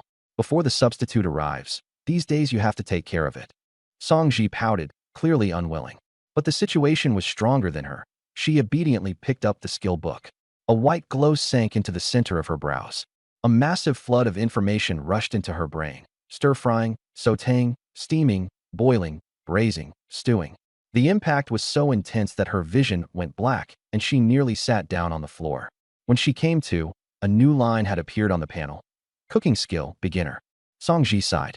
The beauty queen of Hong Kong University was actually about to degenerate into a cook. Feeling better?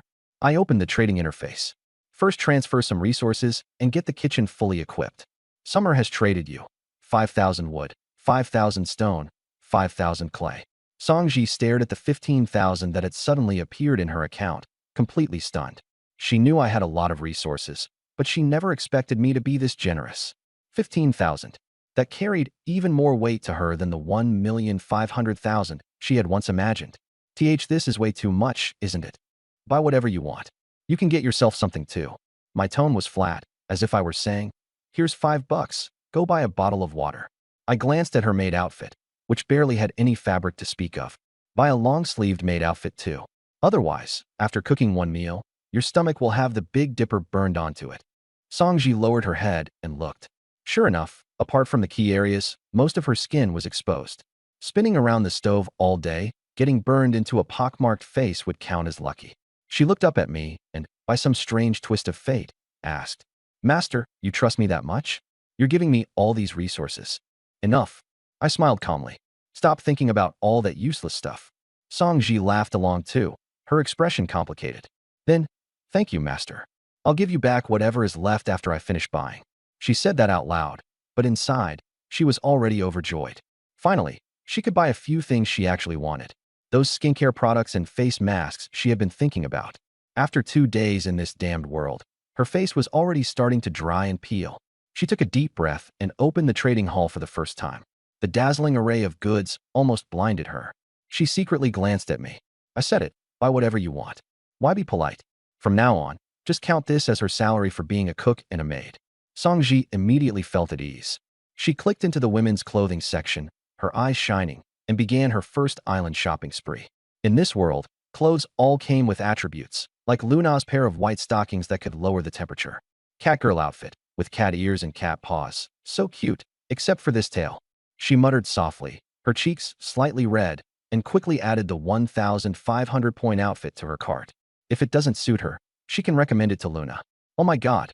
Mermaid Tear Essence 2 hours of moisturizing. 1,000 resources? So expensive. But buy it. Looking at her balance of 15,000, she was full of bold confidence. Everything she had hesitated to buy before, she swept into the cart. Watching her shop so intently, I felt much more at ease. Women really can't resist the magic of shopping, after all. And she even said she'd return the extra resources to me? I'd bet that within 2 days, this woman would be crying and begging for more resources again. I had no feelings about resources. My real goal was to make this proud, high and mighty senior totally sink into luxury and never be able to leave it. Taking my eyes off her, I finally had time to look at the system rewards. With a thought, 5 ancient wooden boxes appeared before me. A tribute pill box. Let's see what good stuff we got this time. I opened the first one. Click. A refreshing medicinal aroma spread out, and just one whiff was enough to lift my spirits. In the center of the box lay a crimson pill the size of a longan. Congratulations, player. You have obtained Stamina Pill *1. Permanent +1 stamina. Great stuff. My eyes lit up. In this world, you can't level up, and attribute points are unbelievably precious. My stamina was only 4 points right now. Earlier, After sparring with Lu Na in the kitchen for an hour, my lower back was already sore and weak. Although I'd won one round, I still felt a sense of crisis. As a man, how could he say he couldn't handle it? Stamina had to be increased. Without hesitation, I opened the remaining 4 boxes. Obtained 2 stamina pills, 2 strength pills. Not bad luck. 3 stamina pills and 2 strength pills. It was a pity there were no agility pills, but for now, strength and stamina were the most important. I picked up a stamina pill and swallowed it with my head tilted back. It melted the instant it entered my mouth, and a warm stream slid down my throat. Immediately after, a violent surge of energy exploded with a boom, sweeping through every limb and bone in my body. Ugh! I let out a muffled groan. My muscles felt like they were being pricked by steel needles, and the soreness and numbness almost made me cry out. My bones crackled and popped, and every inch of flesh and blood greedily absorbed the energy. I even felt my slightly hunched spine being forcibly straightened by an invisible force, vertebra by vertebra. Stamina increased by 1 point, current stamina, 5 points. The system notification sounded. I slowly straightened up, clenched my fists, and felt full of strength. The fatigue vanished in an instant. I could go 2 more rounds easily. 1 pill had that effect. I stared at the remaining 4 pills, breathing heavily. For a happier life in the future, I took them all. On the first floor of the wooden hut, Xiaolingyu had just finished bathing Lu Na and was wiping the blush from her skin. Lu Na lay lazily on the sofa like a cat, resting on those long black-stockinged legs. Xiaoli, you're being way too reckless. Being happy is all that matters. Lu Na casually posted a status update. 500 minus 2 is equal to 498. The comments section instantly exploded over this cryptic post from the million-follower goddess. Can you at least be mindful of the impact? Come on, Sister Lingyu. We're all adults. What's there to be afraid of? Lu Na leaned close to her ear. A junior like him, handsome, with a bit of a bad boy vibe, totally my type. Too bad he's a little thin. Xiaolingyu pinched her face. Then what do you think of that junior? Xiaolingyu froze for a moment. Calm, reliable, someone who could step up in critical moments. He's pretty good. This morning, that junior saved your life. Don't you want to repay him with your body, beautiful? Xiaolingyu flicked her forehead. What nonsense are you talking about? But ripples had already begun to stir in her heart. Back then, when Xiao SSS-level saved her once, she was utterly devoted to him. Mark saved her today too, but she didn't feel anything in particular. Could it really be because of their family backgrounds? Lu Na looked her straight in the eye. It's been 2 days. Has Xiao SSS-level looked for you? Sent you a message to ask whether you're alive or dead. What's there about a man like that you're still hung up on? Xiaoli, don't bring this up anymore. Xiaolingyu couldn't argue, and let out a sigh. In my junior year, after a class reunion, I went home alone and was dragged into the greenery by 2 drunk punks. Shangan happened to drive by and saved me, even taking a stab to the chest. We grew up together since we were little, so you could call us childhood sweethearts. Lu Na almost laughed out loud. This plot was way too melodramatic. How can you be so sure those 2 drunks weren't actors he paid for? So many rich second-generation heirs play this kind of hero-saving beauty game. Impossible. Xiaolingyu's voice, however, carried little force. Besides, if whoever saved me could make me utterly devoted, what kind of person would that make me? Lu Na sighed inwardly. It was over. A life-saving favor plus childhood sweethearts. There was no way to break through that double filter. But it didn't matter. Once they got to this island, this lady would make sure all that was pushed to the side. Just as she was about to fan the flames again, a panicked cry with tears in it suddenly came from the kitchen from Songji. Xiaoli, Sister Lingyu, come quick. Both of them sank in their hearts and rushed to the kitchen door. What happened? Did a sea beast land on the island? Songji's face was deathly pale. And no, it's Mark. He's almost done for. Lu Na rushed in barefoot. I was sprawled on the floor, my white shirt soaked through with sweat, my skin flushed red, my whole body convulsing and twitching like a fish out of water. Junior. Lu Na knelt down and pulled my head into her arms, tears gushing out instantly. Wow, what do we do? She reached out and touched my forehead, and it felt like being scalded by a branding iron.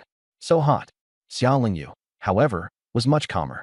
She glanced at the 5 empty wooden boxes on the table, then at my body. My muscles were becoming solid and full at a visible speed, and my originally slender frame was now sharply defined. This wasn't illness. It was a transformative strengthening. Xiaoli, don't cry. It's the pill strengthening his body. Xiaoji, go fetch some cold water to bring down the temperature. Xiaolingyu wanted me to lie flat, but Lu Na clung to me like a mother cat protecting her cub and refused to let go. The searing heat had even reddened the skin on her chest, yet she felt nothing, pressing her cheek against my forehead as she murmured, "Xiaoli, let go of him." Lu Na, eyes brimming with tears, was pulled away while constantly looking back. Xia Lingyu gave Song Ji a meaningful look. Song Ji crouched down and tried to pull at my shirt, but she couldn't undo the buttons. Clenching her teeth, she sizzle. In that instant, the air seemed to freeze. All three campus belles widened their eyes at once. Smooth chest muscles, clearly defined 8-pack abs, sexy V-lines. Every inch of it looked like a work of art. Song Ji's hand, holding the towel, froze in midair. Coming to her senses, she dipped it in cold water and wiped me down. When the towel brushed over my abs, her heart nearly leapt out of her chest. So sexy. Even Lu Na, who had just been crying so hard she could barely breathe, stopped crying. She subconsciously wiped her nose. She had a nosebleed. She didn't even care how embarrassing it was. While Xia Lingyu wasn't looking, she reached out a finger and poked the V-line. Oh my god, hard and soft at the same time, like steel wrapped in velvet. She wanted to explore lower, but Xia Lingyu grabbed her wrist. Go wipe your nosebleed first. Okay. Lu Na reluctantly withdrew her hand. How did you suddenly become so masculine? After another minute or two, my body temperature gradually subsided. I took a deep breath and suddenly opened my eyes. There was no trace of grogginess at all. Instead, I felt clearer and sharper than ever before. I sprang up into a sitting position with a single bounce. The three girls subconsciously stepped back half a pace. I glanced over and saw the shock, concern, and a hint of fascination on their faces. Then I looked down at my bare upper body and the torn-up shirt and instantly understood. I looked up at Lu Na, who was disheveled and had tissues stuffed in her nostrils, and frowned as I asked, "Senior, why aren't you wearing stockings?" Xia Lingyu and Song Ji exchanged a glance, both looking utterly helpless. Bro, she's not even wearing clothes. Lu Na didn't care at all. She threw herself into my arms with a wah. Wah, I thought you were going to die. With soft, fragrant warmth filling my arms, I patted her back. I won't die. Didn't you think I was too skinny? Take another look now. I lifted my arm and flexed, and my biceps immediately bulged. Sniffling, Lu Na pinched it and nodded emphatically. I like it. I smiled, stood up, and held out my arm to her. Come on, let me see if I can lift you with one hand. Huh. She blankly reached out her hand. I tightened my arm. Lu Na's whole body was lifted off the ground, and I effortlessly hoisted her up with one hand, then smoothly pulled her into a princess carry. Geez. Her pink fist thumped against my chest, only to bounce right back off my muscles. I held her and did a few standard squats. Slower, it's dangerous. But being supported by those strong arms, that feeling of weightlessness instead made her feel incredibly safe. She simply wrapped her arms around my neck and buried her face in the crook of my neck as she acted spoiled. Baby, you're not allowed to scare us like that again later. Song Ji also patted her chest and said, Master, you really scared us to death just now. Seeing their sincere concern, warmth spread through my heart. A false alarm. I set Lu Na down. Go put your clothes on first. She nodded obediently and pulled Xia Lingyu away, looking back every few steps as she left. Only Song Ji and I remained in the kitchen. The atmosphere instantly fell silent. Wiping the sweat from my face, I felt my body after its transformation. Song Ji looked at my bare upper body, her gaze evasive. Then, remembering something, she opened the marketplace panel, bit her lower lip, and bought a white t-shirt, 600 wood. She held the clothes and walked up to me, lowering her head as she handed them over. Senior, change into a different shirt. I didn't take it and asked softly, what did you just call me? Her heart gave a violent leap. She had just blurted out senior in a moment of panic. Master, I said it wrong. I found it amusing and didn't make things difficult for her. I took the t-shirt and slipped it on. As soon as the fabric pressed against my skin, it seemed this shirt was a little tight. Did you buy this in a smaller size? Songji looked up and saw that the t-shirt was stretched tightly over my body, but in just the right way. The perfect lean physique was outlined to the fullest, with full chest muscles and clearly defined abs, all unmistakably visible through the thin fabric. Thump, thump, thump. Songji felt as though her heart was about to leap out of her throat. Far from thinking it looked bad, she actually loved it to death. Should I change to a larger size? No need. This is fine. I rolled my shoulders a little. Check what we're having for lunch. Have them help you out later. Songji let out a breath of relief. If she were left to handle it alone, she was afraid she might set the kitchen on fire. Although she had beginner-level cooking skills, she was still a novice after all. Okay, I'll make a few home-style dishes. She agreed verbally, but her eyes couldn't help darting over me a few more times before she reluctantly slipped back into the kitchen. I leaned back in my chair and opened my friends list.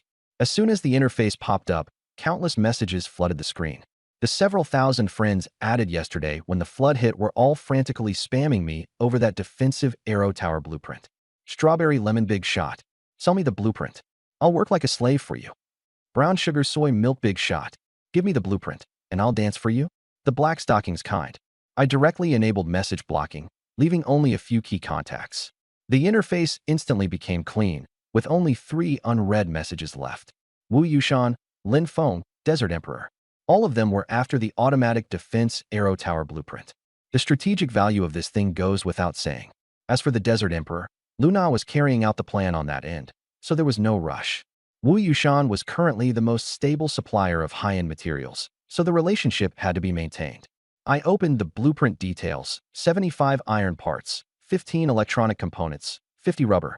A real conscience-friendly recipe, worthy of a system reward. I replied to Wu Yushan first. You want it too? He replied instantly. Yeah, big shot. Our island was ambushed by a mutated sea crab this morning. 4 of us barely killed it, and one of my brothers got injured. Name your price, we won't haggle. I didn't reply right away, and instead opened my conversation with Lin Feng. Selling the Arrow Tower blueprint. Boss says you can name your price. I sneered. Tang Xianyang wants the blueprint himself, but he has someone else pass the message? Does he really think he's the leader of the alliance? Not for sale. The other side fell silent for a few seconds, choked by my answer. Come on, bro. The boss says he's willing to trade sea hearts for it. Sea hearts? I raised an eyebrow. This was a core material for island upgrades. I had spent ages getting just 1, and upgrading to level 2 would require 50 of them. How many does he have? 5.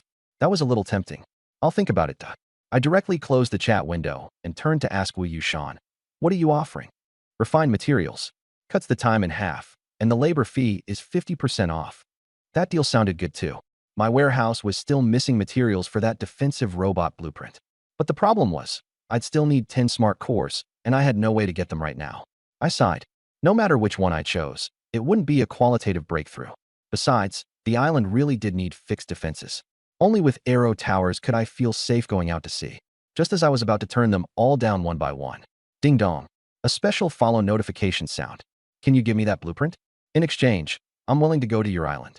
I can stay as long as you want. A smile curled at the corner of my mouth. This is a higher priority than selling it to anyone else. It's not easy to find a suitable goddess now. Miss this one, and with the current situation, she might be gone by tomorrow. Exchanging the blueprint for a person is a huge profit. Did he ask you that in person? On the other island. The smell of blood hung in the air. Lu Xiao was awake, his face pale, while Zhou Lin was still unconscious with a broken leg. It was Lu Xiao who took the initiative to bring it up. He saw Zhou Lin's broken leg, saw the announcement in the World Channel, and spoke up himself. Jingxi, make it clear to him. Lu Xiao said hoarsely, madness suppressed in his eyes. I want the blueprint, all the materials, and 50 liters of fresh water. At most, you can only stay until the Ice Feng Day ends. Bai Jingxi lowered her eyes and nodded. She repeated his exact words to me. At that moment in the morning, she had already made up her mind to leave. Even if it was only for one day, it was better than waiting here to die. Besides, if she went, Lu Xiao could survive, and Zhou Lin could also survive under the protection of the Arrow Tower. She comforted herself like this. He's getting a little greedy. I can give you the Arrow Tower, but fresh water can only be 5 liters. Also, when you leave, I make the call. Bai Jingxi was stunned for a moment. 5 liters, that was enough too. She didn't tell Lu Xiao, afraid he would resist. Once I go there, even if he doesn't agree, he'll have to. As for the second sentence, she never intended to come back in the first place. That suited her just fine. Okay. She took half a bottle of water from her backpack and fed it to Lu Xiao, then said softly, Lu Xiao, in the past, I never did anything to betray you. Lu Xiao interrupted her, closed his eyes, and forced out a smile uglier than crying. No need to say more. I believe you. I let you go not just for you, but for Zhou Lin, and for the captain. As long as there's still me in your heart, that's enough. After saying that, he gave a self-mocking, cold laugh. He personally sent his girlfriend to another man and still said he believed her. What the hell a joke. Yesterday, when he watched me blow Hu Ming's head apart with one arrow, he was still gloating. Karma came fast. The only consolation was, he had only lost his dignity and his woman, not his life. Su Kong, standing nearby, understood. The look he gave Lu Xiao was full of contempt, but he didn't say anything. The temptation of the Arrow Tower plus 50 liters of water was far greater than a beauty. Su Kong said with a half-smile. Jingxi, when you get to the Big Shots Island, don't forget about us. Bai Jingxi ignored him.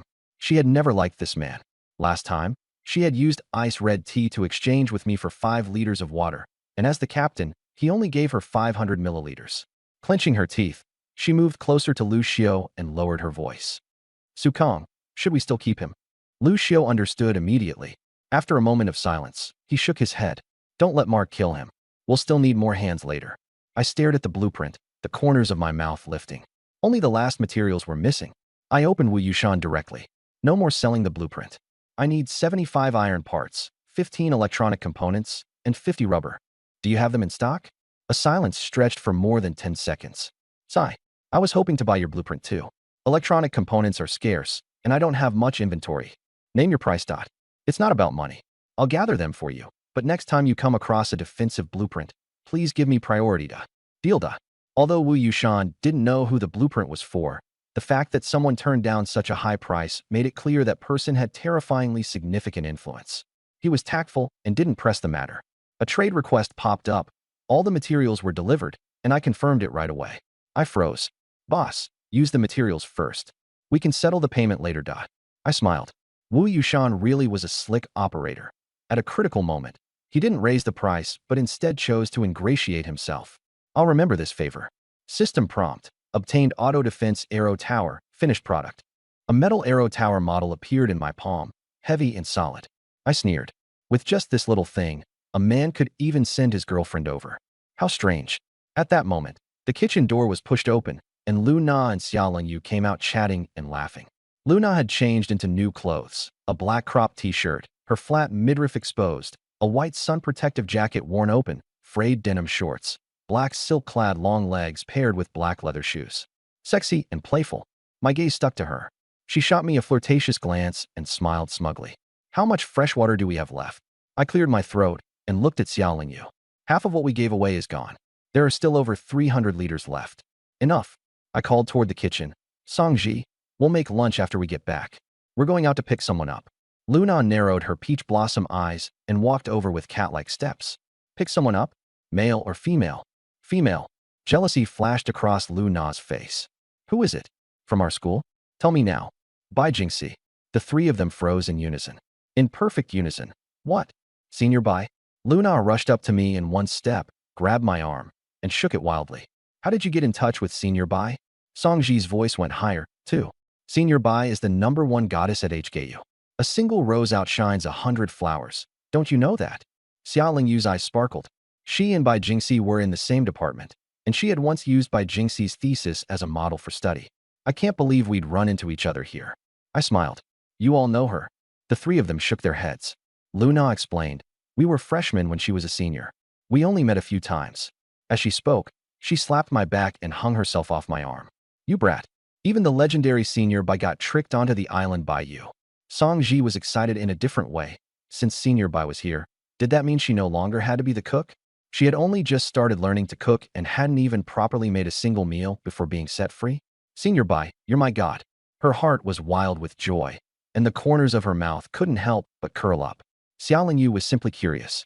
The group arrived at the beach. I exchanged a look with Bai Shui on Luna's shoulder. The little, chubby creature kicked off with a flick and turned into a pink streak of light, plop, diving into the sea. With a flash of pink light, a sleek pink cruise ship appeared out of nowhere. Luna was the first to run up the gangway. Xia Lingyu and Song Ji were leaving the island for the first time.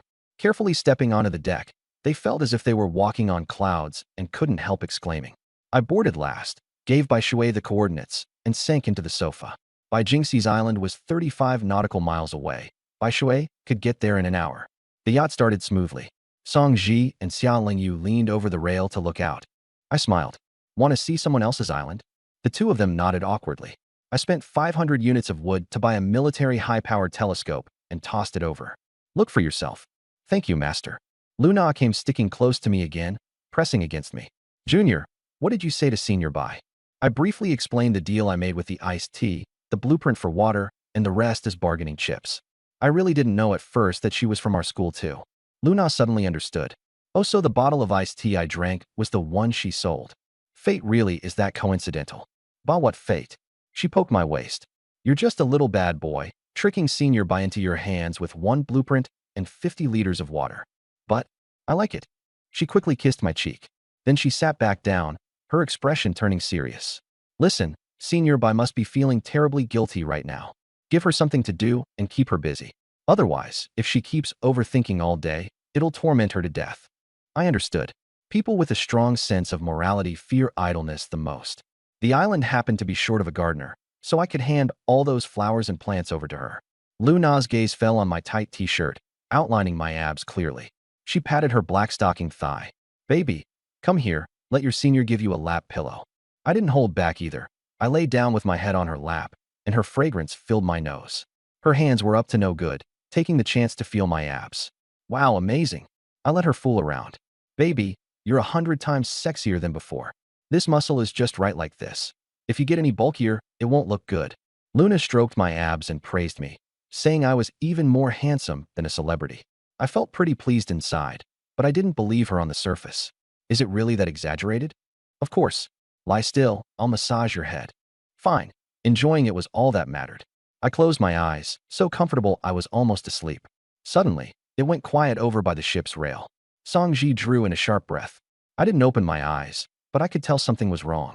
She handed the binoculars to Xia Lengyu, her hands trembling. A tiny island had been spotted. For square meters, barren, covered in gravel. There were 4 people on the island. No, to be precise, 4 corpses. 3 were lying stiffly, skin and bones, their eye sockets sunken in. The last one was still sitting there, head hanging down over his chest. His lips were dark purple, died of thirst. There was nothing on the entire island except the bodies. No buildings, no food, no water. Only bone-deep despair. Song Ji's arms went weak.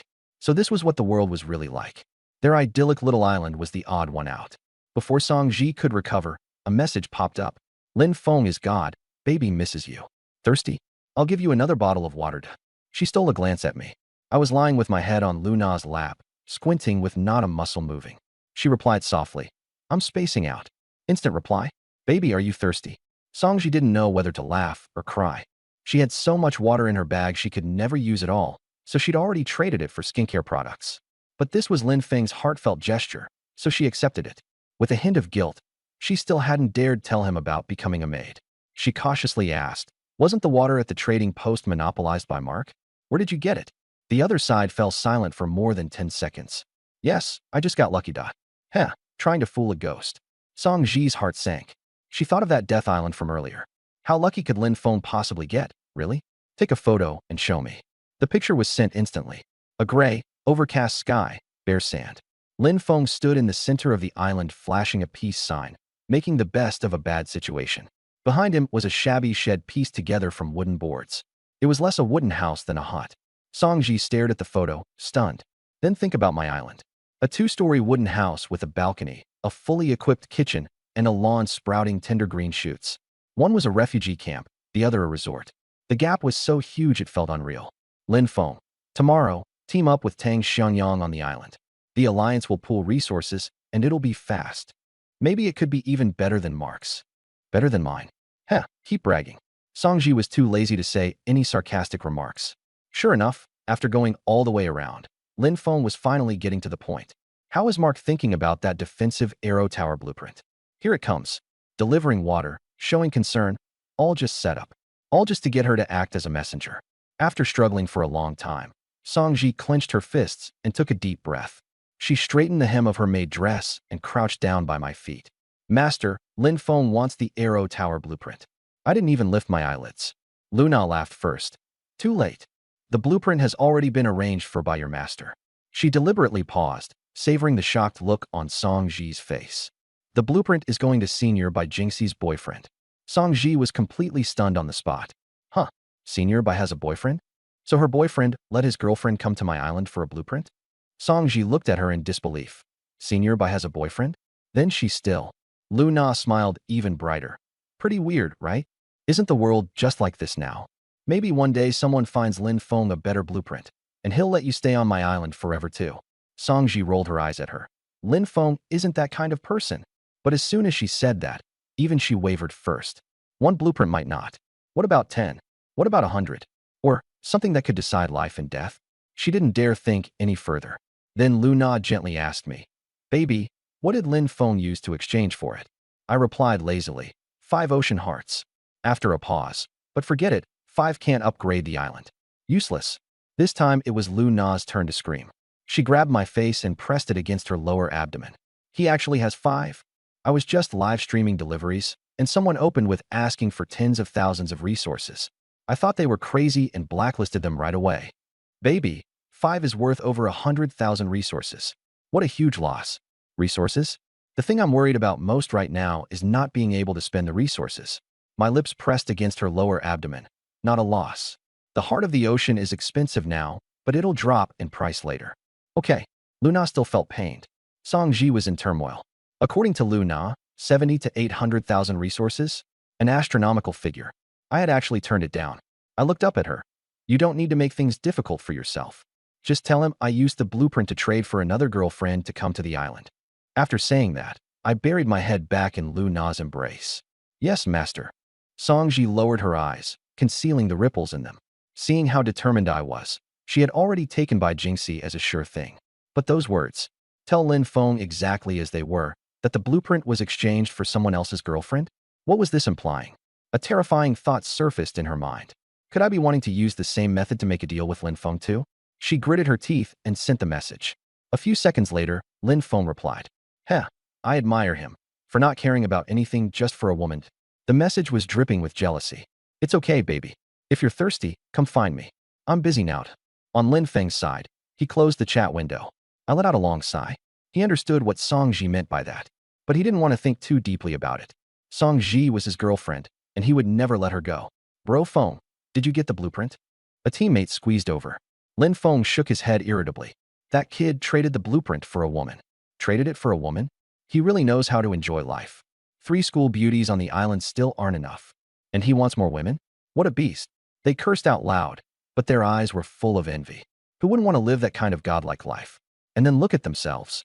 4 stinking men squeezed into a broken shack. Sweat and foot odor everywhere, 10,000 times worse than the dorms. Damn it. This damn Mark. 5 ocean hearts, and he still doesn't want them? Has he never seen a woman in his life? Stop arguing. Lin Feng waved his hand and dialed Tang Xiangyang on voice chat. "Brother Yang, the blueprint's gone. Mark took it to trade for a woman." Tang Xiangyang was silent for 2 seconds, then chuckled. "Traded for a woman? Trying to build a harem? Do you know who he traded it to?" "How would I know?" Tang Xiangyang's voice turned cold. "Go ask around. We can't afford to offend Mark. But others? Not necessarily." Lin Feng's heart skipped a beat. "Brother Yang, you mean?" Tang Xiangyang lowered his voice, his tone ruthless. "Take it. He used the blueprint to trade for someone else's girlfriend, so that person must be hoping Mark would disappear. But he himself can't bring himself to do it. So let's help him clean up the mess." Inside the cabin, my eyelids twitched, and I woke up. When I opened my eyes, I saw 3 stunning faces. Luna was looking down at me, her eyelashes blinking again and again. Song Ji and Xia Lengyu were chatting nearby, with the coffee table covered in snacks. For a moment, it felt like I was back in my college dorm on a weekend afternoon. "Baby, you're awake?" Luna pressed a sweet kiss to my forehead. I yawned and sat up, my knuckles popping. So comfortable. To open my eyes and see 3 campus bells. What a heavenly life. "We're almost there, right?" Songji asked. "Do we need to prepare anything?" "No need to put on a welcome party. Just buy a clean set of clothes. The first thing you'll want to do after boarding is definitely take a shower." After being roasted by the scorching sun for 2 days, Bai Jingxi probably wanted to scrub off a layer of skin. "Okay, master." Songji immediately started picking one out. A black sleeveless waist cinching dress, simple and elegant. It also came with a pair of black thigh-high stockings. Brand new clothes appeared out of thin air. Xiaolanyu picked it up. "Xiaoji has such great taste." Songji was delighted by the praise and turned to look at her. "Sister Lanyu, should I buy you a set too?" Xiaolanyu blushed. "No need. Where would the resources come from?" Songji subconsciously glanced at me, lowering her voice a little, with a hint of bragging. "Master gave them to me." Luna's ears immediately twitched. Damn it. The junior secretly gave the little maid special treatment behind my back. Her gaze locked onto my black tight t-shirt. "Oh, so that's why this junior's clothes are so tight. You bought them too, little maid, didn't you?" I looked down. The muscle lines were outlined perfectly clear. Does it not look good? That's a huge problem. Luna sprang to her feet and put her hands on her hips. Men should dress modestly and understatedly, got it? Junior's build is just right. Wearing a loose white shirt with the sea breeze lifting the hem. That's what you call a hazy, youthful vibe. She poked my arm. Look at this one. What's the difference between this and a gym macho? Add a big gold chain and shave your head, and you'd be a street thug collecting protection money, standing right on the street. I chuckled to myself. Too exaggerated. But Luna likes a youthful vibe, which fits her personality. Songji was not the least bit intimidated by her. As long as the master likes it, what's the use of you saying anymore? Luna folded her arms. This is a matter of taste. Besides, the one you picked for senior sister Bai is way too innocent, like a college freshman just starting school. Songji was stunned. Shouldn't clothes make you look younger? What woman wouldn't want to be praised for looking like a college student? Then what should senior sister Bai wear, in your opinion? Luna scrolled through the trading panel in one go. A black halter-neck dress, off-shoulder and backless, with a deep V in front. See? This is what sexy seduction looks like. She even brought it over to demonstrate in front of Xia Lenyu. This one suits Sister Lenyu too. Xia Lenyu's face turned beet red. The dress was beautiful, but it was just too revealing. Her family upbringing was strict, and even looking at a deep V style made her shy. She waved her hands repeatedly. I still think the one Xiaoji picked suits me better. Seeing her ally switch sides, Luna turned to me. She puffed up sadly and came over to shake my arm. Baby, tell me, do you like a white shirt better or a fitted t-shirt? I looked at her spoiled expression and couldn't help laughing. Actually, what both of them said made sense. But when I looked into Luna's big eyes that seemed to say pick me, my heart softened. The white shirt then. After a pause, but it depends on the occasion. Didn't a few of the buttons fly off in the kitchen just now? Luna didn't care about the details at all. She only heard the answer she wanted to hear. She immediately let out a yay, turned around smugly to glare at Songji, and lifted her chin high. See that? Songji refused to back down. Sister Cold Rain is still on my side too. All right, you two senior ladies. I was afraid they'd never stop. Keep both outfits and let Senior Bai choose for herself. Only then did this battle of aesthetics come to an end. The two girls glared at each other. They placed the clothes side by side in the most conspicuous spot on the coffee table. Neither of them was willing to back down. The yacht sailed for a few more minutes. I stood up and glanced through the porthole. A tiny black dot on the horizon quickly grew larger. We'd arrived. Come on, get on deck. The four of us stood side by side at the bow, with the sea breeze blowing. We looked like immortals descending from heaven. The island was getting closer and closer. A rundown shack. Two men lying unconscious in the sand, and under the shack sat a man and a woman. That woman was Bai Jingxi.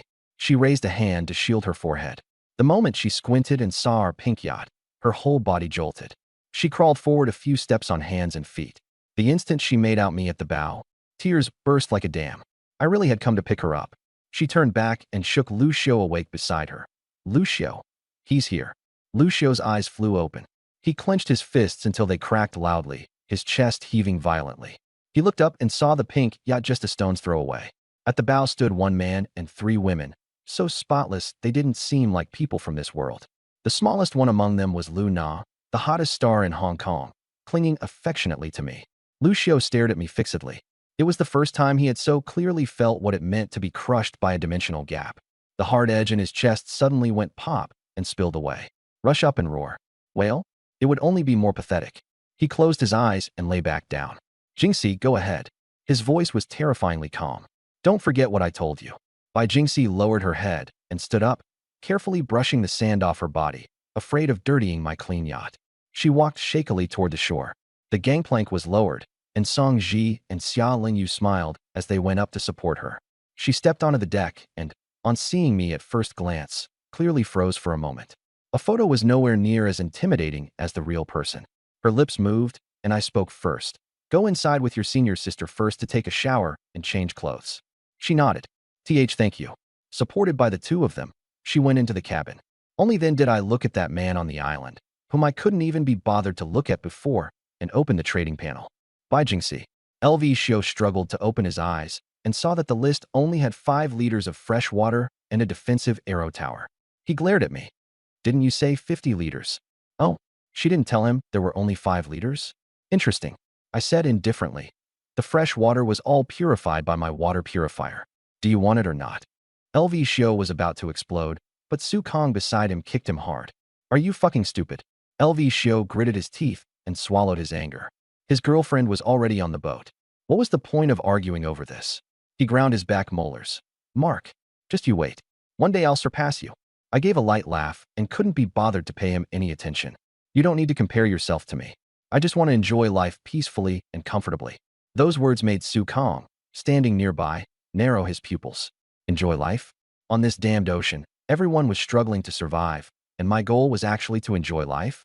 Su Kong immediately stepped forward, lowering his posture as much as possible. Boss Mark, I want to form an island alliance. Could you invest a little resource in us?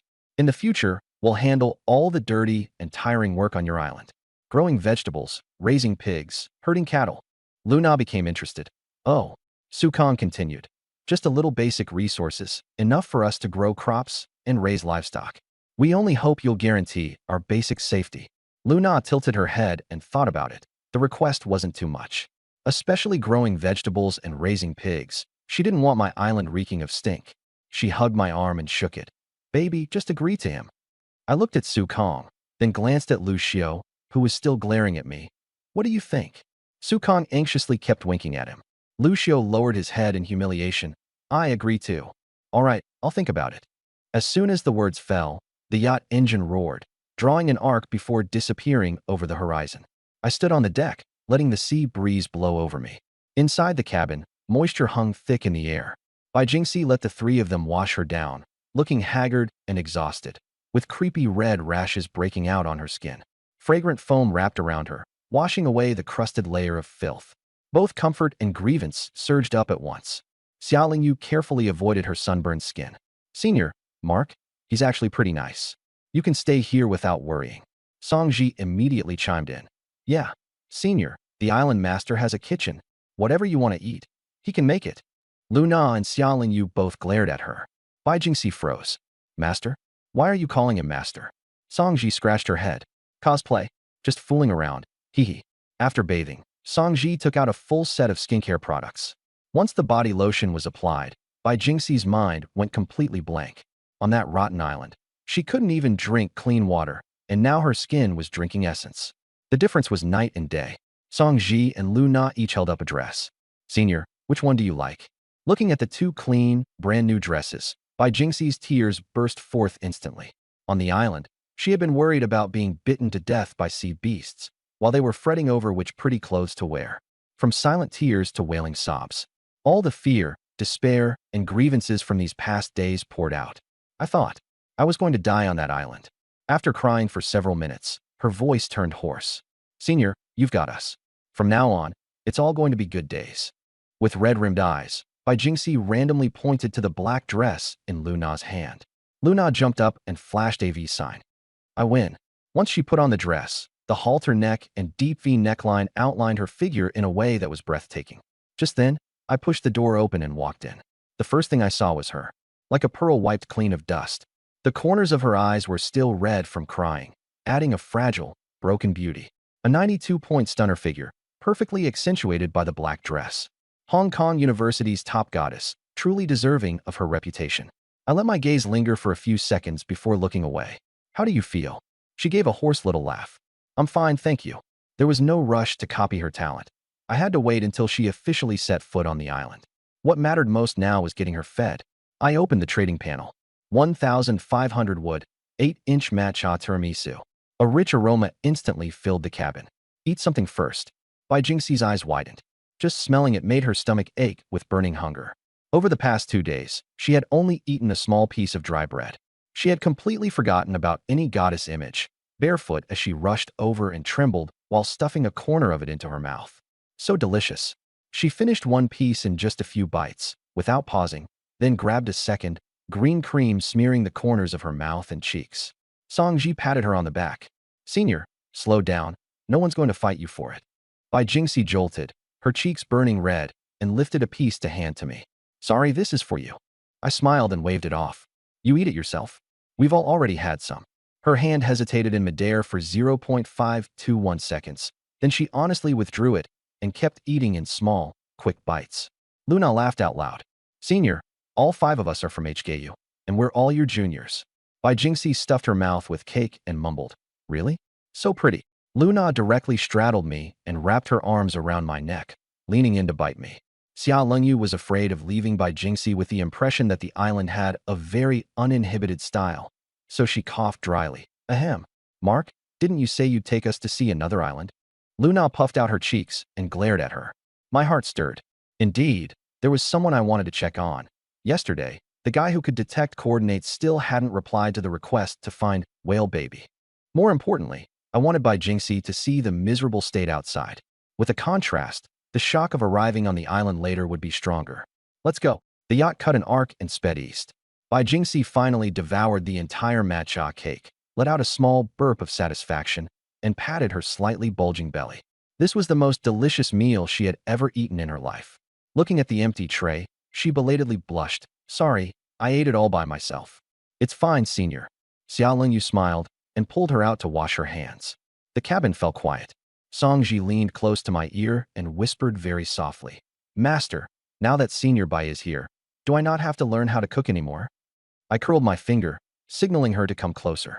She froze. Any closer, and we'd be face to face, but still obediently leaned in. I said quietly, what I meant was, you brought one more person to share the housework.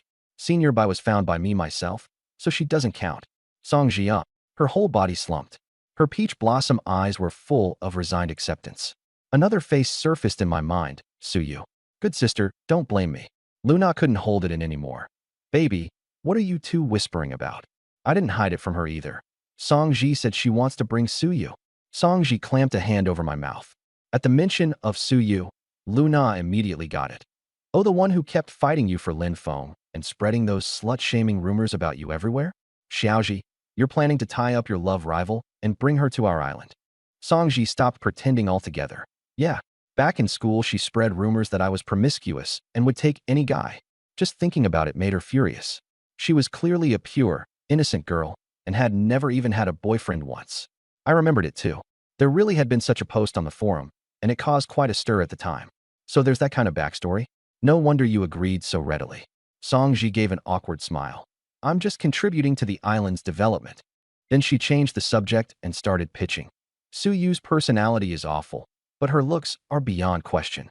The master will definitely like her. Luna rubbed her hands together. Then have you added her as a friend? When do we make our move? Pa. I flicked Luna on the forehead. Make a move? You make it sound like we're bandits. Rubbing her little head, Luna muttered.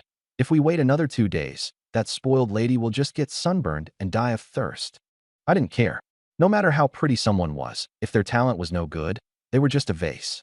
Besides, if she was dead, there wouldn't even be a chance to ask about her talent. I looked at Songji. Senior, hurry up. In the vast sea, the only way to find someone was to flood the regional channel. Just then, Bai Jingxi returned to the cabin. After washing her face and eating something, her complexion looked much rosier. She sat on the couch, her hands fidgeting nervously. So you're my direct junior? Yep, it's a small world after all. Luna chuckled. Senior, the legendary campus goddess of HKU. You're still a hot topic at school. Bai Jingxi gave a self-deprecating smile. What good is being the top goddess? She couldn't even get herself a drink of water. She turned to me. Junior, I really appreciate the help over these past few days. I gave her a once-over. No need to be so formal, senior. But coming to my island comes with conditions. The atmosphere in the cabin shifted instantly. Luna's smile froze, and her elbow nudged my side. What's this guy doing? Wasn't the plan to settle her down first and talk terms later? Songji shifted uneasily. She probably figured it out. The island only had one man. Yet the senior had just stepped onto the boat. Bai Jingxi wasn't naive. After years of navigating through society, she caught the implication immediately. Her hands clenched tightly, and the pale face of her boyfriend, Lu Xiao, flashed briefly in her memory. Her cheeks flushed red, her breathing quickened, and her voice came out in barely more than a whisper. Just tell me. As long as it's not too much. The campus legend who had been idolized for years now avoided my gaze, her eyes darting nervously. I had to hold back a chuckle. This was just a test, to see where her limits lay. I wasn't here because of her looks. What I wanted was her F-grade talent. Do I really need to spell it out for you? My gaze slid from her face down to her neck. Bai Jingxi instinctively lowered her head. The curve of her chest restricted her view, leaving only a shadowy depth in sight. Her face instantly turned red. Don't do this. Okay, senior. That's your problem, not mine. I interrupted her. Luna was freaking out on the side, frantically shooting me looks. Know your limits. Watch your limits. I ignored it completely. If you want to get on my island, either accept the conditions or I'll send you back right now. Luna froze. This guy was serious? Suddenly, a thought flashed through her mind like lightning. Her expression changed from shock to a strange look that was half wanting to laugh and half afraid to. And she covered her mouth, her shoulders shaking nonstop. You're such a bad guy. Songji glanced at Bai Jingxi, and after a few seconds, a smile also spread across her face. The two of them understood. But Bai Jingxi was in a fierce inner struggle. Go back. Back to that shabby 4 square meter island. Keep getting sunburned and peeling? Starve? No, I don't want to. The half hour of paradise just now had already made it impossible for me to go back. But what about Elvicio? Forget it. At worst, I'll just hide it from him. Her head nodded uncontrollably.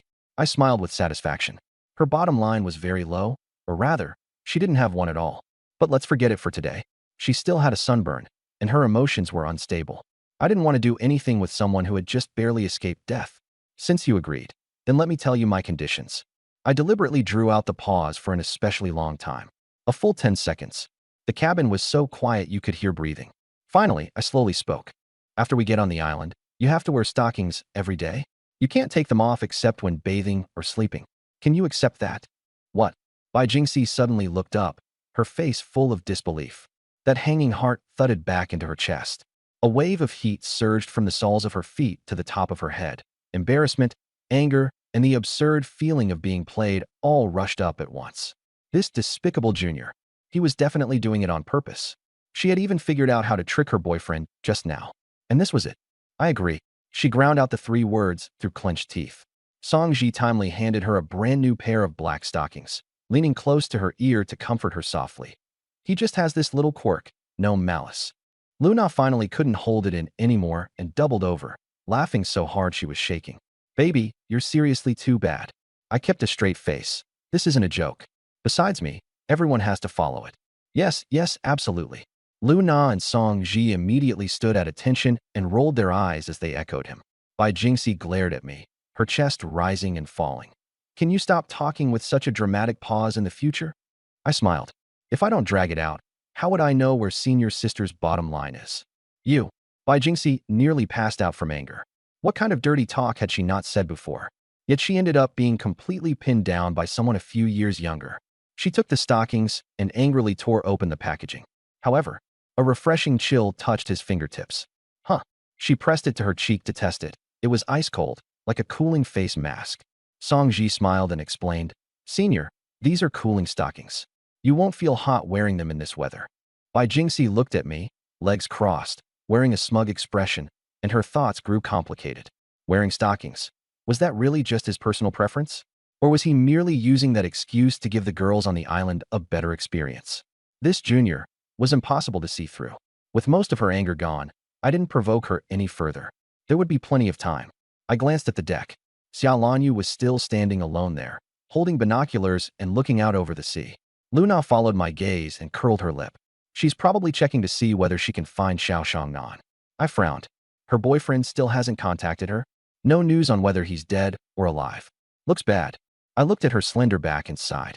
Among the girls on the island, Songji had already been secured, and I had an 80 or 90% chance with Senior Bai. Only Xiao Lanyu still seemed like an outsider. Talk to her more when you have time. Luna gave me a sidelong glance. Don't worry, I get it. Just as she finished speaking, Xiao Lanyu on the deck suddenly turned around, her expression tense. Come out and look. There's something unusual in the sea over there. Several people immediately rushed out of the cabin. I walked over. What's wrong? She handed over the binoculars and pointed into the distance. Over there, there's a huge black fog. I took the binoculars and adjusted the focus.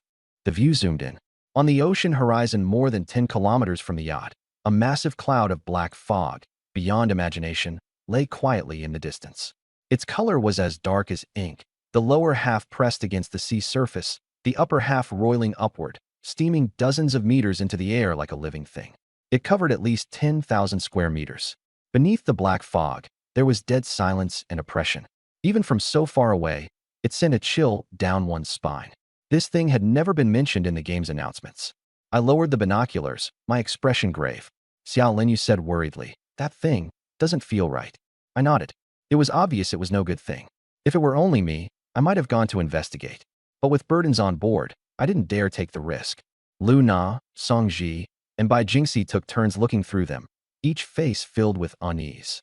The relaxed mood brought on by the abundance of supplies was instantly swept away. The danger of this world might have only just begun to reveal a tiny corner. The yacht adjusted course, circled around the black fog, and continued forward. A few more minutes passed. The outline of a small island appeared in sight. It was a yellow island. Its entire surface was a withered yellow, as if it had been scorched by raging fire countless times. There wasn't a single trace of green, and it was filled with a sense of death.